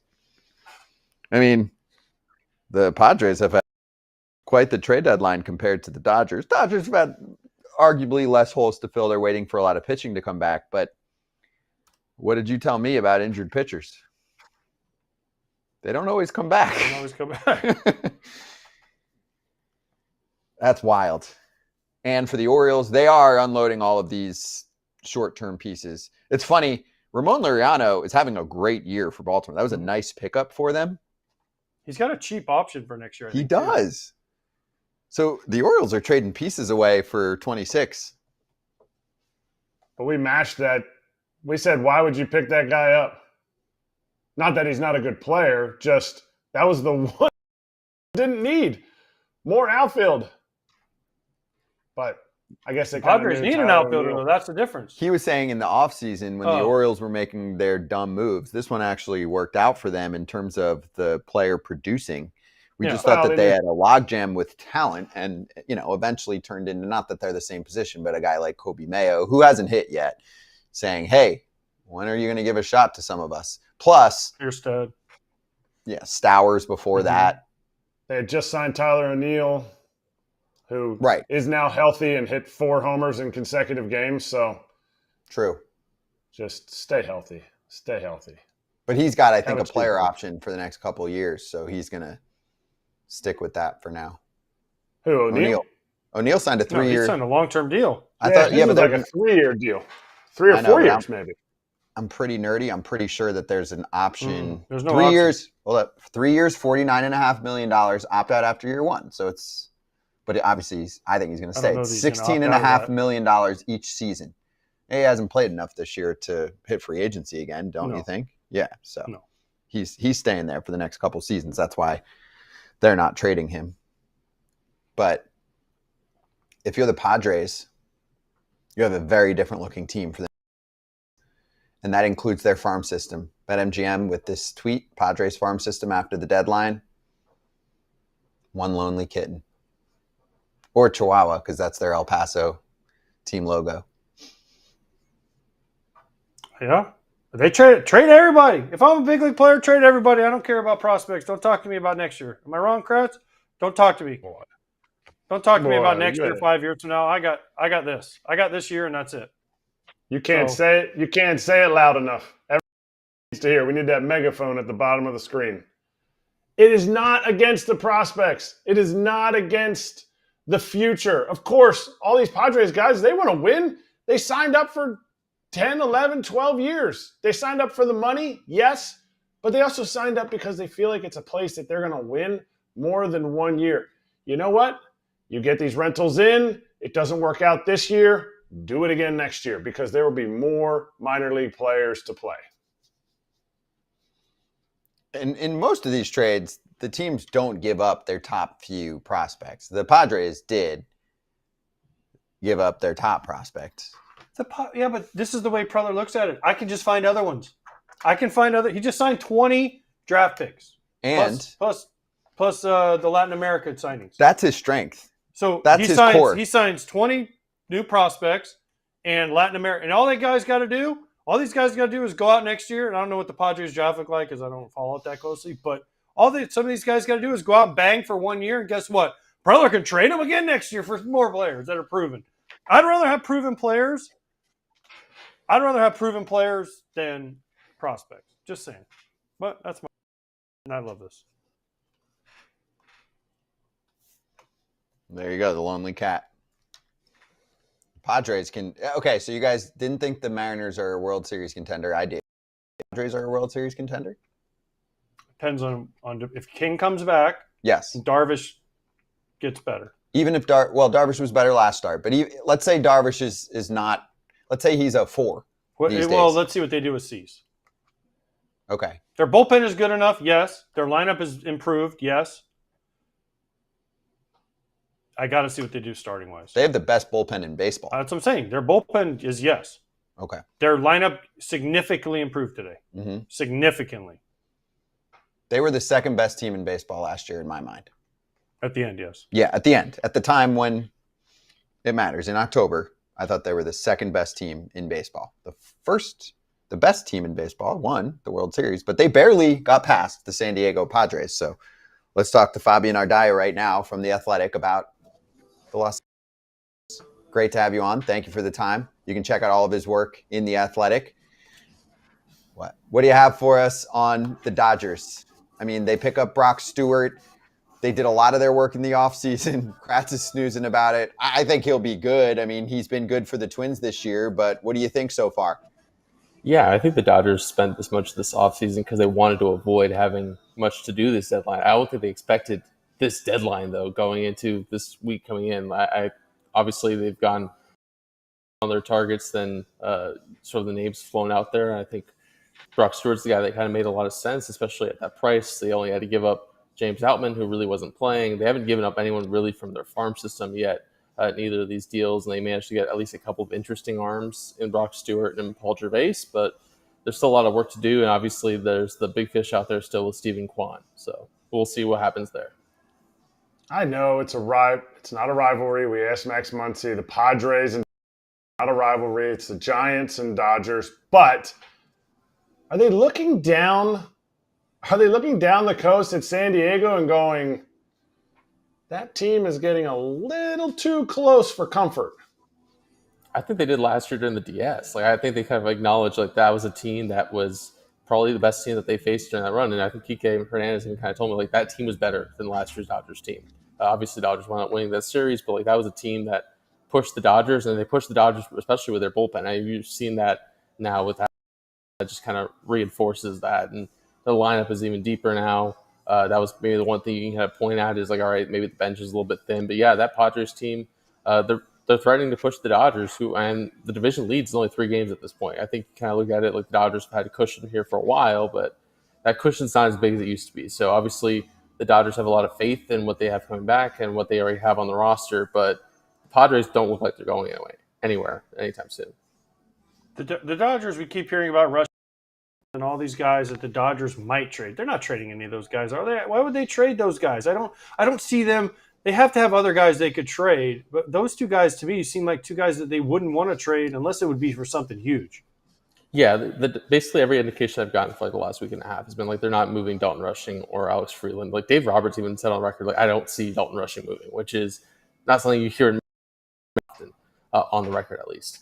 So, yeah, I just don't see how they do that unless it's for something huge. But I don't think the Dodgers are necessarily going to do anything huge at this point. We'll see. Obviously, there's still a little bit more than an hour until the deadline. It could be a surprise. But, yeah, I think they have enough depth in the lower levels of the minors, guys like that, and some interesting arms that would make some sense. And then we've already seen a couple of moves off the big league roster, or at least the big league depth, trading away James Outman and Hunter Fiducia to help address some other needs. Yeah, James Outman was pinch running. That's a guy that needs to play. In my opinion, every day in the big leagues, he showed it. Is there a need that, if they're going to address it, would be wow, that's the number one need that will not only just be a stopgap till this person gets healthy, that starting rotation guy gets healthy. What is that need specifically? Yeah, I don't think necessarily they're going to shoot for another reliever, but if for some reason they go out and land like another high leverage reliever, then all of a sudden you're looking at, okay, that bullpen question is kind of solved. Or if they go out and add a bat, because that was sort of the thinking this winter in signing Michael. All right, even if you have some pitching questions, some questions about health, like this is going to be a lineup that's going to bang enough to sort of make up for it. And obviously that hasn't quite fully played out, especially the last couple of months when you've seen guys like Teoscar, guys like Freddie Freeman, Mookie Betts struggling. But if you can get a lineup that's kind of doesn't have any holes in it, that's really tough to face in October, especially if you can get one or two of those guys going. So if they can find a bat here in this next hour or so that makes sense, or if they surprise someone and just add another impact arm. Don't they have that coming, though? When all these guys come back, Snell and Sasaki, who knows when he's coming back. But when they get on, and this like another trade deadline, because Snell supposed to start this weekend, and then if Sasaki comes back and Kopech comes back and this guy comes back, I mean, they have a long list of guys that can come back. Isn't that just like, the Dodgers will make our trade when our injuries get better? No, I mean, that's what they're saying. But obviously, like, you don't know exactly what guys are going to look like once they come back. Obviously, they're confident Tanner Scott's going to come back, but you don't know what he's going to look like. You don't know. Still, you have to have Blake trying to sort of get back into form. Michael Kopech, Brusdar, Gratterall. It's just a lot of questions, and having a certified answer at least makes it a lot easier. But yeah, like I could definitely see the bullpen improving just by proxy of guys getting pushed out of the rotation, and having guys like Emmett Sheehan maybe be an interesting guy out of the pen in October, as opposed to while being essentially a fifth starter the rest of the way right now. Is this a Dodgers team that has to win the division? Because the Padres, all the upgrade, everybody's, until they start playing games, everyone's, the Padres are going to make a run at the division. Do the Dodgers, based on the fact that they have guys that just have extra injury risk, you want to give that time to be able to recoup at the end of the season? Do you say they have to win the division to have a successful postseason run, or can they be a wild card and still make a good run? I mean, I think the talent, you can't rule them out at any point, but like they're a team that, especially the last year, like if they didn't have the first round bye last year, I don't know where they would be.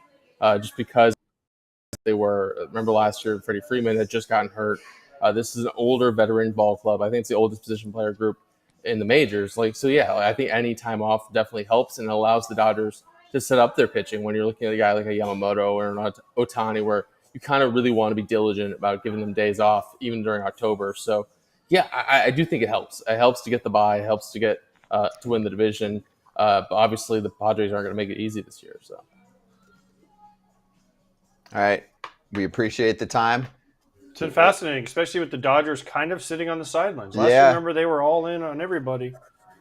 It's fascinating, especially with the team in their division literally throwing everything out there. Yeah, they had a banger trade deadline last year, the Dodgers. Here's the thing. So did the Padres, though, when they got Scott, remember, Adam? They made some moves last year, too. Yep. Here's my thing, though. The reason that the Padres and these other teams are doing this, because the Dodgers aren't invincible, and they smell it.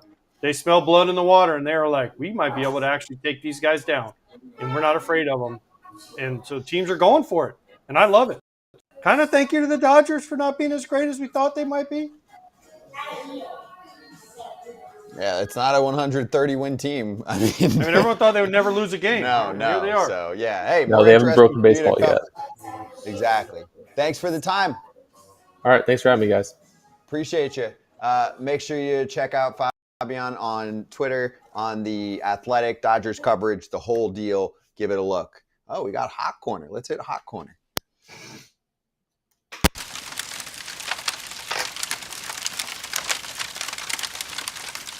Brewers. The Padres made another deal. I'm not even kidding. Where are you, Brewers? Padres. They didn't know today was the trade deadline. They didn't know today. I just texted with Murph, and he said they're just now like spinning their rotary phone. Like, yes, hello. This is the Brewers. We'd love to make a trade. Send it on Telegram. Wait, and then they go, we read the newspaper yesterday and saw that Gino Suarez is available. Well, he got traded last night. They haven't put out the new paper. Oh, damn it. Oh, shucks. Oh, shucks. All right. Well, the Padres land Will Wagner, Billy Wagner's son from the Blue Jays. But some people are like, Does this mean they have something else up their sleeve? Where's Will Wagner at? He's on the Blue Jays. Oh. I'm saying, does this mean Will Wagner is replacing somebody else on the big league roster? Who the heck knows? I've given up trying to. You can't trade. You can't trade the Crone Zone. You can trade anybody, but you can't trade the Crone Zone. Don Rosell said it. Could happen. FP Santangelo, by the way, just said the Padres have canceled the rest of their minor league season because they have no players left. So good. The Padres minor league jokes are epic. Epic right now. But you know what? If they make the World Series, they don't care. Right, Kratz? They don't care. Nobody cares. Preller don't care. Nobody cares. Dude, that place is going to be electric, bro. Petco, it already was unbelievable. Crazy. Sold out the rest of the year. Oh, my God. The Padres. They're gonna set their attendance record 50 more times. They said it every game last year. Like every game was a new one. What they do is standing room only increases by 1 every day. You think you're joking? You ain't. Hey, set records. I would do the same thing. They got people on top of each other's shoulders. It's a club there.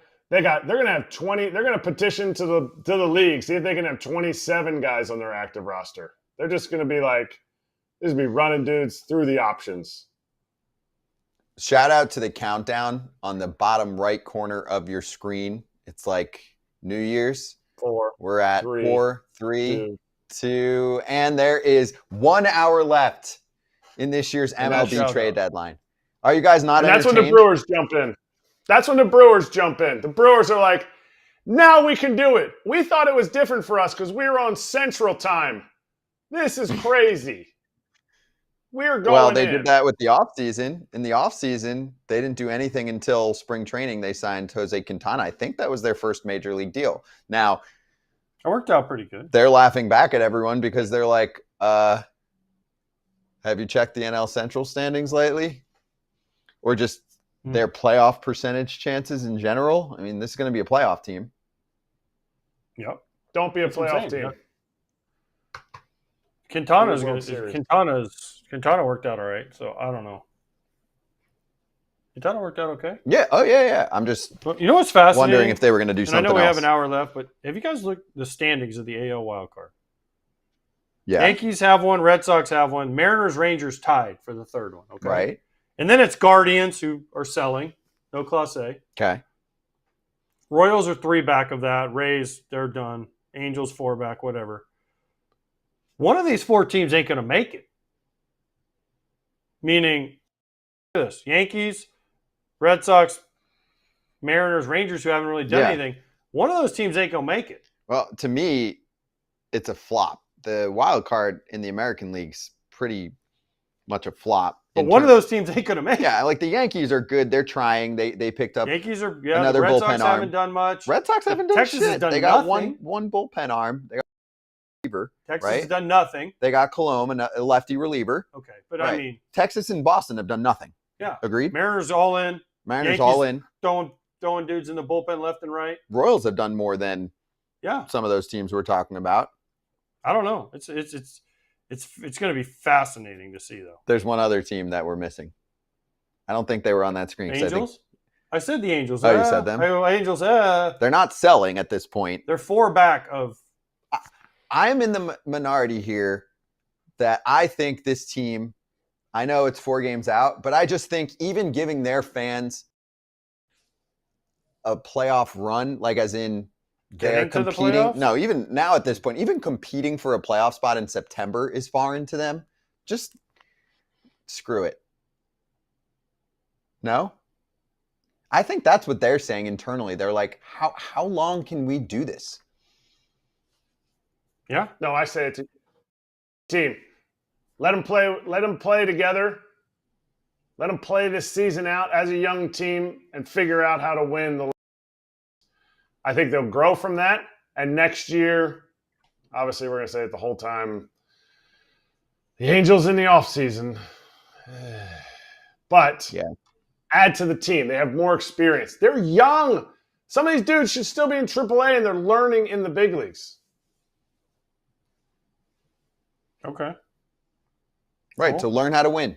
Yeah. Learn how to win together. with your Yeah, and because that's important for minor leaguers, right? And they're minor leaguers that are good, all are major leaguers instantly. So if you want them to learn how to win, they got to do it in the majors. Yep. So don't sell away all of your pieces. They're not. They are not pushing their chips in, but they're hanging around. They're They've not done some selling small off. moves. Yeah, They haven't gone boom. no. Boom Worse goes the today. dynamite. A lot of teams around them got worse today. True, but there's also teams around them that got better that they're chasing. You know who else I'm surprised about? The Rays are usually decisive. Last year, they were like, nope. Everything's out. Everything short term's out. The Rays are pretty decisive today.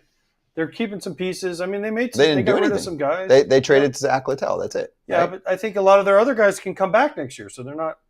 And they have new ownership coming in, possibly. So you don't want to rock the boat. You just want to keep. Just kind of status quo. Yeah, keep cruising. Right. I feel like Fairbanks. one of those. I feel like one of those is going to move. One of that Yandy, Lau. I feel like one more from the Rays is going to move yet in this last hour, so that Scott can go, can make that noise again. The Spider-Man noise. I think that Fairbanks would be most likely followed by Lau. I don't think Yandy's moving. I don't. Here's a question for you. The White Sox. We haven't talked about them other than Luis Robert. Where's Adrian Hauser, Aaron Savale, Mike Talkman? Why are these guys being talked about? Not getting enough in return. What? Anything. Get You guys said anything that for at the these same guys. time. I know, but look at the Robert situation. You can't botch that much. The team's going to give you their 10th best prospect. Freaking take that. I don't know. I asked Zach Scott, former exec, who's pretty straightforward about things. He's like, Luis Robert, in this current form, does not get $20 million on the free agent Everyone market. said that. Every person we've asked has said that. So you're going to be so stubborn that you're going to keep him But to try and trade him, but he's not worth that much. But the thing is, if you don't keep the option, you're not going to be the highest bidder. I mean, even if you are the highest bidder, right? Like, let's say they don't pick up the option. He's in free agency, and a team's like, all right, he's worth 1 year, $10 million. And the White Sox are like, okay, well, then we'll give you 12 to come back. So we just saved $8 million. He's not going there. He's not. If he has the option, he is sprinting away. It's a situation, and the stubbornness is off the charts in this one, because I guarantee you we're going to get reports and articles like from our buddy Ken after this trade deadline, who's going to be like, they could have gotten this guy. And instead, they said, no, we want a top 5 prospect that they're never going to get. It's just weird. That's all. It's weird. That's just not what you do. I will watch. If I want to see AJ's just the smoke come out of his ears and White Sox fans' ears smoking if they pick up that $20 million option. They already said they're going to. No, I think they were just saying that. Yeah, we'll go ahead and pick it up. Like, we love this guy. Behind the scenes, this is a guy that every team wants. They're trying to do whatever they can to make it sound like, well, why wouldn't we pick this up? You guys should have him too. Have him for only $20 million. Only 20. Only 20. You want to look at trade deadline storylines from Ken Rosenthal heading into today? He released this late last night heading into today. Because things have changed. Although he was on the money, along with others, in regards to who would steal the show. I mean, if you're putting odds on AJ Preller, the odds were high that he was going to steal the show. I think that's pretty obvious. And so far, he has done that. But we have the 8 biggest storylines of today's trade deadline. Let's go. Need it. Stand by. Queuing up the article. It's down in the U block. Seriously. All right. I can start. I'll start. AJ Preller was storyline 1. Crushed it. Nailed it. Starting. Check. Check. Who wrote this, Ken? Ken. Ken was right for once. There it is. 8 big storyline. For once. Storyline 2. Starting pitchers. Nothing. Nothing. That's the last hour. Yeah. You got to Nothing get yet. to it. Gallen, Kelly, Alcantara, Edward Cabrera, Charlie Morton. I Zach say Eflin. any of those three. Sagano. Eflin's hurt, but Zach Eflin, they said they still want to trade him. Shigano, yep. They mentioned JP Sears. He got moved. Hold on. I know we're talking about this, but Bob Nightingale just reported only one prospect going to the Twins in the Correa trade, and the Twins paying a significant portion of the $102 million remaining. Yeah, well, no shit. You don't get both. You don't get prospects and money. What? No. What? They got neither one. They're paying a significant portion, and they only got one prospect. Basically, they were like, beat it. Yeah, but what's this? Okay, so he has 100. If we include 12 this year plus 93-ish for the rest of the deal, what is that? 102? That's a lot of money left for Carlos Correa. Okay. So I want to know what the significant amount is, because if it's somewhat close to what they were going to pay for Arenado, then that makes sense. Yeah, for the Twins, it's a money dump. The Twins are doing one thing right now. They're clearing out their books because they're for sale. And the more that you clear out, the more your team is worth. Yes? So why aren't the Rays doing that? The Rays are for sale. What do you mean, really? The more you clear out off the books, the more crappy players you have. You don't need marquee names to be able to sell your team. Like, here, come and buy. The team used to be known as the Twins. Now they're just known as the AAA Twins. Like, no, you have to have players. No. I think Buxton wants out now. Remember, he's like, I'm a Yeah. twin for life, yo. No. Twin for life. I'm a twin for life, guys. Never leaving. Never, ever. He's like, wait a minute. I'm just kidding. I really kind of might want to be out now. There was actually an anonymous quote from a Twin who said, if this is what they're doing, then, oh, here it is. Dan Hayes, okay. Dan Hayes, The Athletic, covers the Twins every day. One Twins player told him, quote, now no one wants to stay if they're selling like this. Because they're not replenishing it. They're not taking back Willie Castro. Well, they're resetting. This team's resetting. They've been stuck in the mud. They haven't done anything, and it's not a contender. 2023 was a high, and they went in the other direction because of business. There's a business situation going on, and that prevented the team from doing anything. Business. Right there. Better right times next to ahead. it. Better times ahead, hopefully, depending on who they sell it to. That's all you can hope for. All right, let's keep going back to these storylines. Bullpen market. Check. Frenzy began on Wednesday night. We had a great live show last night. 30 minutes, all about Phillies picking up Duran, Mets picking up their two relievers for their bullpen. Still a good show. Check it out later. He called out the Tigers, 28th in the majors in bullpen strikeout rate. But as we talked about earlier, doesn't seem to be the top concern. You gotta look at the Tigers and be disappointed right now, no? This team was the best in the AL for a while. I mean, they got Paddock, Sewald, Finnegan, Montero, Dobnik, and Cody Hewer. Right. Right on cue. Yeah. But what? They didn't get Suarez? Like on those names, who's pitching high leverage for you? Finnegan. Okay. Sewald healthy back? Is he I think a month or so still away. Sewald can pitch big innings for you. Sure. Paddock's going to probably start for you.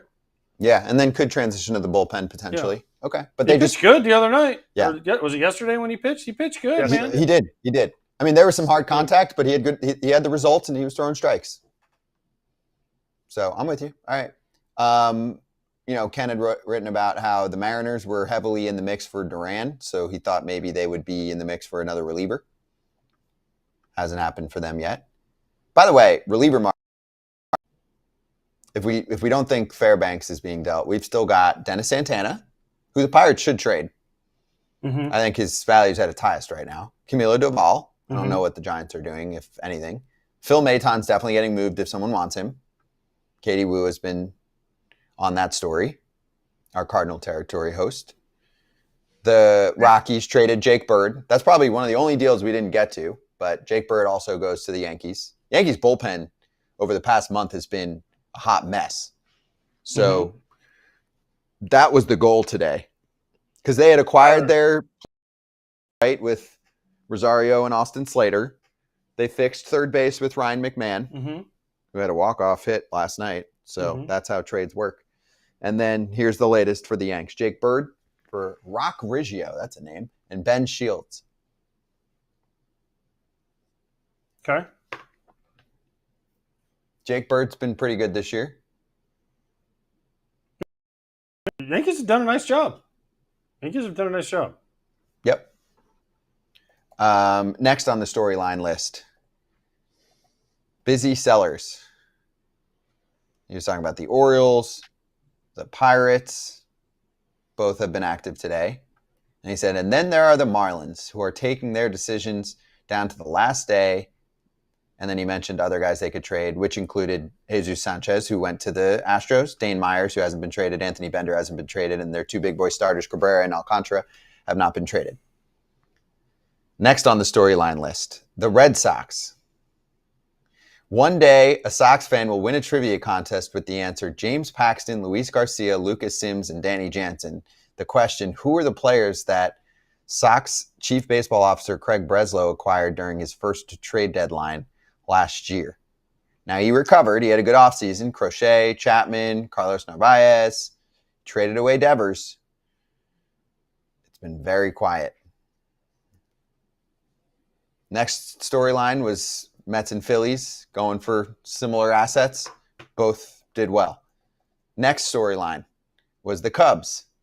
Jed Hoyer gets an extension. What's his move?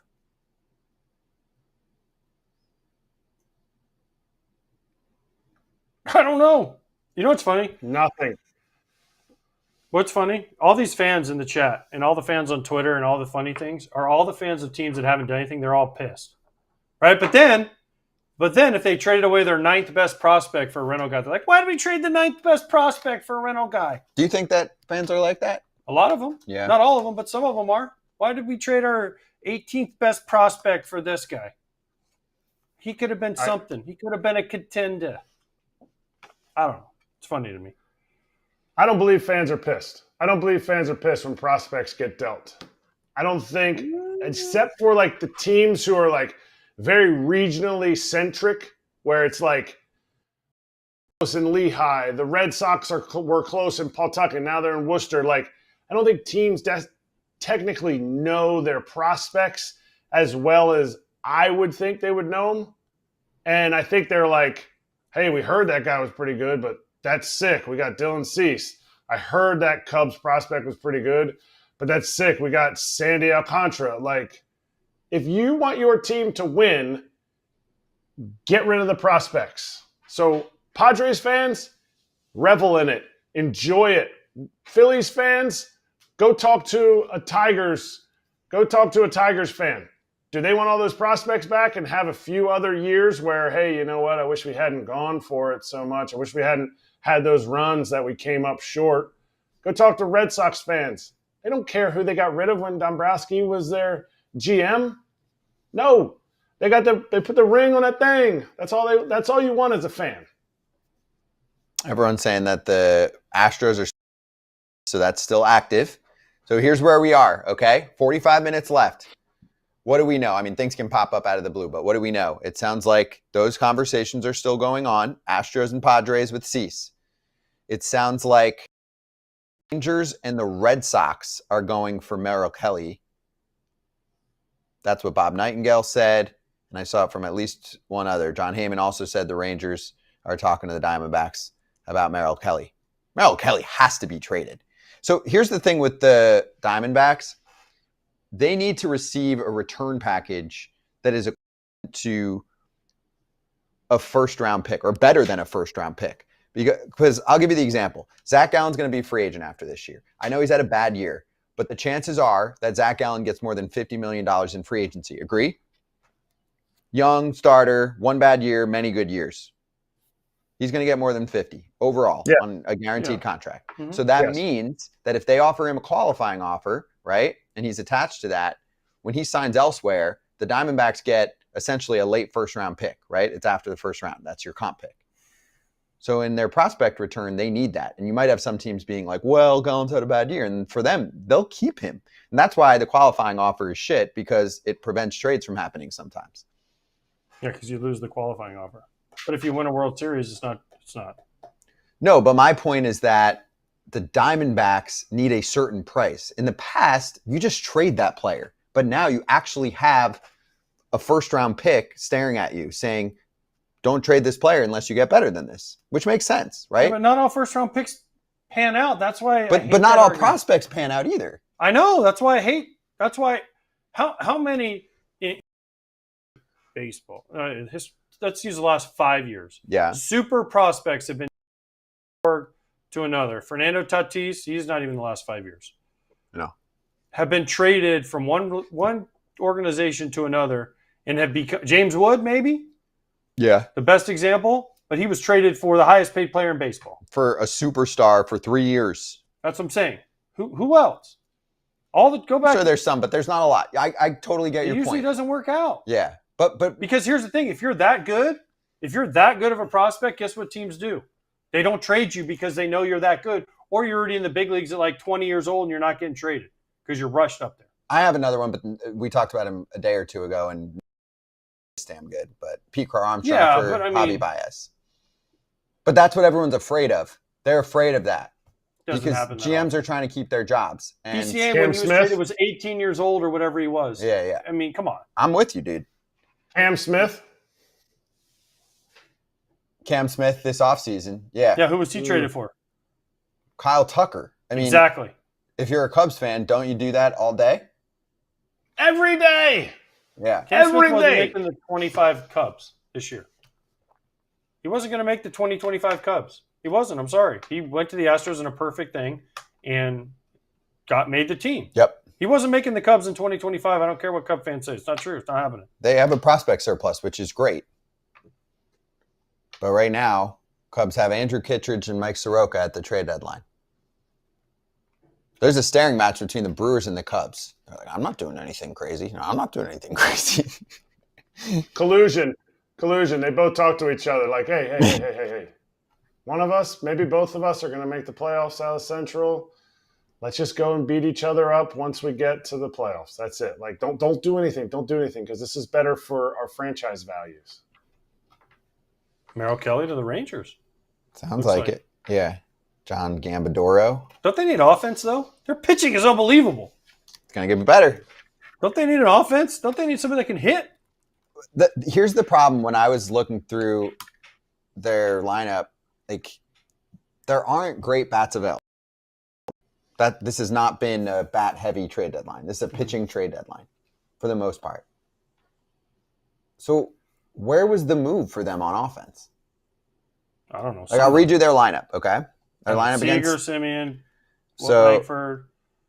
Josh Smith at first, Seager at short, Simeon at second, Adolis in the outfield, Jock Peterson DH, Wyatt Langford and Evan Carter in the outfield, Josh Young at third, Jonah Heim at catcher, and Higashioka, Rowdy, Ezekiel Duran, and Sam Haggerty on their bench. Okay. But, like, who's out there that you're getting to replace these guys? That's all. I think they had a hard time figuring out where the upgrade was. But you can always stock up pitching. Yeah. I mean, look at the Padres. Nobody entered this morning going, you know what the Padres really need? They badly need an elite closer. They've got lights out for 4 innings. Now they've got lights out for 5. Okay. Teams use their bullpen more in the playoffs these days. True. So that's what they're playing to. On the Texas side, I mean, there's some injury-prone starters, so I don't hate this if it happens. Right? Yeah. Jacob deGrom's great, but what's the injury history? And he's 37 years old. Patrick Corbin having a nice year, really nice year. 36. Nathan Eovaldi, great, 36. And then you've got the youngsters who have barely pitched up until this year, Kumar Rocker and Jack Leiter. So add Merrill Kelly, I like it. Yeah. 2 years ago, best move at the deadline was Jordan Montgomery to the Rangers. Yes, to the Rangers. Yeah. Correct. Merrill Kelly can pitch playoff games for you. 100% he can. Yeah. And also, they got to get in. The Rangers have to get in. That's what I'm saying. They're looking at the Mariners going, they got Naylor and Suarez. We better do something. Yeah. And The Danny Coleman was nice. Astros got Correa, Jesus Sanchez, maybe get a starter. Rangers looking at the division like, we might still be third best. Yes. Yeah. Way off subject here, but I do have a question for you guys. I saw this on Instagram, and you guys tell me. Do you know the 3 teams that have 3 letters on their hat? Major League Baseball? No. 2 are pretty easy. The third one is very hard, and I didn't realize it. And there's a reason why I'm saying this question. Go ahead, Kratz. My brain is applesauce right now. 3 letters on their hats. One of them is easy one. Okay. White Sox. The Yankees? Yep. They have 2 letters. NY. The Y is a double Y, but anyway. Oh. No, it's not. It's right over top of the other Y. What? That's not one of them. All right, let's get to the answer. What's the point? Yeah. So the other one is this team. Okay. STL. Yep. STL. St. Louis Cardinals. And the third one, this is where I went crazy, but is the team who's had the biggest trade deadline today. Padres? Yes. The P, there's a P in there. I didn't know. I never knew that. It's like the Brewers that people don't see the M and the B. The P, when the S and the D, there is a P in there, and I had no idea until I saw it. Now I'll never unsee it. Oh, I see it. Right? Yeah. So just throwing it out there. But Kelly to the Rangers anyways. Back to the trades. But, yeah, there it is. Look at it. You can see it clear as day right there. You see the P in the middle? Yeah. Never knew that was a thing. Now I know. Right there. Perfect. Perfect. Kratz had the perfect hat on. I didn't know you had that. So we just did Kratz hats. Good. All right. You guys ready? I mean, we kind of talked about it already, but breaking news. Finally, a starter goes. Boom.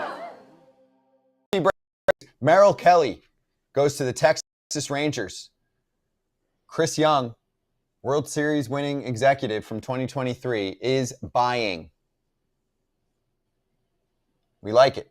Yeah. Merrill Kelly, first starter to go. Now will the dam come off? For starters? Yes. I think most of the long-term starters are just not going to move. Yes, I think the agreed. price is too high. Agreed. Yeah. I think it's all rentals. But this one had to move. This one had to move. Yeah, but he's a free agent. Assis, a Gallon. There's some rentals out there. Charlie Morton, Sagano. But Cease is on a contender. Yeah, Gallon should move. Shigano should move. I don't think Kelly was Sagano a lot. moves. I think teams really like him. I don't think Sagano moves.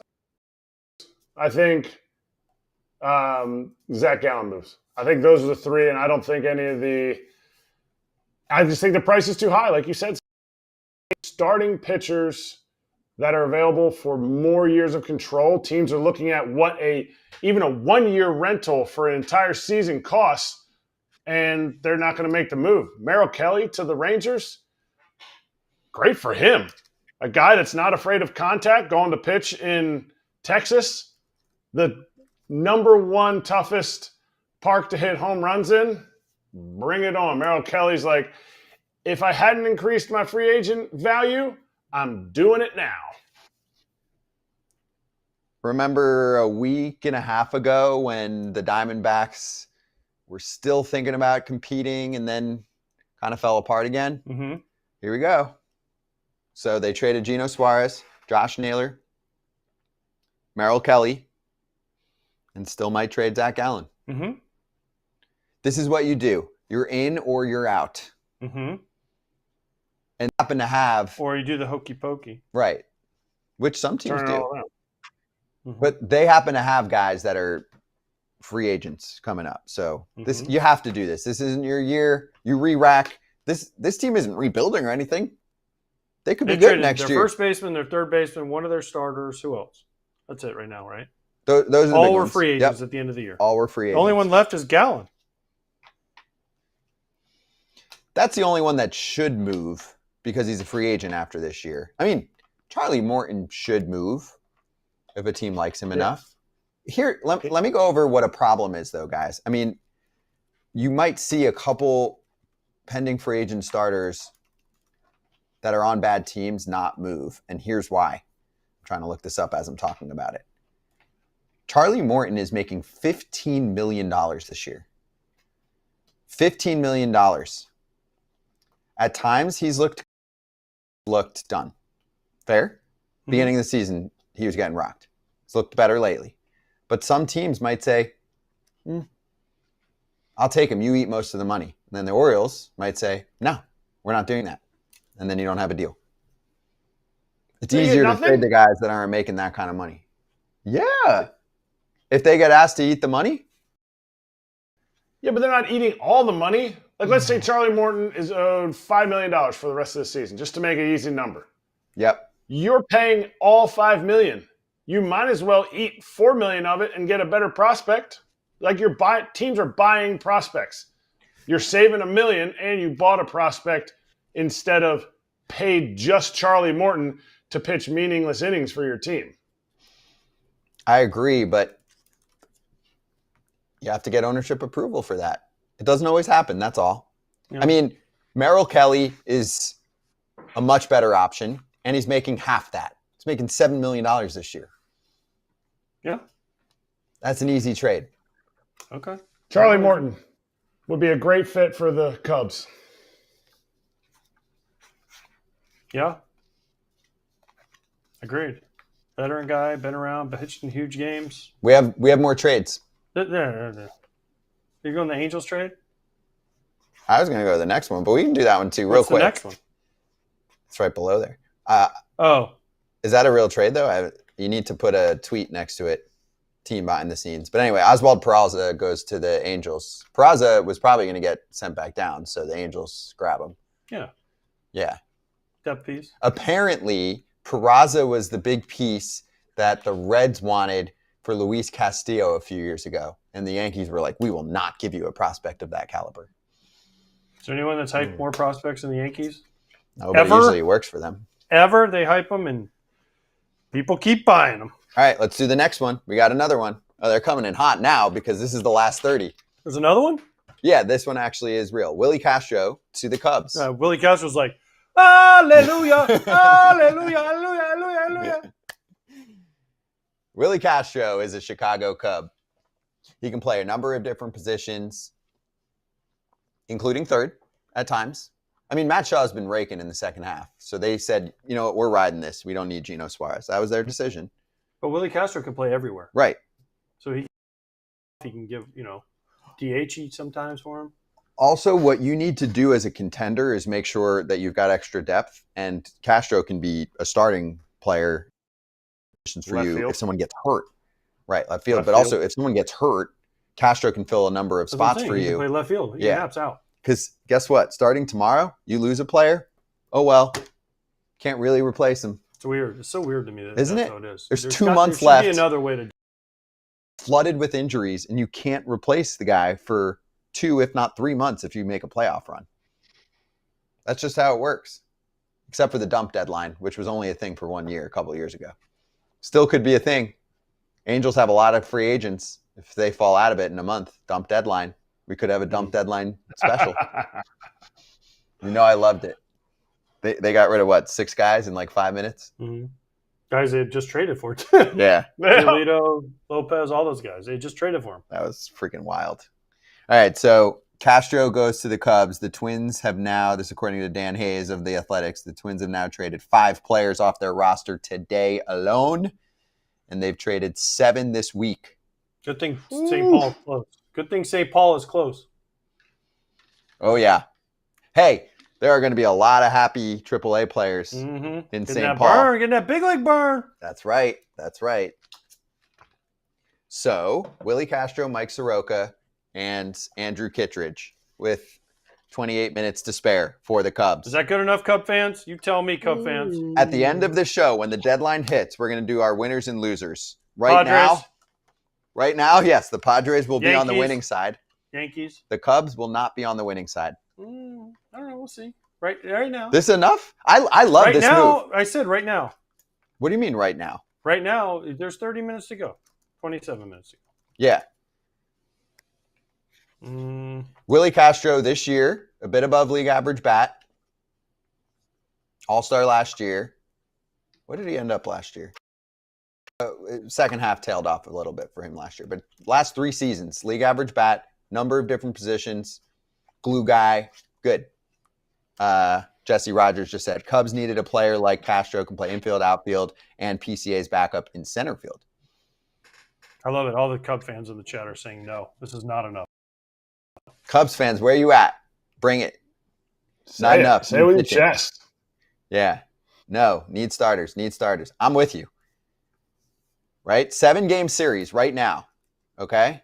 Who's pitching in the 7-game series for the Cubs? They lost Justin Steele a couple months ago, which sucks.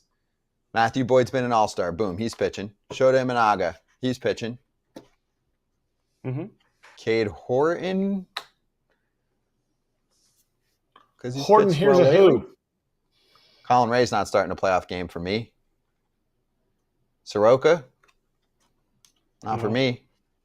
Okay. Anyway, we need Pap on if the Red Sox stay because he's already tweeting. Right, but for the Cubs, can you give me more than 2 starters that you feel really good about Taillon, if he comes in back? A playoff series against the back, Dodgers? Taillon, if he comes back? Imanaga. Yeah, Taillon, Imanaga, Boyd. Mark Pryor. Matt Clement.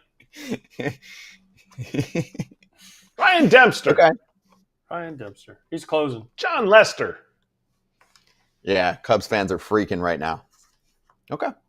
You can't go all in the way that they went all in with Kyle Tucker and not get a six. I'm just trying to pull up their starting rotation here and not get a significant starter. Because you're going Ben Brown. Is he hurt right now? No, I don't think so. Matt Boyd and Taillon has to be back. Matthew Boyd, Shota Imanaga. You can't sit there and go, okay, 3 of those 4 guys, we're going to find 3 starts in the playoffs. Can't do it. You know what notoriously missing today? Braves. But what did you want them to do? Kinley. Trade. They got. Yeah, but they have 2 assets to trade, right? Raisel Iglesias, who's making a lot of money in the last couple months of the season, and Marcel and Raisel has had a bad year. I mean, his expected ERA is better, blah blah blah. And Marcell Ozuna, what, he had a couple homers yesterday. I don't think teams trust the hip. Also, I mean, this is a show that says whatever the freak we want. I mean, you could say fuck. We're on YouTube. We're not on TV right now for the kiddos. But anyway, Marcell Ozuna has had some public issues that some owners might just say no about. It's true. Look him up. Google him. Yeah. It's not a secret. It's real news. He's been in trouble. So you mentioned the starters. Matthew Boyd, we forgot about. Didn't I say Boyd and Imanaga? Oh, I thought you missed that. Boyd and Imanaga. Horton's been pretty good for him. Cade Horton's been He has. I mean, let's see. Small sample size, right? Yeah. Yeah. I mean, most Cubs fans are like, what are we doing? Most Brewers fans are like, what are we doing? Who's the next starting pitcher to go? It should be Gallen. There's nothing out there on Gallen, though. Ken Rosenthal reporting that the Rangers are still active. They're trying to acquire left-handed reliever Phil Maton. He's right-handed. Okay, they're trying to acquire right-hand. So maybe there's a different Phil Maton I haven't seen that doesn't throw a big curving ball, but maybe. True. That's why we love you. Joe Right-handed Ryan reliever no. Phil Maton. Phil Maton's having a great year, by the way. I know he is, but he's right-handed. Next he's has to be right-handed. Charlie Morton. Next, the Orioles can't hold on to Charlie Morton. You know how many times we've said that about the Orioles? The Orioles can't hold on to this guy. Thank you. The Thank Orioles you. I can't thought do Scott was that. going to get that. More into the Cubs? Hmm? You think he'd go to the, Yes. you think that would be a fit? Yeah, That's it'd be a what you great think? fit for him. I don't know. I'm not as high on him as you guys are. He's not starting a What about playoff the game. Brewers? Brewers haven't done Okay, anything either. let's- That's another one. Danny Jansen for the Brewers. But still, they're in first place. Let's match up the Cubs and Brewers in a playoff series and I get it. There are different strengths and weaknesses, but let's match up the starting pitching for the Brewers and the Cubs right now. Even if let's add Morton to it. Okay? Okay, Imanaga and Freddie. We saw that one yesterday. Okay, fine. Game 2? Miz or Woodruff? Or against Boyd. Well, Boyd's been pretty good. Okay. Game Miz 3? against Tyon. I mean, they did get to Miz a little bit the other day, so I don't know. They didn't get. Game They 4? threw the ball away. Well, he gave up runs. Horton versus Colin Ray. No, he's on their other team. On the Brewer side? No, I said it would be their. Quintana? Why do we get a thumb? We're getting a thumbs up. Oh, that's telling people to subscribe because we've been on for a long time. You just press the like button on the video and subscribe as well. Cubs aren't willing to move all in. We got to read who said it. Jesse Rogers. He would know. He's there all the time. Jesse Rogers just tweeted, Cubs aren't willing to make an all-in move in reference to a top starter and giving up multiple top prospects for him. Why not? If not now, when? Never. Next year when they don't re-sign Kyle Tucker. That's what I was going to say is, do you think that Kyle Tucker's re-signing with the Cubs? Not unless they pay him a lot of money. I don't think he is. They're not going all in. I think the Yankees will go hard after him, among others. But yeah, I would say they're probably Phillies. the front runner. Phillies, yep. Money coming off the books. Okay. I don't know.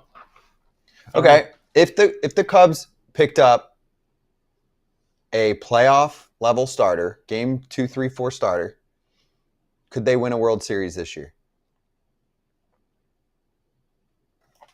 Their offense is good enough. Yeah.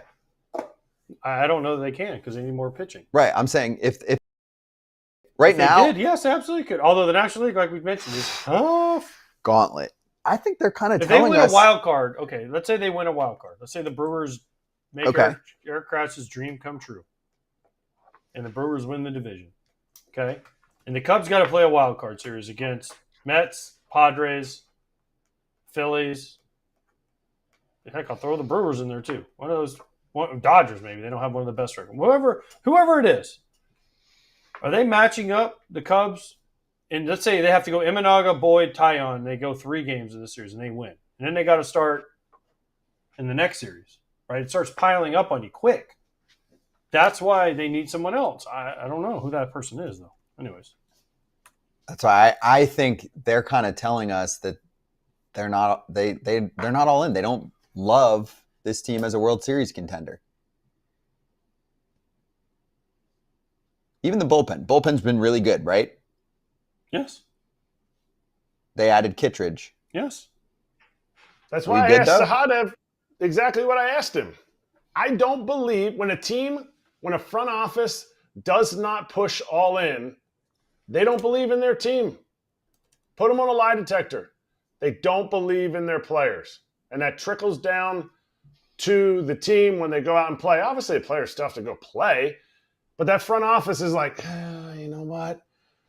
I don't see this team with Matt Shaw at third base, with the starting rotation hurt. If Steele was still around, maybe we could be a World Series team. But I just don't see this. So I don't want to risk my new extension and make a move. And the ownership's like, I don't want to risk my third house and go make a move. The Cubs, this is their chance. To me, this is their chance. Do it. Go for it. Because you produce players in the minor leagues. And just like A.J. Preller said, if you ain't in the big leagues, he gone. Yeah, we got 18 minutes left to in our next guest, Pete Abraham. Follow him at Pete Abe Globe on Blue Sky. And you can check his work in the Boston Globe. Pete, great to have you on. Hello. Are the Boston Red Sox participating in the trade deadline today? Doesn't look like it so far, and I'm shocked, to be honest with you, because they have some very clearly identified needs that could help this team. They're in the playoffs as of today. They're a game behind the Yankees. I thought for sure you'd see them add a starting pitcher and perhaps somebody who could play first base. They did add Steven Matz to their bullpen, but their needs are a lot more. This has been a big surprise. The deadline hasn't hit yet. We'll see what happens, but so far it's been a disappointing day for Red Sox fans. Chaim Bloom got absolutely eviscerated for the guy who never made the move. He never made the move. All of a sudden, you bring in Craig Breslow. It's not Chaim Bloom. Maybe it's the puppeteer that's above Chaim Bloom and Craig Breslow that are saying, well, go make the moves, but make sure they're just as cheap as Roman Anthony, Marcelo Meyer, Cedane Rafaela. So go ahead and make those moves, but don't expect any extra money. You know, the Red Sox like to say they're championship driven, but the last few years they haven't demonstrated that when the time has come to do that. And this team has done a good job since they traded Rafael Devers. They've got themselves back into contention, really, I think, against all odds. A lot of people thought when they made that trade, that was going to be the end of the season for them. They've played better than the Giants since the Giants acquired Devers. And Craig Breslow flew out to Seattle the day after the trade to meet with the team and say, this is not a white flag. We're not giving up on you. We still feel like this is a good team. He made a statement to us saying, in the end, we're going to win more games than we would have won if we had kept Devers. To this point, that's all been true. But if you don't go supplement the rotation, if you don't add something, I think a first baseman, obviously, those are just empty words if they don't do something to back that up. Pete, yes, but does this current group understand how important it is to strike at the trade deadline? It sounds like a silly question, but I'm being serious. I mean, hey, they picked up Alex Bregman late in spring training. That was a big boom. I think that probably led to a lot better, TV numbers, attendance, the whole deal, which they'd been super concerned about, right? And like you mentioned, this team's generally played well since the Devers move, which was negative PR for them. But I'm just curious because there's been some botched trade deadlines with multiple groups now. I'm like, do they understand the importance of this? Of course, to the fan base. Of course, to the players who want to know that you believe in them for the rest of the year. Do you think they understand that? Well, Craig Breslow was a member of the 2013 Red Sox who had a very clear, defined need at the trade deadline. They needed another starter at the time. They went out and got Jake. Started 10 games down the stretch. They won 6 of those games. He pitched very well in the 2 games he pitched in the playoffs. They won the World Series. So it's really not that hard. You know, Breslow lived it as a player. You go back to 2018, Dave Dombrowski obtained Steve Pearce close to the deadline. He was the MVP of the World Series. So, yeah, the Red Sox understand what deadline moves can do for a team. And now, granted, both of those, especially the 2018 team, that was a team that was clearly headed for the playoffs and could do big things. But they still went out and added to that team to make sure everything worked right. Ian Kinsler, who seemed like an extra guy, ended up starting a bunch of games in the postseason. So, I think the Red Sox clearly understand what needs to be done at the deadline. But so far, they haven't done it today. Okay, so my question is, Breslow came. What organization did he come from? The Cubs. What have the Cubs done today? They've been awfully quiet too. So is Breslow just following the lead he was taught by Jed Hoyer? But I thought Theo was there now back with the Red Sox in John Henry's ear saying, no, we need to do this and that. Theo's here, no doubt about that. I mean, I don't know that he's working, I don't know that he's in the war room trying to tell them what trades to make. I think he's a little further removed than that. But again, Breslow's a guy who played in the Red Sox organization. He understands what they used to do as a team. They were always a very aggressive team at the deadline. And again, this team, it's not need to try to figure out what they need to do. You know what they need to do. Right now, they have 4 starters on their major league roster. They need to add another starter of some kind. And there were guys out there. They don't have a first baseman. They need to add a first baseman. It seemed pretty obvious what they needed to do, and so far they haven't done it. Is there the move that they do makes Red Sox fans mad? Obviously, nothing's going to be as mad as when they got rid of Devers, the whole Devers situation. But is there a move that's made that they say, wait a minute, why did we just not make a move? Yeah, I don't know with that what that would be. I think Red Sox fans have been excited about this team since the Devers trade because they played pretty well. Well, he's hurt now, but he played well when he came up. Roman Anthony's been great over the last 3 weeks. He's practically put himself in consideration for American League Rookie of the Year. I think the momentum that they've built over the last few weeks, and winning 2 out of 3 in Minnesota with some difficult circumstances, they've kind of put themselves in position. I mean, if the season ended right now, they're in the playoffs. And I don't see how you don't do something to help a team like that. All right, what do they do? You said they need a starter. Who is it, Pete? Give me From the what's guy. left. Huh? From what's left now. Give me Zach Gallen. I mean, yeah. I mean, probably maybe it's Charlie. I mean, you would like to think, no offense to Charlie Morton, they could do better than that, but maybe it's Charlie Morton. Alex Cora likes him from their days in Houston. Zach Gallen would seem to make sense if Arizona's going to trade him too after trading Merrill Kelly. So we're not. Maybe there'll be a last-second move, but I mean, as where we are right now, they do not have a starter for their fifth turn in their rotation. All right, so last one for you. We'll get some instant reaction. By no means done, but John Heyman and Joel Sherman said that they're talking to the Dodgers about Dustin May, who I do think will be moved. I know Dustin May wants to be a starter, and if the injured guys come back, he's going to be booted from that rotation. The Red Sox got Dustin May. Pete, breaking news: Dustin May to the Red Sox. They got him. Okay. It's just not Okay. So thoughts? Back together again. Yeah. Will Red Sox fans be pleased with this being the move? So it's Dustin May and Steven Matz, and that's the trade deadline. What do you think? Grade it. Well, it's not a first baseman, so you can't say it's been a big success. Dustin May is a guy who would have been out of a rotation of the team that a lot of people think is going to win the World Series. So it's hard to get overly excited about that. But it is an improvement on what they have. I'd say C+ if I had to give a grade. Yeah, I think that's fair. You guys agree? C+ ish. Yeah, it's a good move. C. Yeah. Pete, thank you so much for the time, and we'll look out for your article on these two moves. All right, thanks, fellas. Thank you, Pete Abraham, Boston Globe. Check them out. All right, so things are happening. You want to go over this one first? Huh? Which one do you want first?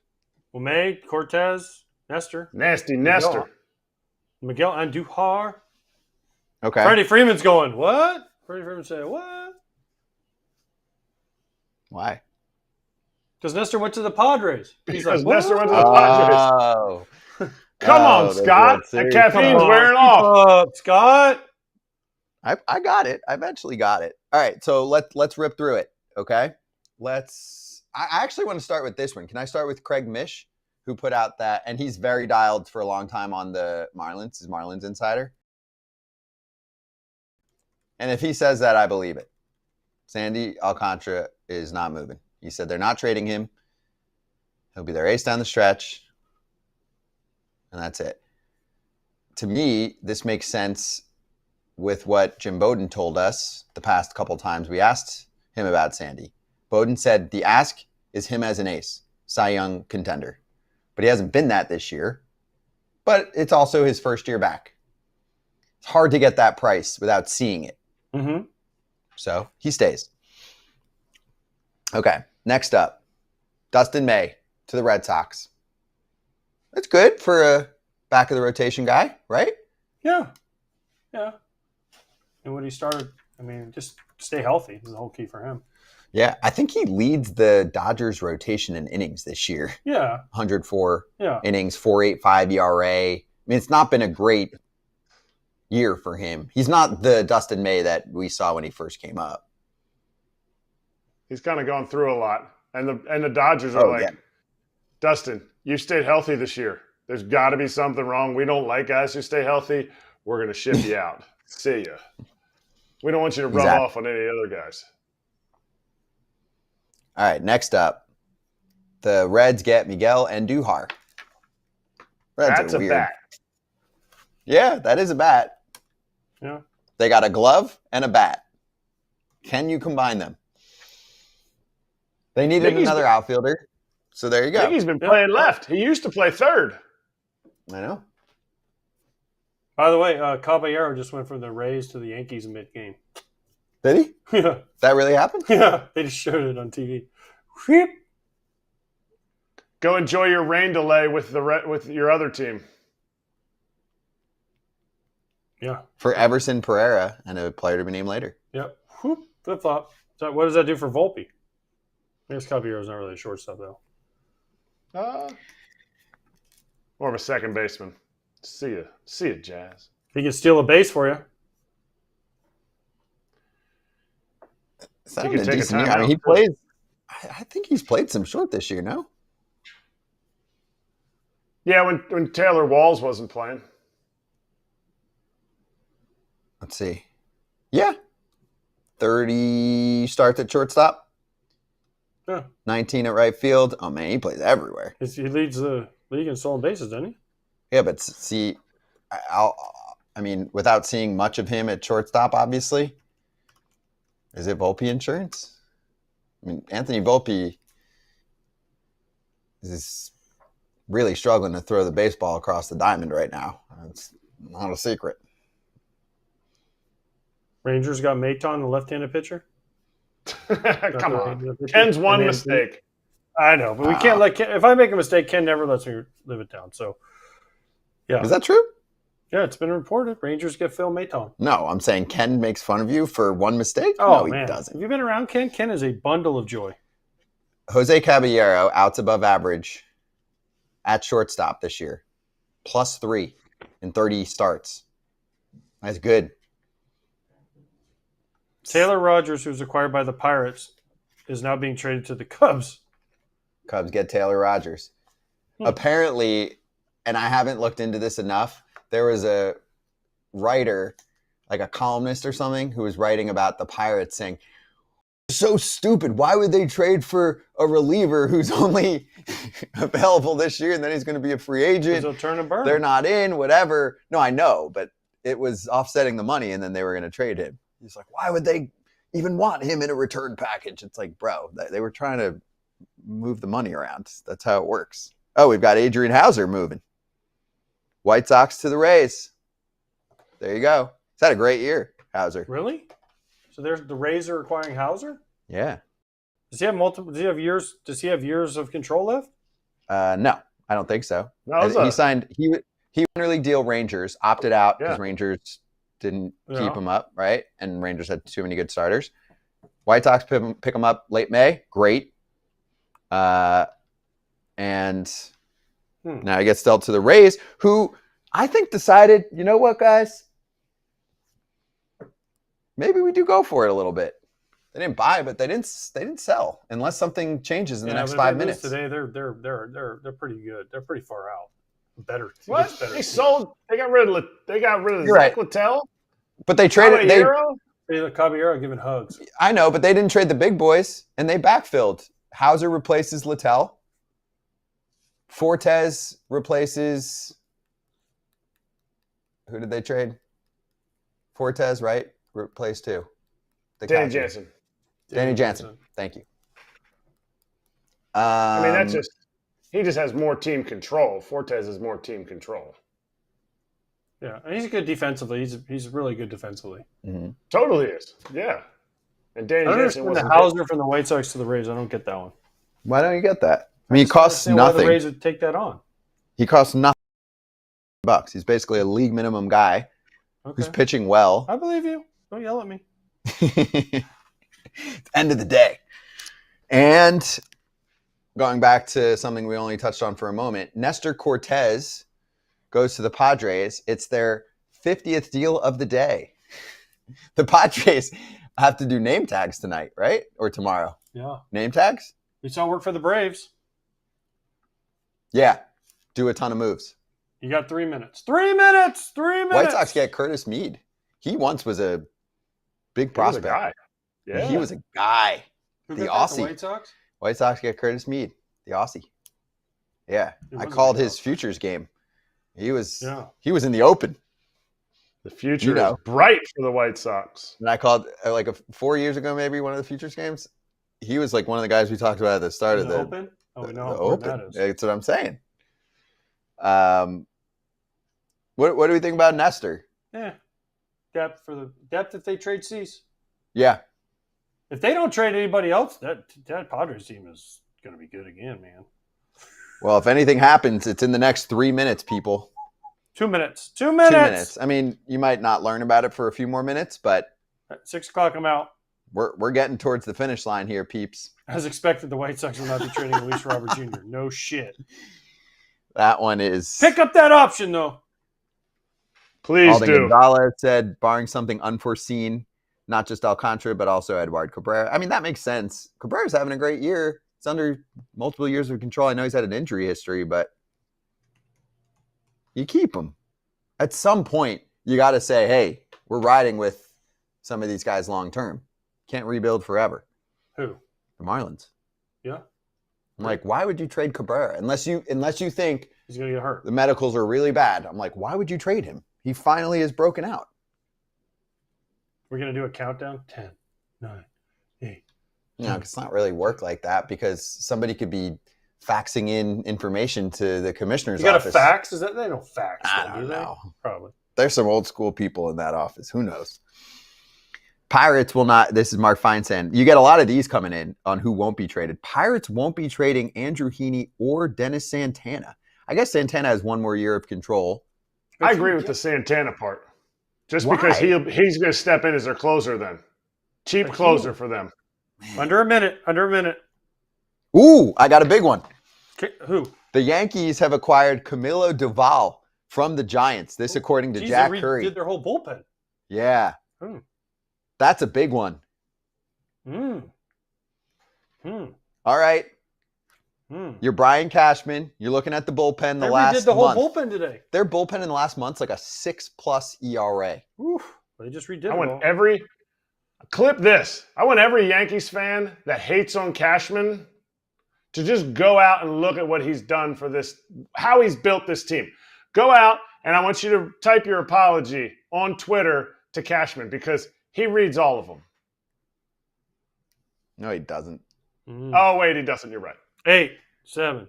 Wait, 6, let's 5, go over this. 4, 3, 2, 1. I'm out. I'm out. See you guys. It's over. That's it. Trade Is that deadline's really, did I done. just do 5 hours? It went pretty quick. You said if I don't have something per hour, I'm going to get a little cranky. AJ's attention. Gonna leave. My attention span is. We've had a ton of trades. A ton. I agree. Wait, That's can we give this one a little bit of time though? Camilo Doval is. I mean, he was demoted at one point, lost his role last year as the closer and all that, but was having an awesome year for a Giants team that had a really strong bullpen. That wasn't the problem for them. They trade away Rodgers to the Mets yesterday. Doval was starting to get some buzz in the last 48 hours as this team crumbled. Mm-hmm. As of now, that's the big one at the finish line. So the Yankees, not a lot of starting pitchers. Wait, hold on, real quick. How good is the Yanks bullpen now, though? Doval, they got Jake Bird from the Rockies. They got David Bednar from the Pirates. They have Weaver.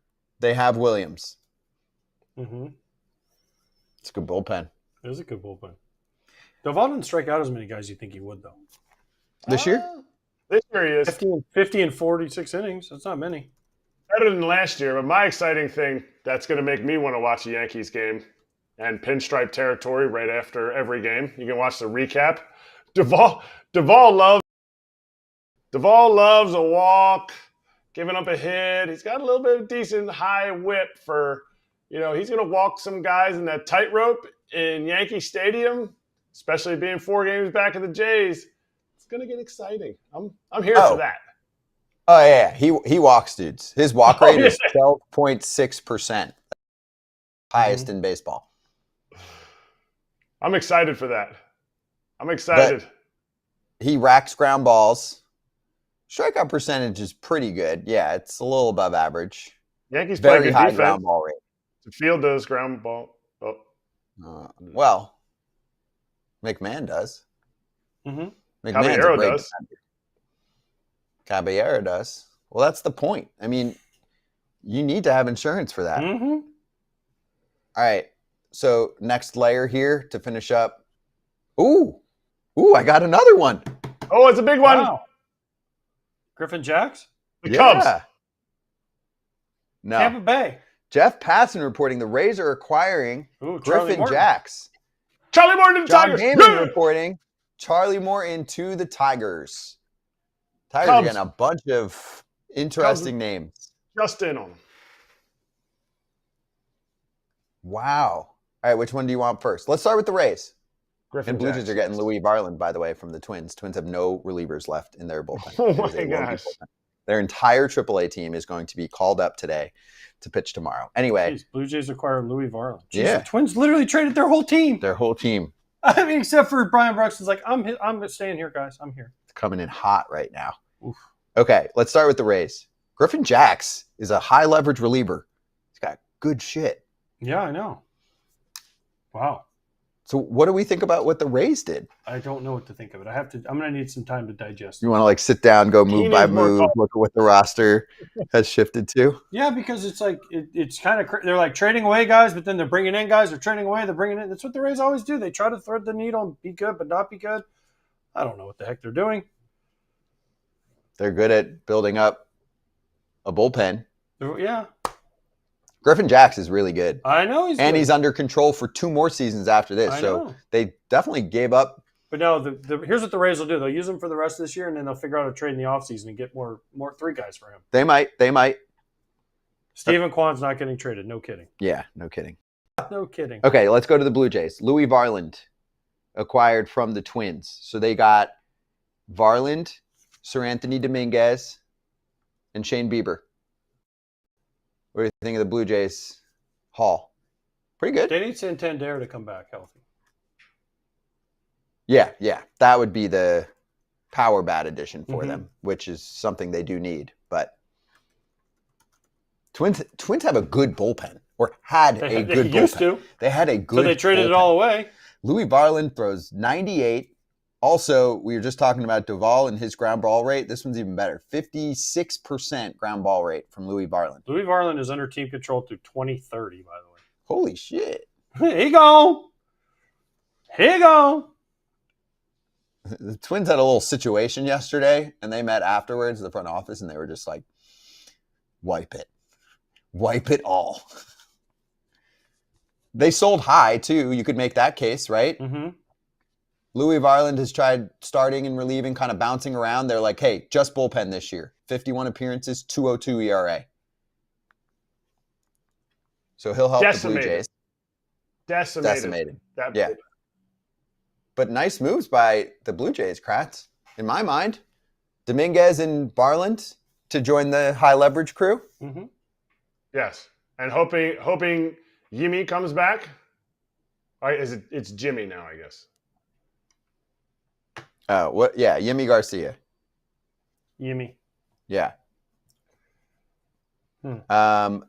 Charlie Moore into the Tigers. Thoughts on that one? Good piece. Good piece for him. He can pitch. Hinch knows him well. Good piece. It's a good piece. And he's throwing well. He's throwing very well right now. Is Duvall under what? How much control? Yeah. Because if Devin Williams is a free agent, then he could just slide into the closer role. I think that was part of what they were doing here. Got 2 more years after this.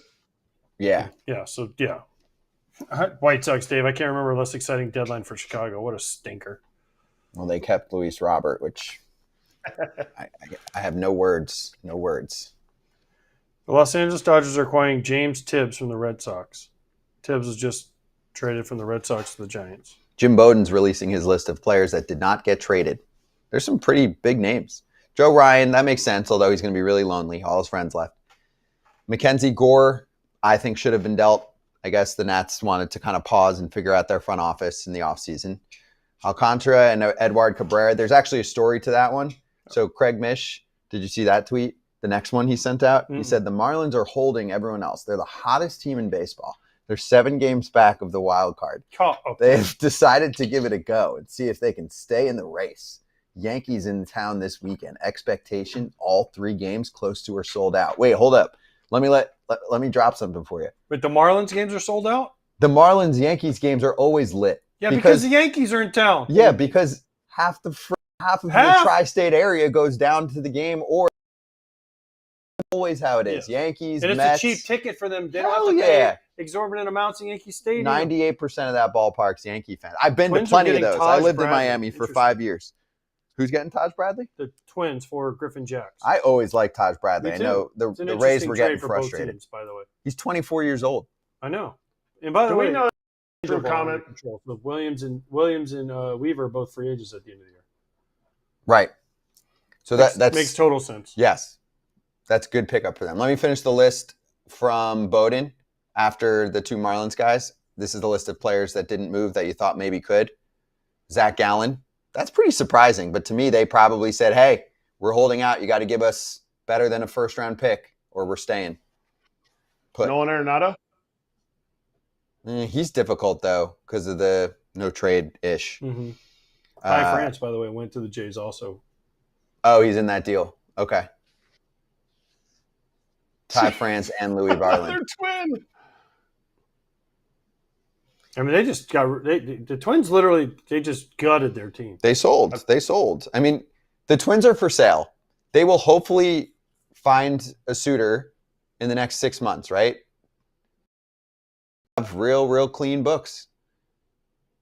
Byron's there. Byron and Pablo. Yeah, for now. I think Pablo could get traded in the offseason. Whew. Chris Cotillo dialed in on the Red Sox. Source on the Red Sox pursuit of Joe Ryan. Quote, because there were some reports being like, oh, they might get him. Quote, not even close.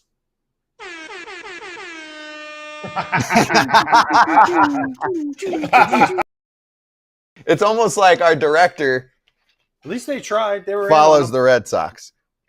They were in on him, though, Jeremy. They were in on Joe Ryan. Ready? Here's the phone call. Hey, we want Joe Ryan. Okay, here's a list of prospects we're interested. Okay, we wouldn't trade any of those prospects. All right, good talk. We got to go. And the Twins are like, we got to go trade 8 other guys. We'll talk to you next year. Okay. And they hang up and they go. Now they pick up the phone. Hey, insider that will report anything. We're in on Joe Ryan. We just spoke to the Twins. Here's the list. We're in.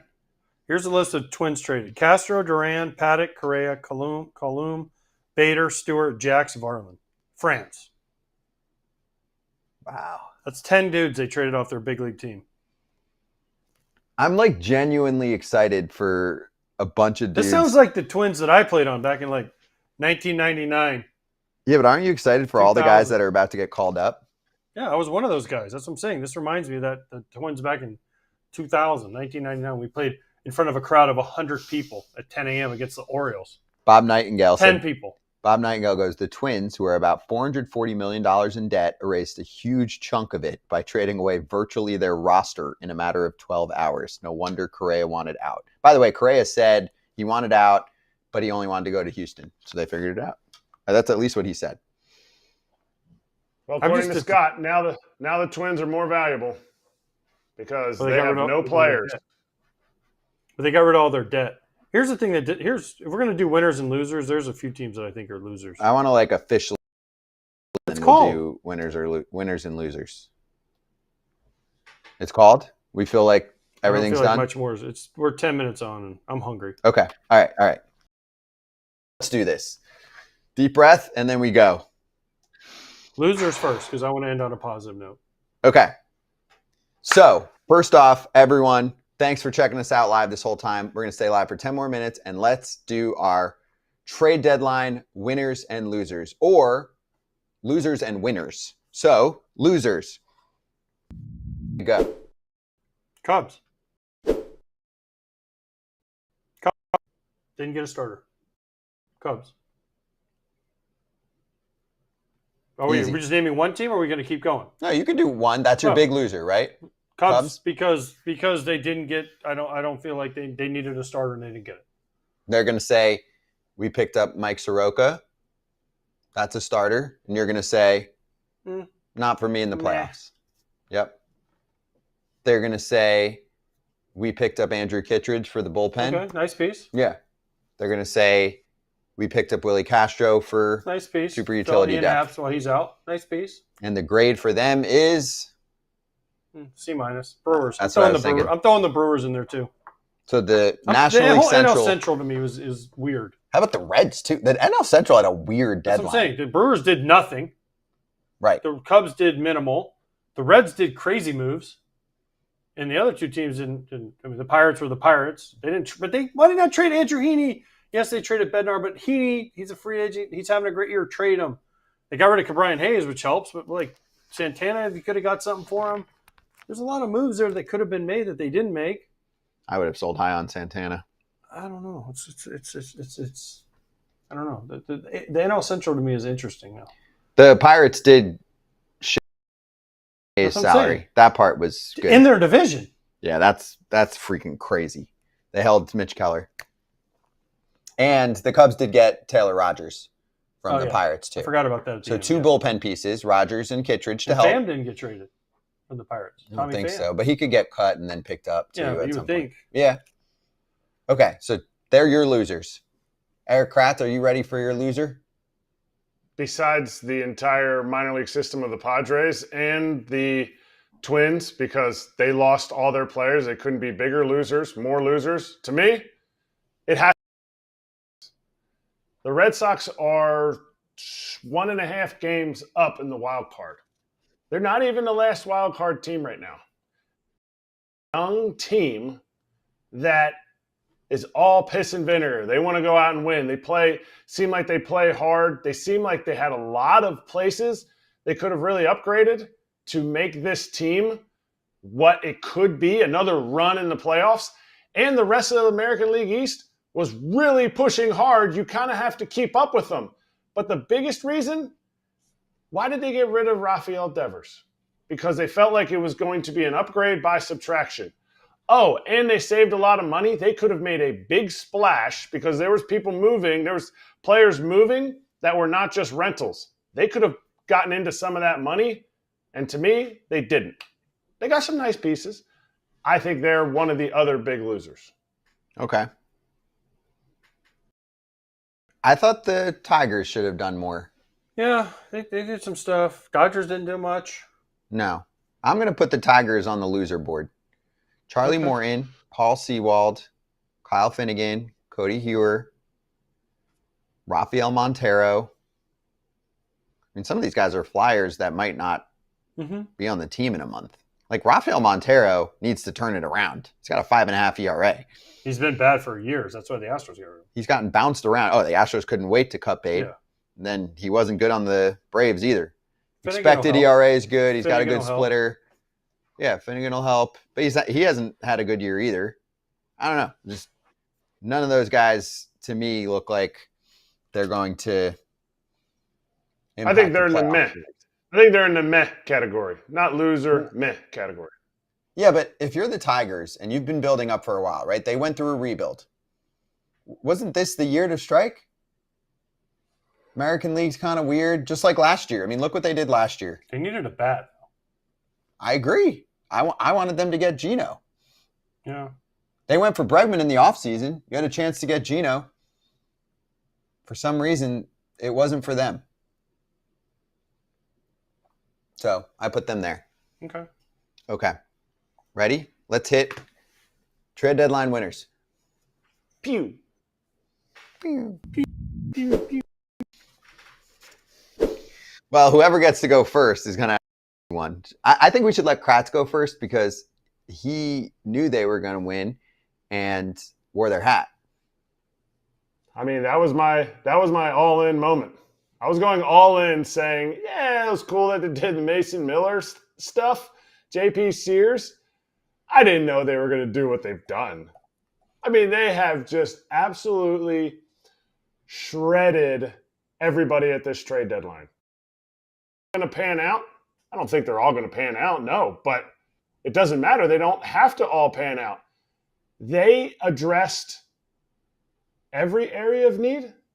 Did they get their, because I'm forgetting now, did they get their left fielder that they needed, the bat? Yes. I know. Yes, here, let me help you. So the Loriano.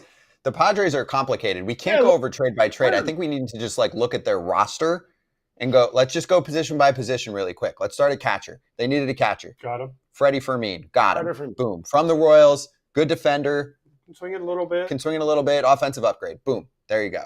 Okay.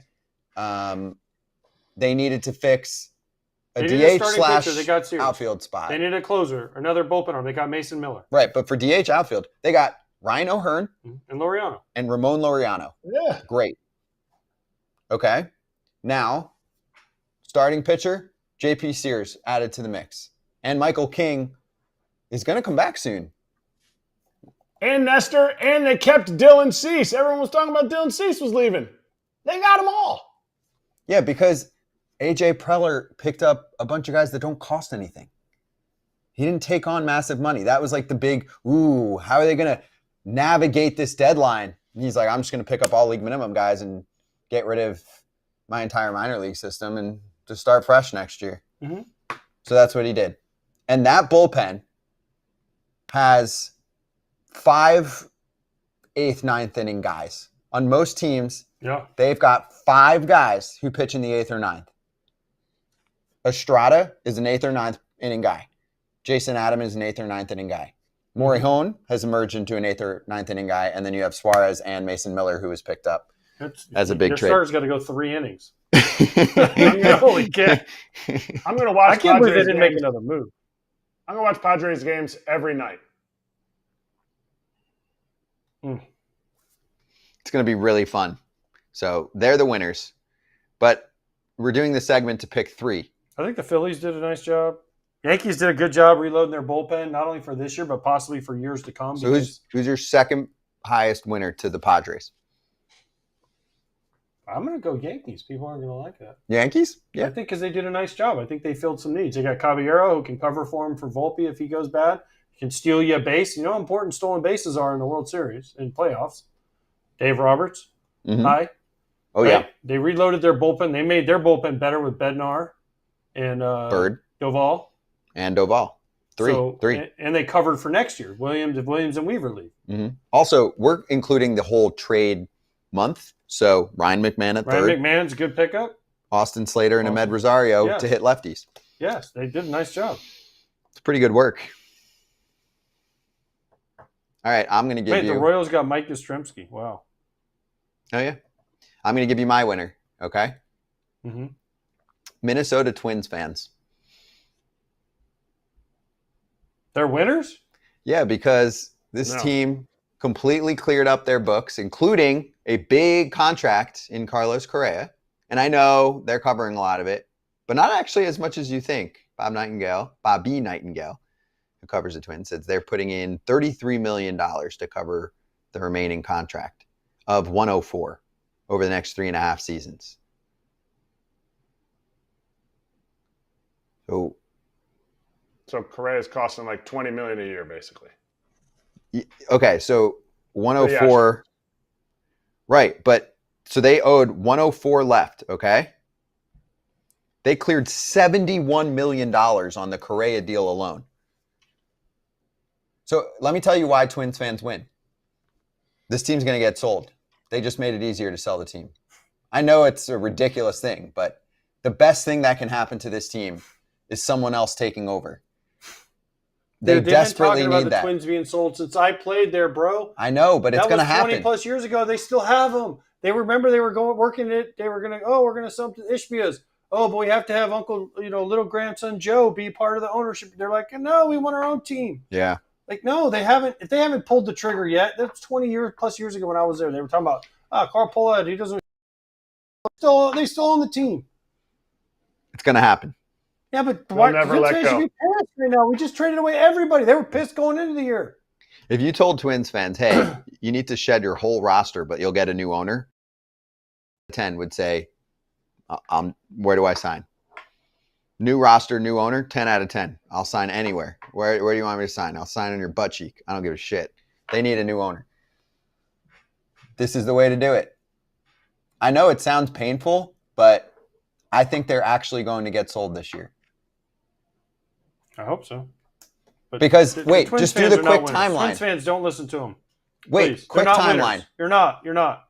You should be pissed. Quick timeline. 2023, make the playoffs. Nice year. Win a playoff series, a wild card series, and had a fun divisional series, right? That's what happened 2 years ago. Yeah. I don't think I've ever seen a team go from that to this. The next year, they start dumping players in payroll, right? Sox. I feel like it's a little different. White Sox 21, 23, dumping people. Yeah, but the White Sox first started falling apart. The Twins weren't falling apart. They just decided to scale back from what they had.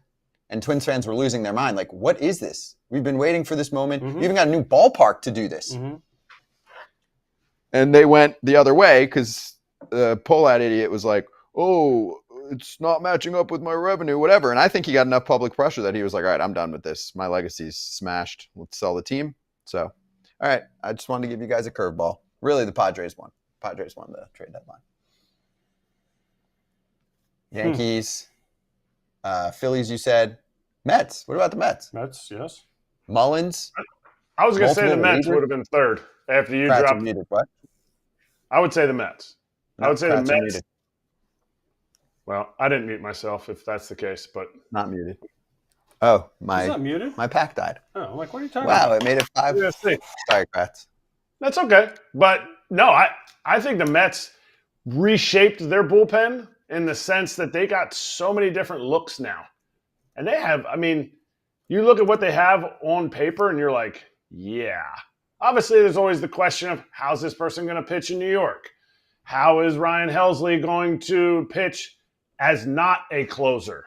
How are transitions for guys going to work? Obviously, that can be said about anybody's transition to any new team.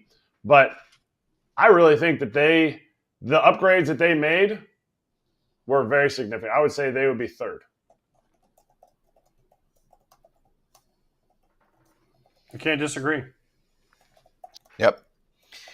All right. If you're watching right now and you've been with us the whole time, you're a champion. Please subscribe not only to our YouTube channel, but if you can follow us on Apple or Spotify, that'd be cool. Our social channels, the whole deal. We hustle hard. Did a show last night. We're on every day, 1 to 3 Eastern. We cover this deadline as best as we can. Props to Ken Rosenthal, who's with us every day, and he will be on later for Fair Territory. That's important. Keep an eye on your notifications. You're subscribed to the channel. That's important. Like this video. But also, keep an eye on your notifications. We don't have the exact time, but Ken Rosenthal is going to do a live Fair Territory show and it's probably going to take a while because there were a ton of trades. I don't know what the final number was, but it was massive. Oh, wow. We did get a trade from the Brewers. At Shelby the finish Miller, line. my guy. Shelby Miller. Shelly. Is that a good year? He's having a great year. Have we had him on the show? We can get him anytime. We should definitely get him on. Easy. Can you Easy text him? peasy, mac That's and a cheese. that's a good one. Let's get him on. Monday? Mañana. I think mañana we have Nick Kurtz. Tomorrow's going to be tough. If he got traded, he's moving and all that. Yeah, you got to give him a day. Not a go. Nick Kurtz tomorrow. You said anytime. Bowden's on I'm tomorrow. not asking him to do that. He just got traded. No. Monday. I feel like give him 3 days. Monday, we have a giant guest. Oh, that's true. Maybe Tuesday. I want him on with Not you, on though. Tuesday. When do you want him? Monday or Wednesday. Monday or Wednesday. Yeah, let's get Shelby. I like getting the guys after they're traded. Give them a few days to. Yeah, you got to let him calm down. Yeah. No Bowden tomorrow, but Nick Kurtz is confirmed tomorrow. And Monday, we have a huge guest. Yeah. Not saying Shelby's, but yeah. Shelby's about to hit his 10 years too, by the way. Just a heads up for when we talk to him on Wednesday. It's a good call. Hey, also, a Baseball America subscription, and you want to learn about the prospects your team had. Twins fans, I'm looking at you right now. Promo code FT30 at baseballamerica.com. 30% off the first year of any annual subscription. Nick Kurtz had one of the best performances in a single game in Major League history, and this game has existed for a long time. We're going to talk to him tomorrow. We had dozens of trades. We had many people working hard behind the scenes, production team, social team, etc. Right? We love you. We appreciate you. Thanks everyone for watching this whole time. I think the live count got up to about 5,000 viewers concurrent at one point. So that's cool. We love that. After the TV crowd, we basically went commercial free for the final 3 hours of the show. We will see you tomorrow. Us three will be here. We'll recap. We'll do more on winners, losers, breaking down everything that happened. 1 o'clock Eastern time on FT.